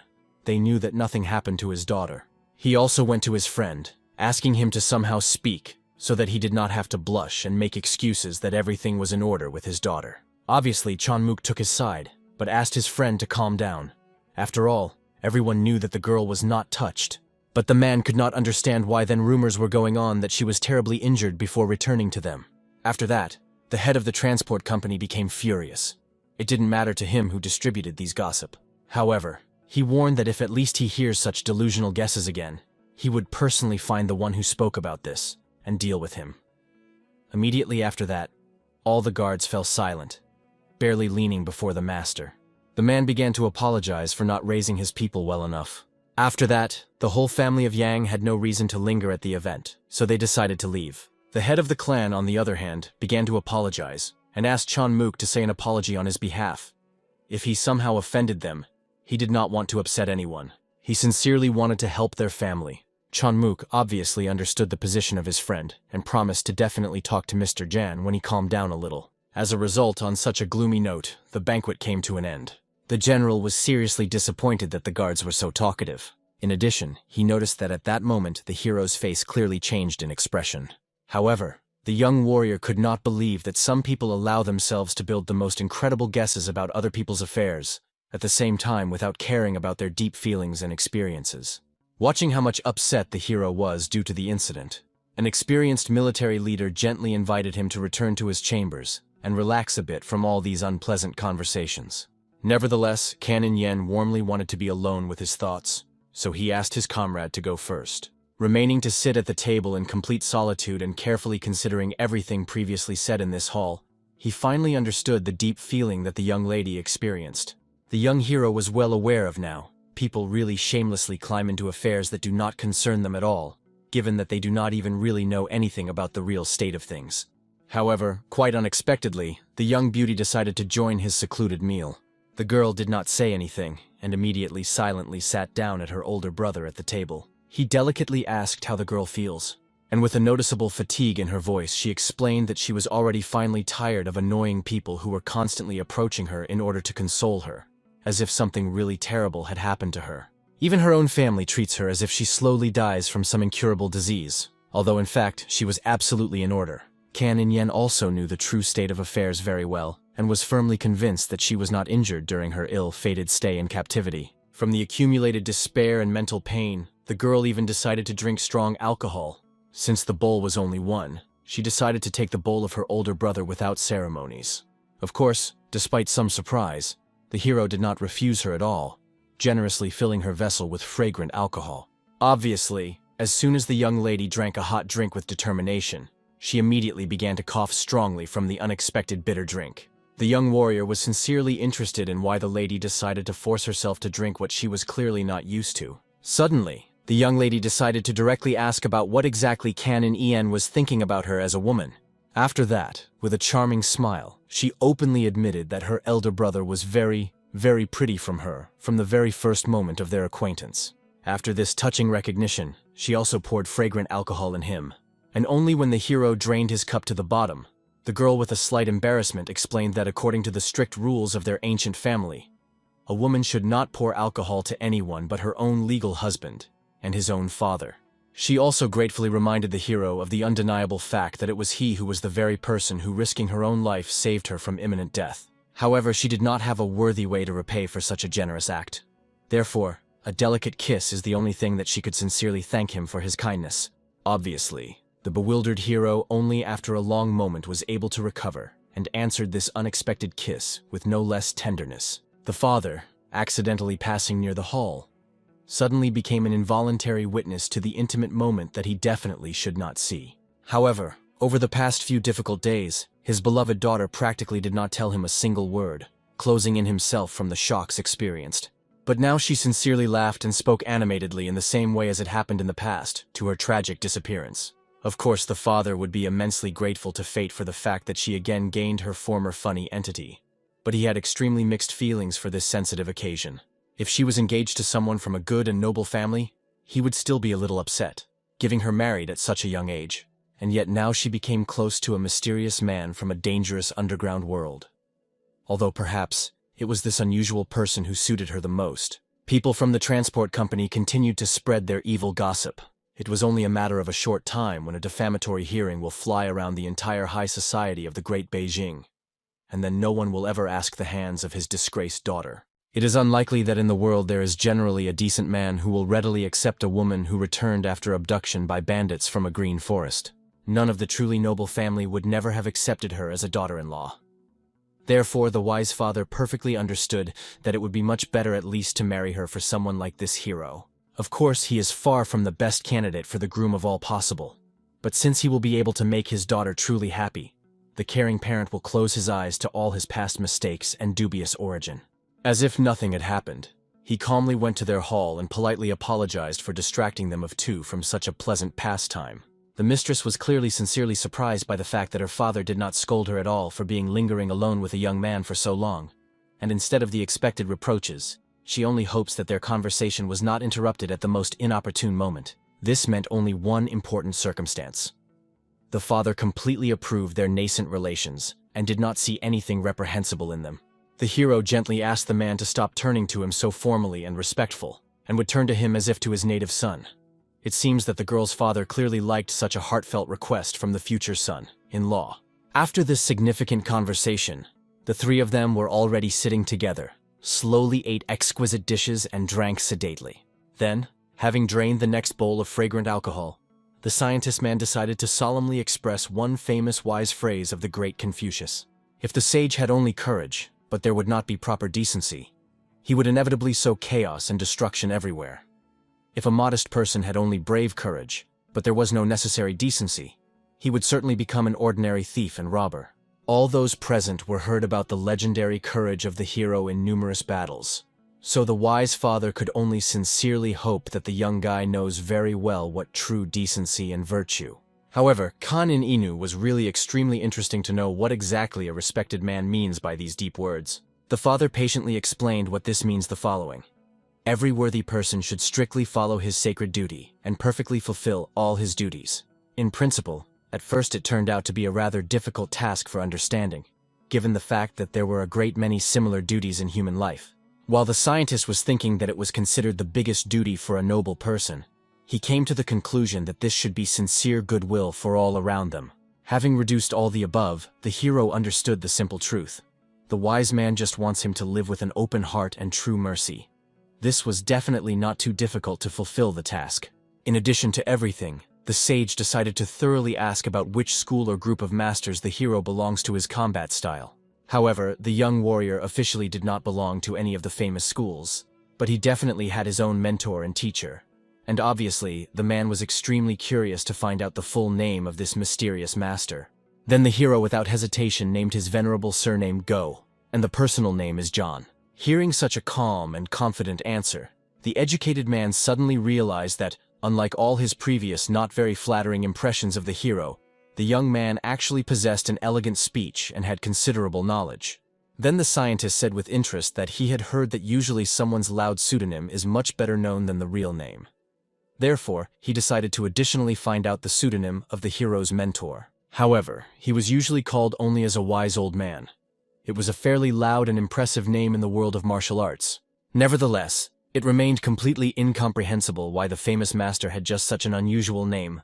In addition, of course, a cautious man was seriously worried that his future son-in-law would become a famous bandit in the near future. Therefore, he decided to delicately find out whether the young boy was going to follow the dangerous feet of his mysterious master. Father directly asked him about plans for the future, if he has any cherished dream or a noble goal in life. Then the hero sincerely said that his late parents always hoped that he would ever open his own martial arts hall. If he has absolutely nothing to do, then he definitely plans to engage in the organization of such a hall. Obviously, a wise man considered this a truly beautiful idea for a young man. With the outstanding skills of the hero, he will certainly have an endless stream of wishing students from all over the country. The girl's father even warmly wanted to help him with everything that he could when the hero opens his long-awaited martial arts hall. Of course, Canon Ian, with all my heart, thanked the future father-in-law for such a generous sentence. However, the wise man did not see much sense in such thanks. After all, now they were no longer completely alien to each other. From this significant moment, he officially allowed the hero to call him only a father. So, after this spiritual conversation, with the first rays of dawn, the Dragon Golden Combat Transport solemnly left the hospitable mansion of the clan. Chanmuk carefully and curiously glanced at his particularly satisfied friend, who was traveling in a comfortable cart next to him. An experienced warrior clearly saw his sincere smile, but could not understand whether something really good happened, because the satellite mood was just excellent. However, the girl's father calmly explained the simple truth. When children happen in children really joyful and important, loving parents will always be immensely happy. Obviously, Chanmu Geku was extremely interesting to know the details. Did the man's son finally decide to enter prestigious public service? Nevertheless, he said that he found his son-in-law. This was, in principle, it was absolutely not surprising, given the fact that the girl was already 18 years old, and it was time to marry all traditions.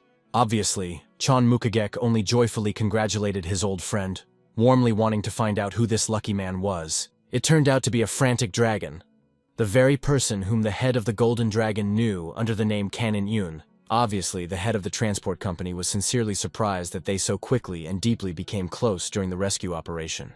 In ordinary other cases, they simply would not have a good reason or enough time to get to know each other better. The scientist thoroughly said that he spoke in detail with the boy last night, and he seemed to him a decent young man with noble intentions. However, of course, Chan Muk-hek seriously concerned the sad circumstance that Kanan N came from a dangerous underground world. Nevertheless, according to the scientist, the young man behaved quite appropriately to circumstances, and he was not like a person who could do something bad. However, at this intense moment, completely unexpectedly, an excited manager quickly ran up to the head of the transport service. The situation was extremely urgent ahead. Someone completely blocked their only road to the next important destination. Judging by the appearance of a mysterious man, and the fact that he confidently held a combat sword in his hands, he definitely looked like an experienced master from the legendary world Murim.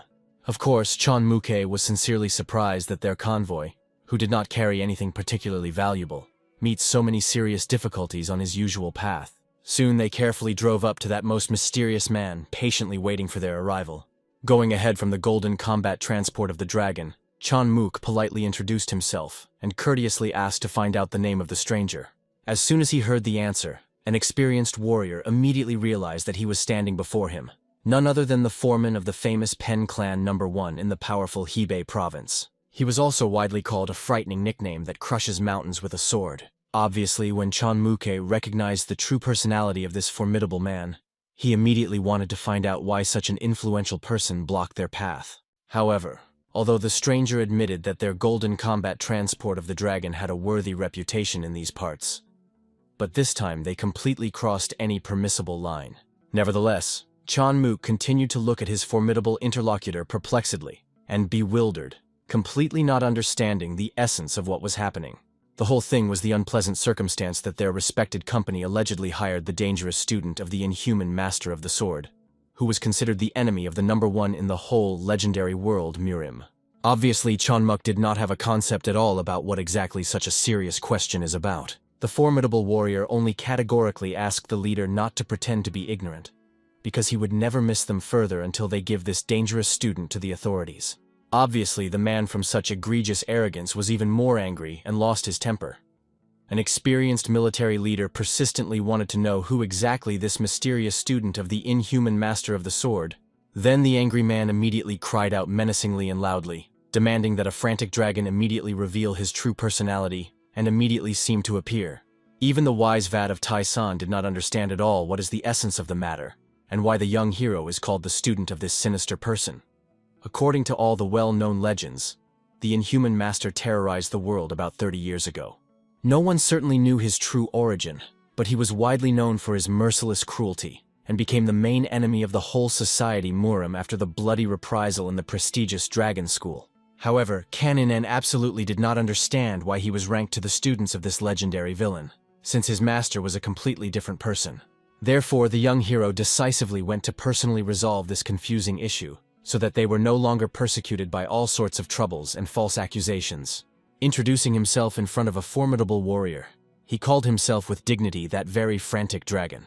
The head of the transport company anxiously understood that he could not protect the young hero from such serious troubles, even if he was officially a member of his security group. At this tense moment, the displeased man had already begun to persistently interrogate the hero about where his inhuman master of the sword is hiding.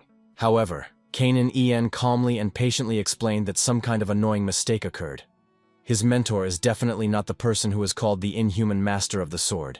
Obviously, a suspicious man considered it some kind of clumsy lie, and strongly asked to name the full name of his true master.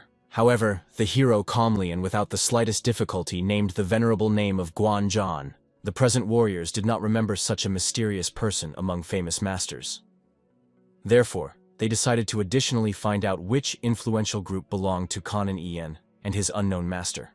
Nevertheless, how reliably the hero knew, his mentor also did not belong to any of the widely known groups or schools, and so it turned out that Kanan fell into an extremely awkward situation where no one could confidently vouch for him or his mysterious master. Initially, the terrible warrior came here because of anxious rumors about the inhuman master of the sword, but already began to believe that they could be erroneous. The problem was that he could not know for sure whether the young guy was telling the truth or unscrupulously lying into his eyes. An experienced fighter wanted the young man to prove here and now that he was not a student of the inhuman master of the sword. If it is not possible to convincingly prove his innocence, then he will be erased into powder for other people's sins. Kan sincerely did not understand why he was threatened and ordered to prove that he had never done in his life. The young warrior had never before met such egregious repentance and injustice. Even the wise general was amazed at the incredible arrogance of this self-confident person. However, the formidable warrior could be understood. He did not know either Kan or his mysterious master, saw the young hero for the first time, and could not just take and believe him honestly, pretending that nothing serious happened. Only now the hero began to truly understand the wise words of his mentor. Strength is the only law in the brutal material world. After all, people always seek to solve controversial issues through gross power, when it is not completely clear who is right and who is to blame. In principle, in this harsh world, everything really happened in such a ruthless way. Of course, the man was sincerely sorry to kill a young boy if he really was not a student of an inhuman sword. However, as is well known in this unfair world, it is necessary to kill 10 innocent in order to certainly find one real villain, and the hero was deeply struck by such a cruel way to solve complex problems. After that, the young warrior loudly turned to his father-in-law, recalling that until then he acted as friendly as possible in relation to everyone around him. However, it seems that this peace, loving behavior even more angry with a formidable warrior in front of him, because he did not see in the actions of the hero a drop of sincere goodwill. Nevertheless, Kanan patiently reminded the obvious fact. All this time an aggressive soldier was extremely rude with them, and demanded an immediate fight as soon as they first met. But the young hero constantly restrained himself and his righteous anger, so he showed true goodwill in this difficult situation. From these fair words, an angry man completely lost his temper. He considered that the hero was a complete crazy one, and literally begged for him to be killed as soon as possible. Initially, the terrible warrior planned to cut off only one hand as a punishment.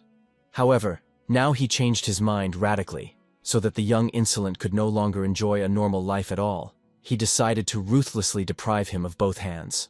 The angry fighter rapidly attacked, using the powerful technique of the rising dragon for this purpose. Nevertheless, Kanan with amazing ease has evaded this deadly blow. Then the stubborn man immediately attacked the destructive attack of the stealing tiger. However, the hero simply gracefully flew into the air and did not let himself be offended by a sharp blade. After this spectacular maneuver, he, beautifully scrolling in the air, used his own technique for the descent of the heavenly dragon. Immediately powerful outbreaks of pure energy rushed straight into the face of his self-confident enemy. Energy shells were incredibly fast and instantly touched both shoulders of a stunned man. As a result, they immediately began to bleed abundantly, and an experienced warrior flew back, unable to hold his heavy sword in weakened hands. From such a fantastic spectacle, even the head of the trading guild froze on the spot in complete numbness. In his entire long life, he has not seen anything remotely like that, and had never met such an incredible technique of fighting before. However, immediately an experienced military leader quickly rushed to an immobilized enemy lying on solid ground. Fortunately, having felt his weak pulse, he was relieved to make sure that the man was still alive. Nevertheless, both of his hands were seriously broken from a powerful energy impact. Obviously, it was extremely difficult to believe that the famous sword, crushing mountains, could not even stop a single energy shot of a frantic dragon. But he was a recognized expert of the highest level. At this time, the hero calmly and gracefully went down to firm ground, anxiously asking if the man died. After all, a young warrior so carefully restrained his powerful forces as much as he could. Fortunately, the pulse of the defeated enemy was quite stable, so Chonmuke was relieved to explain that when the victim would wake up, everything would be in order with him. Even the wise general sincerely smiled, because he carefully noticed how the attitude of Chonmuke had radically changed after he saw his own eyes with his own eyes. Canon Yen only hoped that after this man wakes up safely, he honestly recognizes an indisputable fact. The young hero was definitely not a student of some inhuman master of the sword. Chonmuke did not doubt this at all because the legendary inhuman master was widely known for his art of owning an ordinary sword, and certainly not energy shots and similar supernatural techniques. Canon Ien was sincerely glad to hear it, because he really could not stand such irritating and unfair situations. The young hero also persistently asked to provide all kinds of treatment with a defeated man. The head of the Golden Dragon readily promised that although both hands of men are seriously broken, he will certainly return to normal after 3 months of a good rest and restoration. At this time, the hero calmly and sedately approached his faithful horse, and the guards began to scarily look at each other and even bashfully lowered their eyes down. Previously, they arrogantly considered Canon Yen with anyone, just a rootless native of the underworld. But now he was more like the main villain of terrible legends, and they really would not want to fight him, even the three of him. Even the respected general sincerely apologized for not being able to vouch for the mysterious master Kan Inan, because he personally did not know him. However, the hero explained with understanding that now the annoying problem was completely settled. Chan the San solemnly promised that after influential people see the unique technique of energy shots of his friend, he will be able to vouch for him with full confidence in the future. The wise warrior also invited the young hero to immediately calm his adopted father-in-law, telling him that nothing really serious happened. After all, probably a worried man was very worried about the safety of the future son-in-law. Approaching an excited man, he patiently explained that there was a little misunderstanding with someone from the local clan, but it was already completely settled in peacefully. Then a curious man decided to find out where those loud sounds came from, very similar to cannon shots. He even thought that somewhere nearby a military camp was located. The hero only smiled mysteriously, sincerely promising to carefully find out whether there was no army camp or exercises nearby. The hero left. The man himself wanted to breathe a little fresh air after a long stay in a stuffy and cramped carriage. Looking after him, the caring father smiled sincerely and joyfully. His wife could not even believe that this young boy he liked so much and quickly. However, indeed, the more an educated scientist recognized the mysterious Kan Yen, the more the guy began to sympathize with him. Despite the fact that they knew almost nothing about his dark past and origin, the wise man understood that his wife did not need to worry about anything. After all, Kan Yen openly said that he was once convicted of false prosecution, and then completely pardoned. Nevertheless, the woman was seriously worried about how long the poor guy stayed in a gloomy prison. And indeed, he spent more than 10 long years for the act that he had never committed. For a man who again enters a high-state position, this tragic story will serve as an important lesson in morality and justice. At this very time, the same dangerous bandits carefully and secretly watched their movements.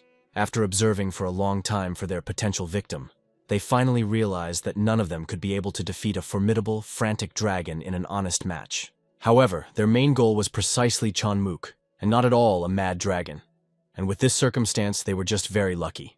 But in fact, the spirit of the devil was in a state of real panic and despair. After all, if this cunning old man is frightened and understands that one cannot cope with the task, the entire carefully thought out plan can fail. In the evening, sitting at a warm fire in a forest more often, an experienced master thoroughly explained to his subordinate that the main problem is that Kanu Ven too quickly and easily dealt with the enemy. Who would have thought that a similar recognized expert of the highest level like Pan would fall dead from a single blow?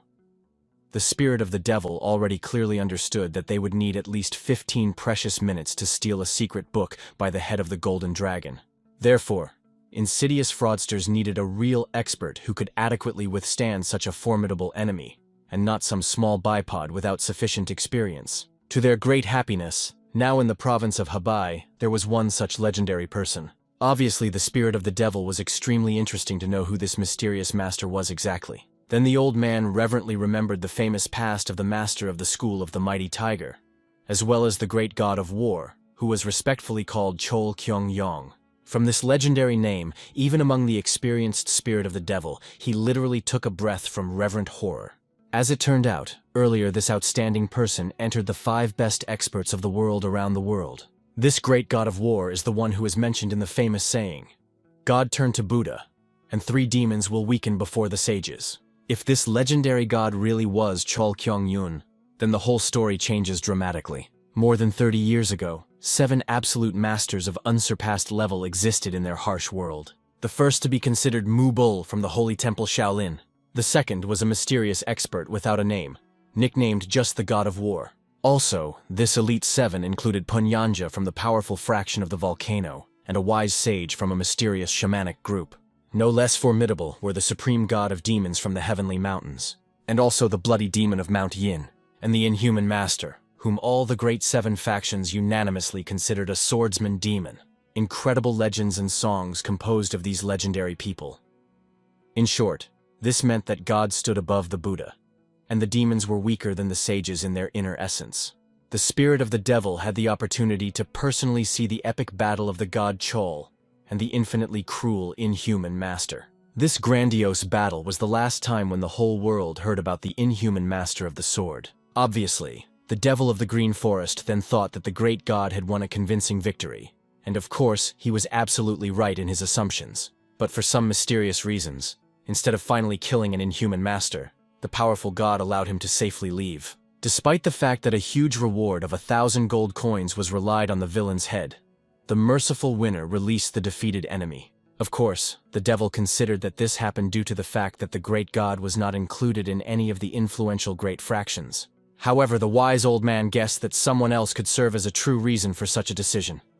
It is only known that something or someone is tired of a powerful man, and he simply let go of a defeated enemy. After this revelation, the spirit of the devil decided to find out additionally whether there were some more hidden experts in the world of Muram, except for this illustrious 7. After all, people usually talk about the 10 best experts, and the insidious master understood that there were 2 more or 3 outstanding fighters. Of course, there were elders from the 7 great factions, but only thanks to their loud reputation they could not even hope to enter the elite 7 of experts. Their combat skills were without any serious competition. Then the spirit of the devil decided to ask the master what he thinks about the famous 3 monsters. They officially did not belong to demons and great families, so their status remained mysterious. However, the experienced master has never seen the legendary 3 monsters in action, so he could probably know their true level.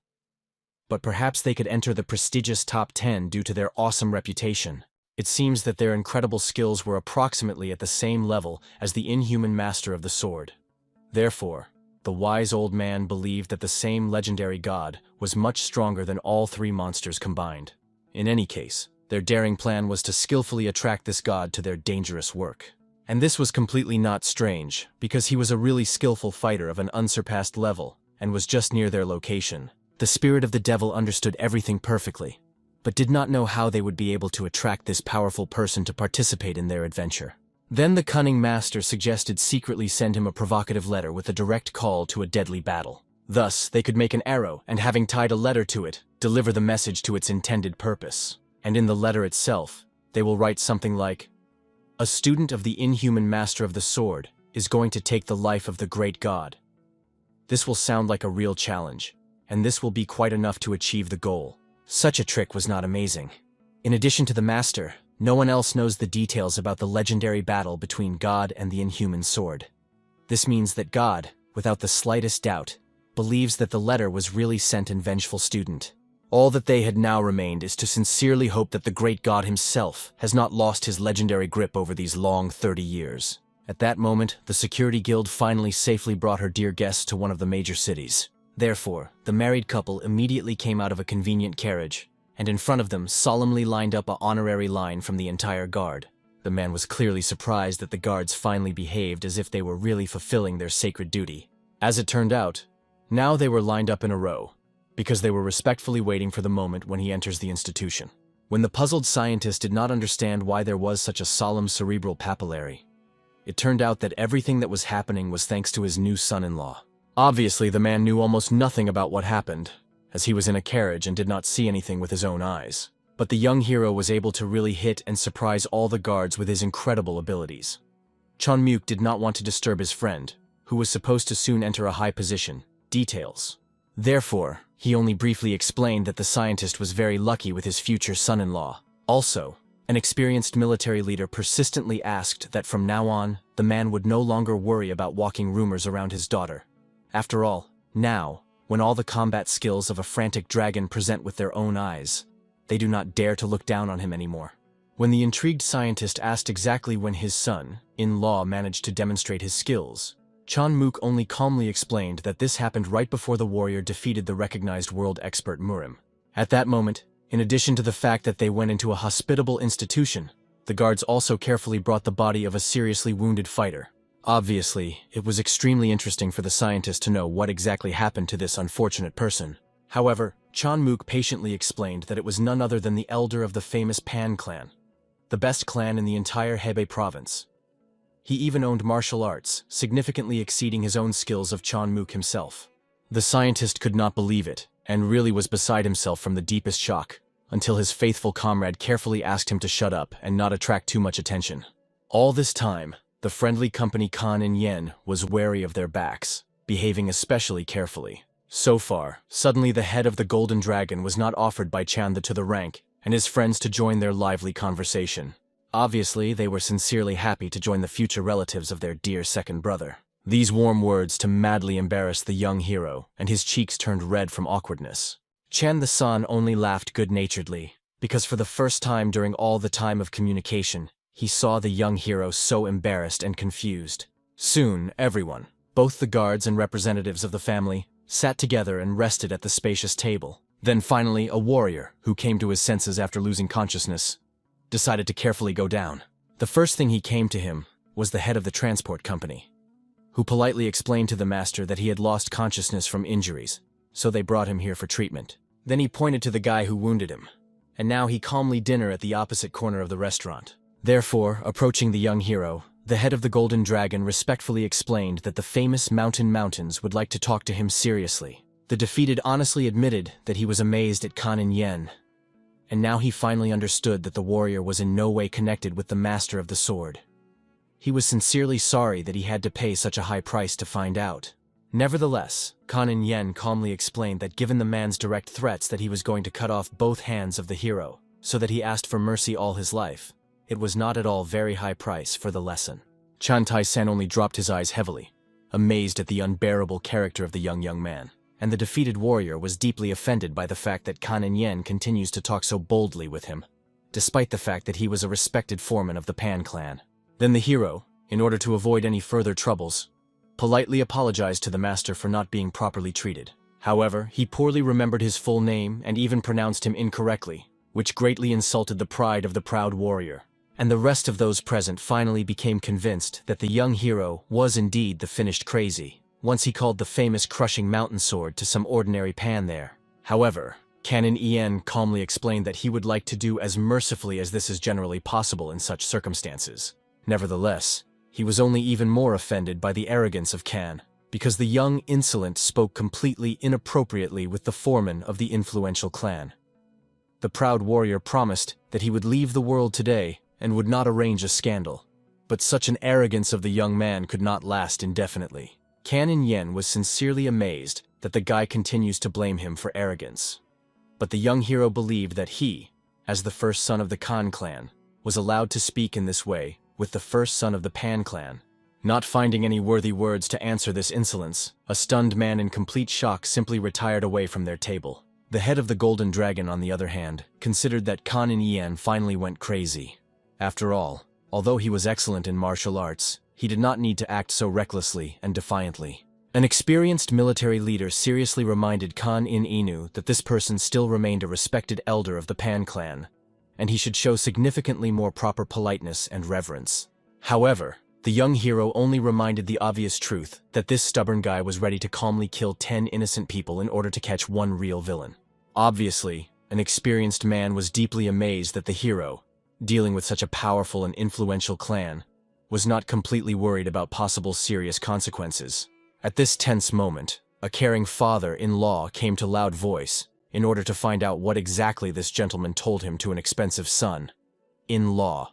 He explained the essence of the conflict, that this self-confident gentleman was going to ruthlessly chop off his hands if he was weaker in martial arts. He would certainly finish a miserable disabled person. Therefore, father-in-law believed that the boy acted correctly in the circumstances. After all, a real man can remain merciful when, and can also be mercilessly cruel when it is worth defending his honor. At this significant moment, 2 more elderly people also entered the hospitable restaurant.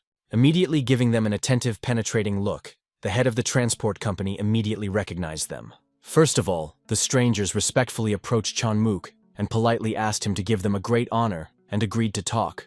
Then, an experienced man finally became convinced that he was not mistaken in his assumptions, and these respected gentlemen were indeed the famous black and white wandering duet.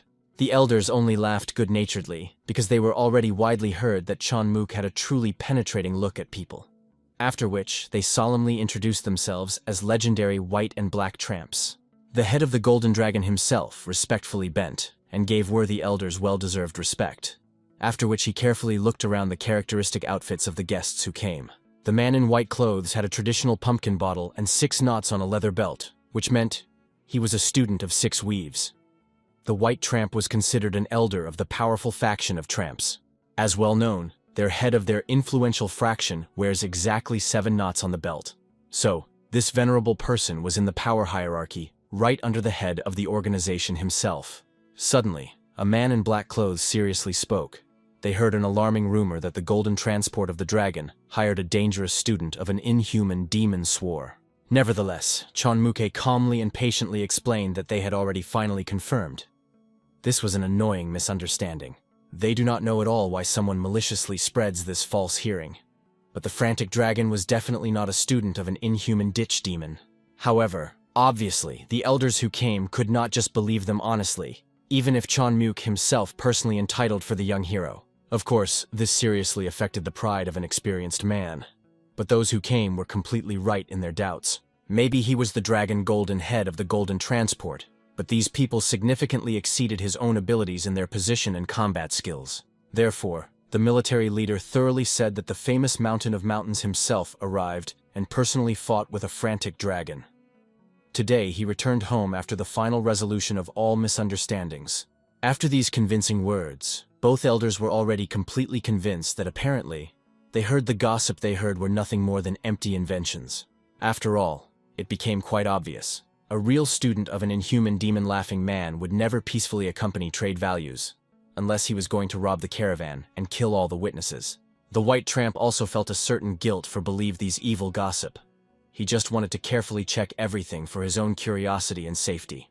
Therefore, the venerable old man decided to additionally find out from the man who exactly this mysterious frantic dragon was, and he would very much like to look at him at least one eye. Hearing his nickname, the hero courteously rose from behind a spacious table and confidently came closer to respected elders. The young warrior politely introduced himself to the very frantic dragon, which was discussed. The elders were sincerely amazed that Kanan looked like a very brave and worthy young man, which was a rarity in their difficult times.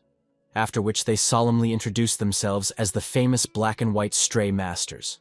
However, suddenly both experienced warriors paid close attention to an unusual flexible sword located on the belt of a young hero. They persistently asked to show this mysterious blade to them. because apparently, sinister rumors appeared precisely because of this weapon. The hero instantly and without hesitation unleashed this sword from his belt, holding it out for examination. Carefully looking at the formidable weapon, the old man of the black tramp anxiously understood that if it was really the same legendary bloody sword, then the behavior of Khan Inan literally did not give in to a reasonable explanation. After all, for this priceless blade, not only a huge reward was relied on, the sword itself was a real treasure of the world Murim. An experienced warrior did not understand at all how a young man could be so simple and trusting to give a precious sword to vast people. This is definitely not what a real master of martial arts, dear to his weapons, would do. However, having carefully checked this ominous weapon, the elder was horrified by horror. It really was a favorite weapon of an inhuman darer, a legendary bloody sword. The elders warmly wanted to know how exactly Canon E and Yu managed to get this priceless blade in their own hands. Then the young hero honestly explained that when for many years he was sitting in a maximum security prison, one mysterious old man started a mortal fight with him and, after losing, he gave his sword. Nevertheless, obviously, these two influential elders were not going to blindly believe in such incredible inventions and fantastic stories. However, Kanan Yang told the pure truth, and this was not his problem at all that they could not believe his word. Obviously, the black tramp was insanely angry with such egregious, disrespectful behavior of the daring hero. Chon Muke showed them significantly more proper respect as venerable elders, and a similar impudent Salaga still could not calm down his cheeky tongue. Watching rapidly developing events, even the cautious Van Lim already seriously thought about resolutely intervened in the situation, until it went too far and became irreversible. However, the wise Vat of the Sun understood that it was already too late to change anything. At this moment, an angry man wrapped a flexible sword around his belt, because he believed that such behavior of the hero and a lack of elementary respect and good manners had already proved enough that he was indeed a student of a daredevil demon. Canon Yen only laughed bitterly, because he clearly realized that apparently, the greedy old man initially tried to dishonorously take this valuable blade to his hands, although the young hero would not mind giving him away if he was politely asked about it. Moreover, such frank neglect only more and more angered the proud old man. He menacingly explained that this sword was a legendary weapon. It is worth applying a little inner energy, and this blade will cut the strongest steel as soft oil. Only then, the young hero finally realized that this belt was really an ominous object, and sincerely invited the old man to pick it up. He absolutely did not want outsiders to be worried about him, accusing him of the fact that he was a student of some demon there, because of this damned belt. It seemed to the elder that such words were just a cunning plan of the hero in order to get away from fair responsibility, giving him a blade as a second. Therefore, an enraged man immediately menacingly ordered his faithful brother to take up arms, ruthlessly kill this dangerous student of the demon lower demon, and finally avenge the innocent students of the dragon school. Even the white tramp sincerely surprised how much a calm friend was usually furious, especially when the young man did not even have any weapons for self-defense. Nevertheless, Canon Yen only politely asked the respected old man to choose a slightly different, more suitable place for the upcoming battle, so that innocent strangers would not suffer from their fight. The black tramp was only finally convinced that this daring guy really accepted his serious offer. The young man was really complete psycho and crazy if he was going to fight without weapons. However, this circumstance was only at hand for obvious reasons. Therefore, he generously agreed to fulfill the last desire of the doomed hero and imperiously ordered him to show the way to the place of future execution.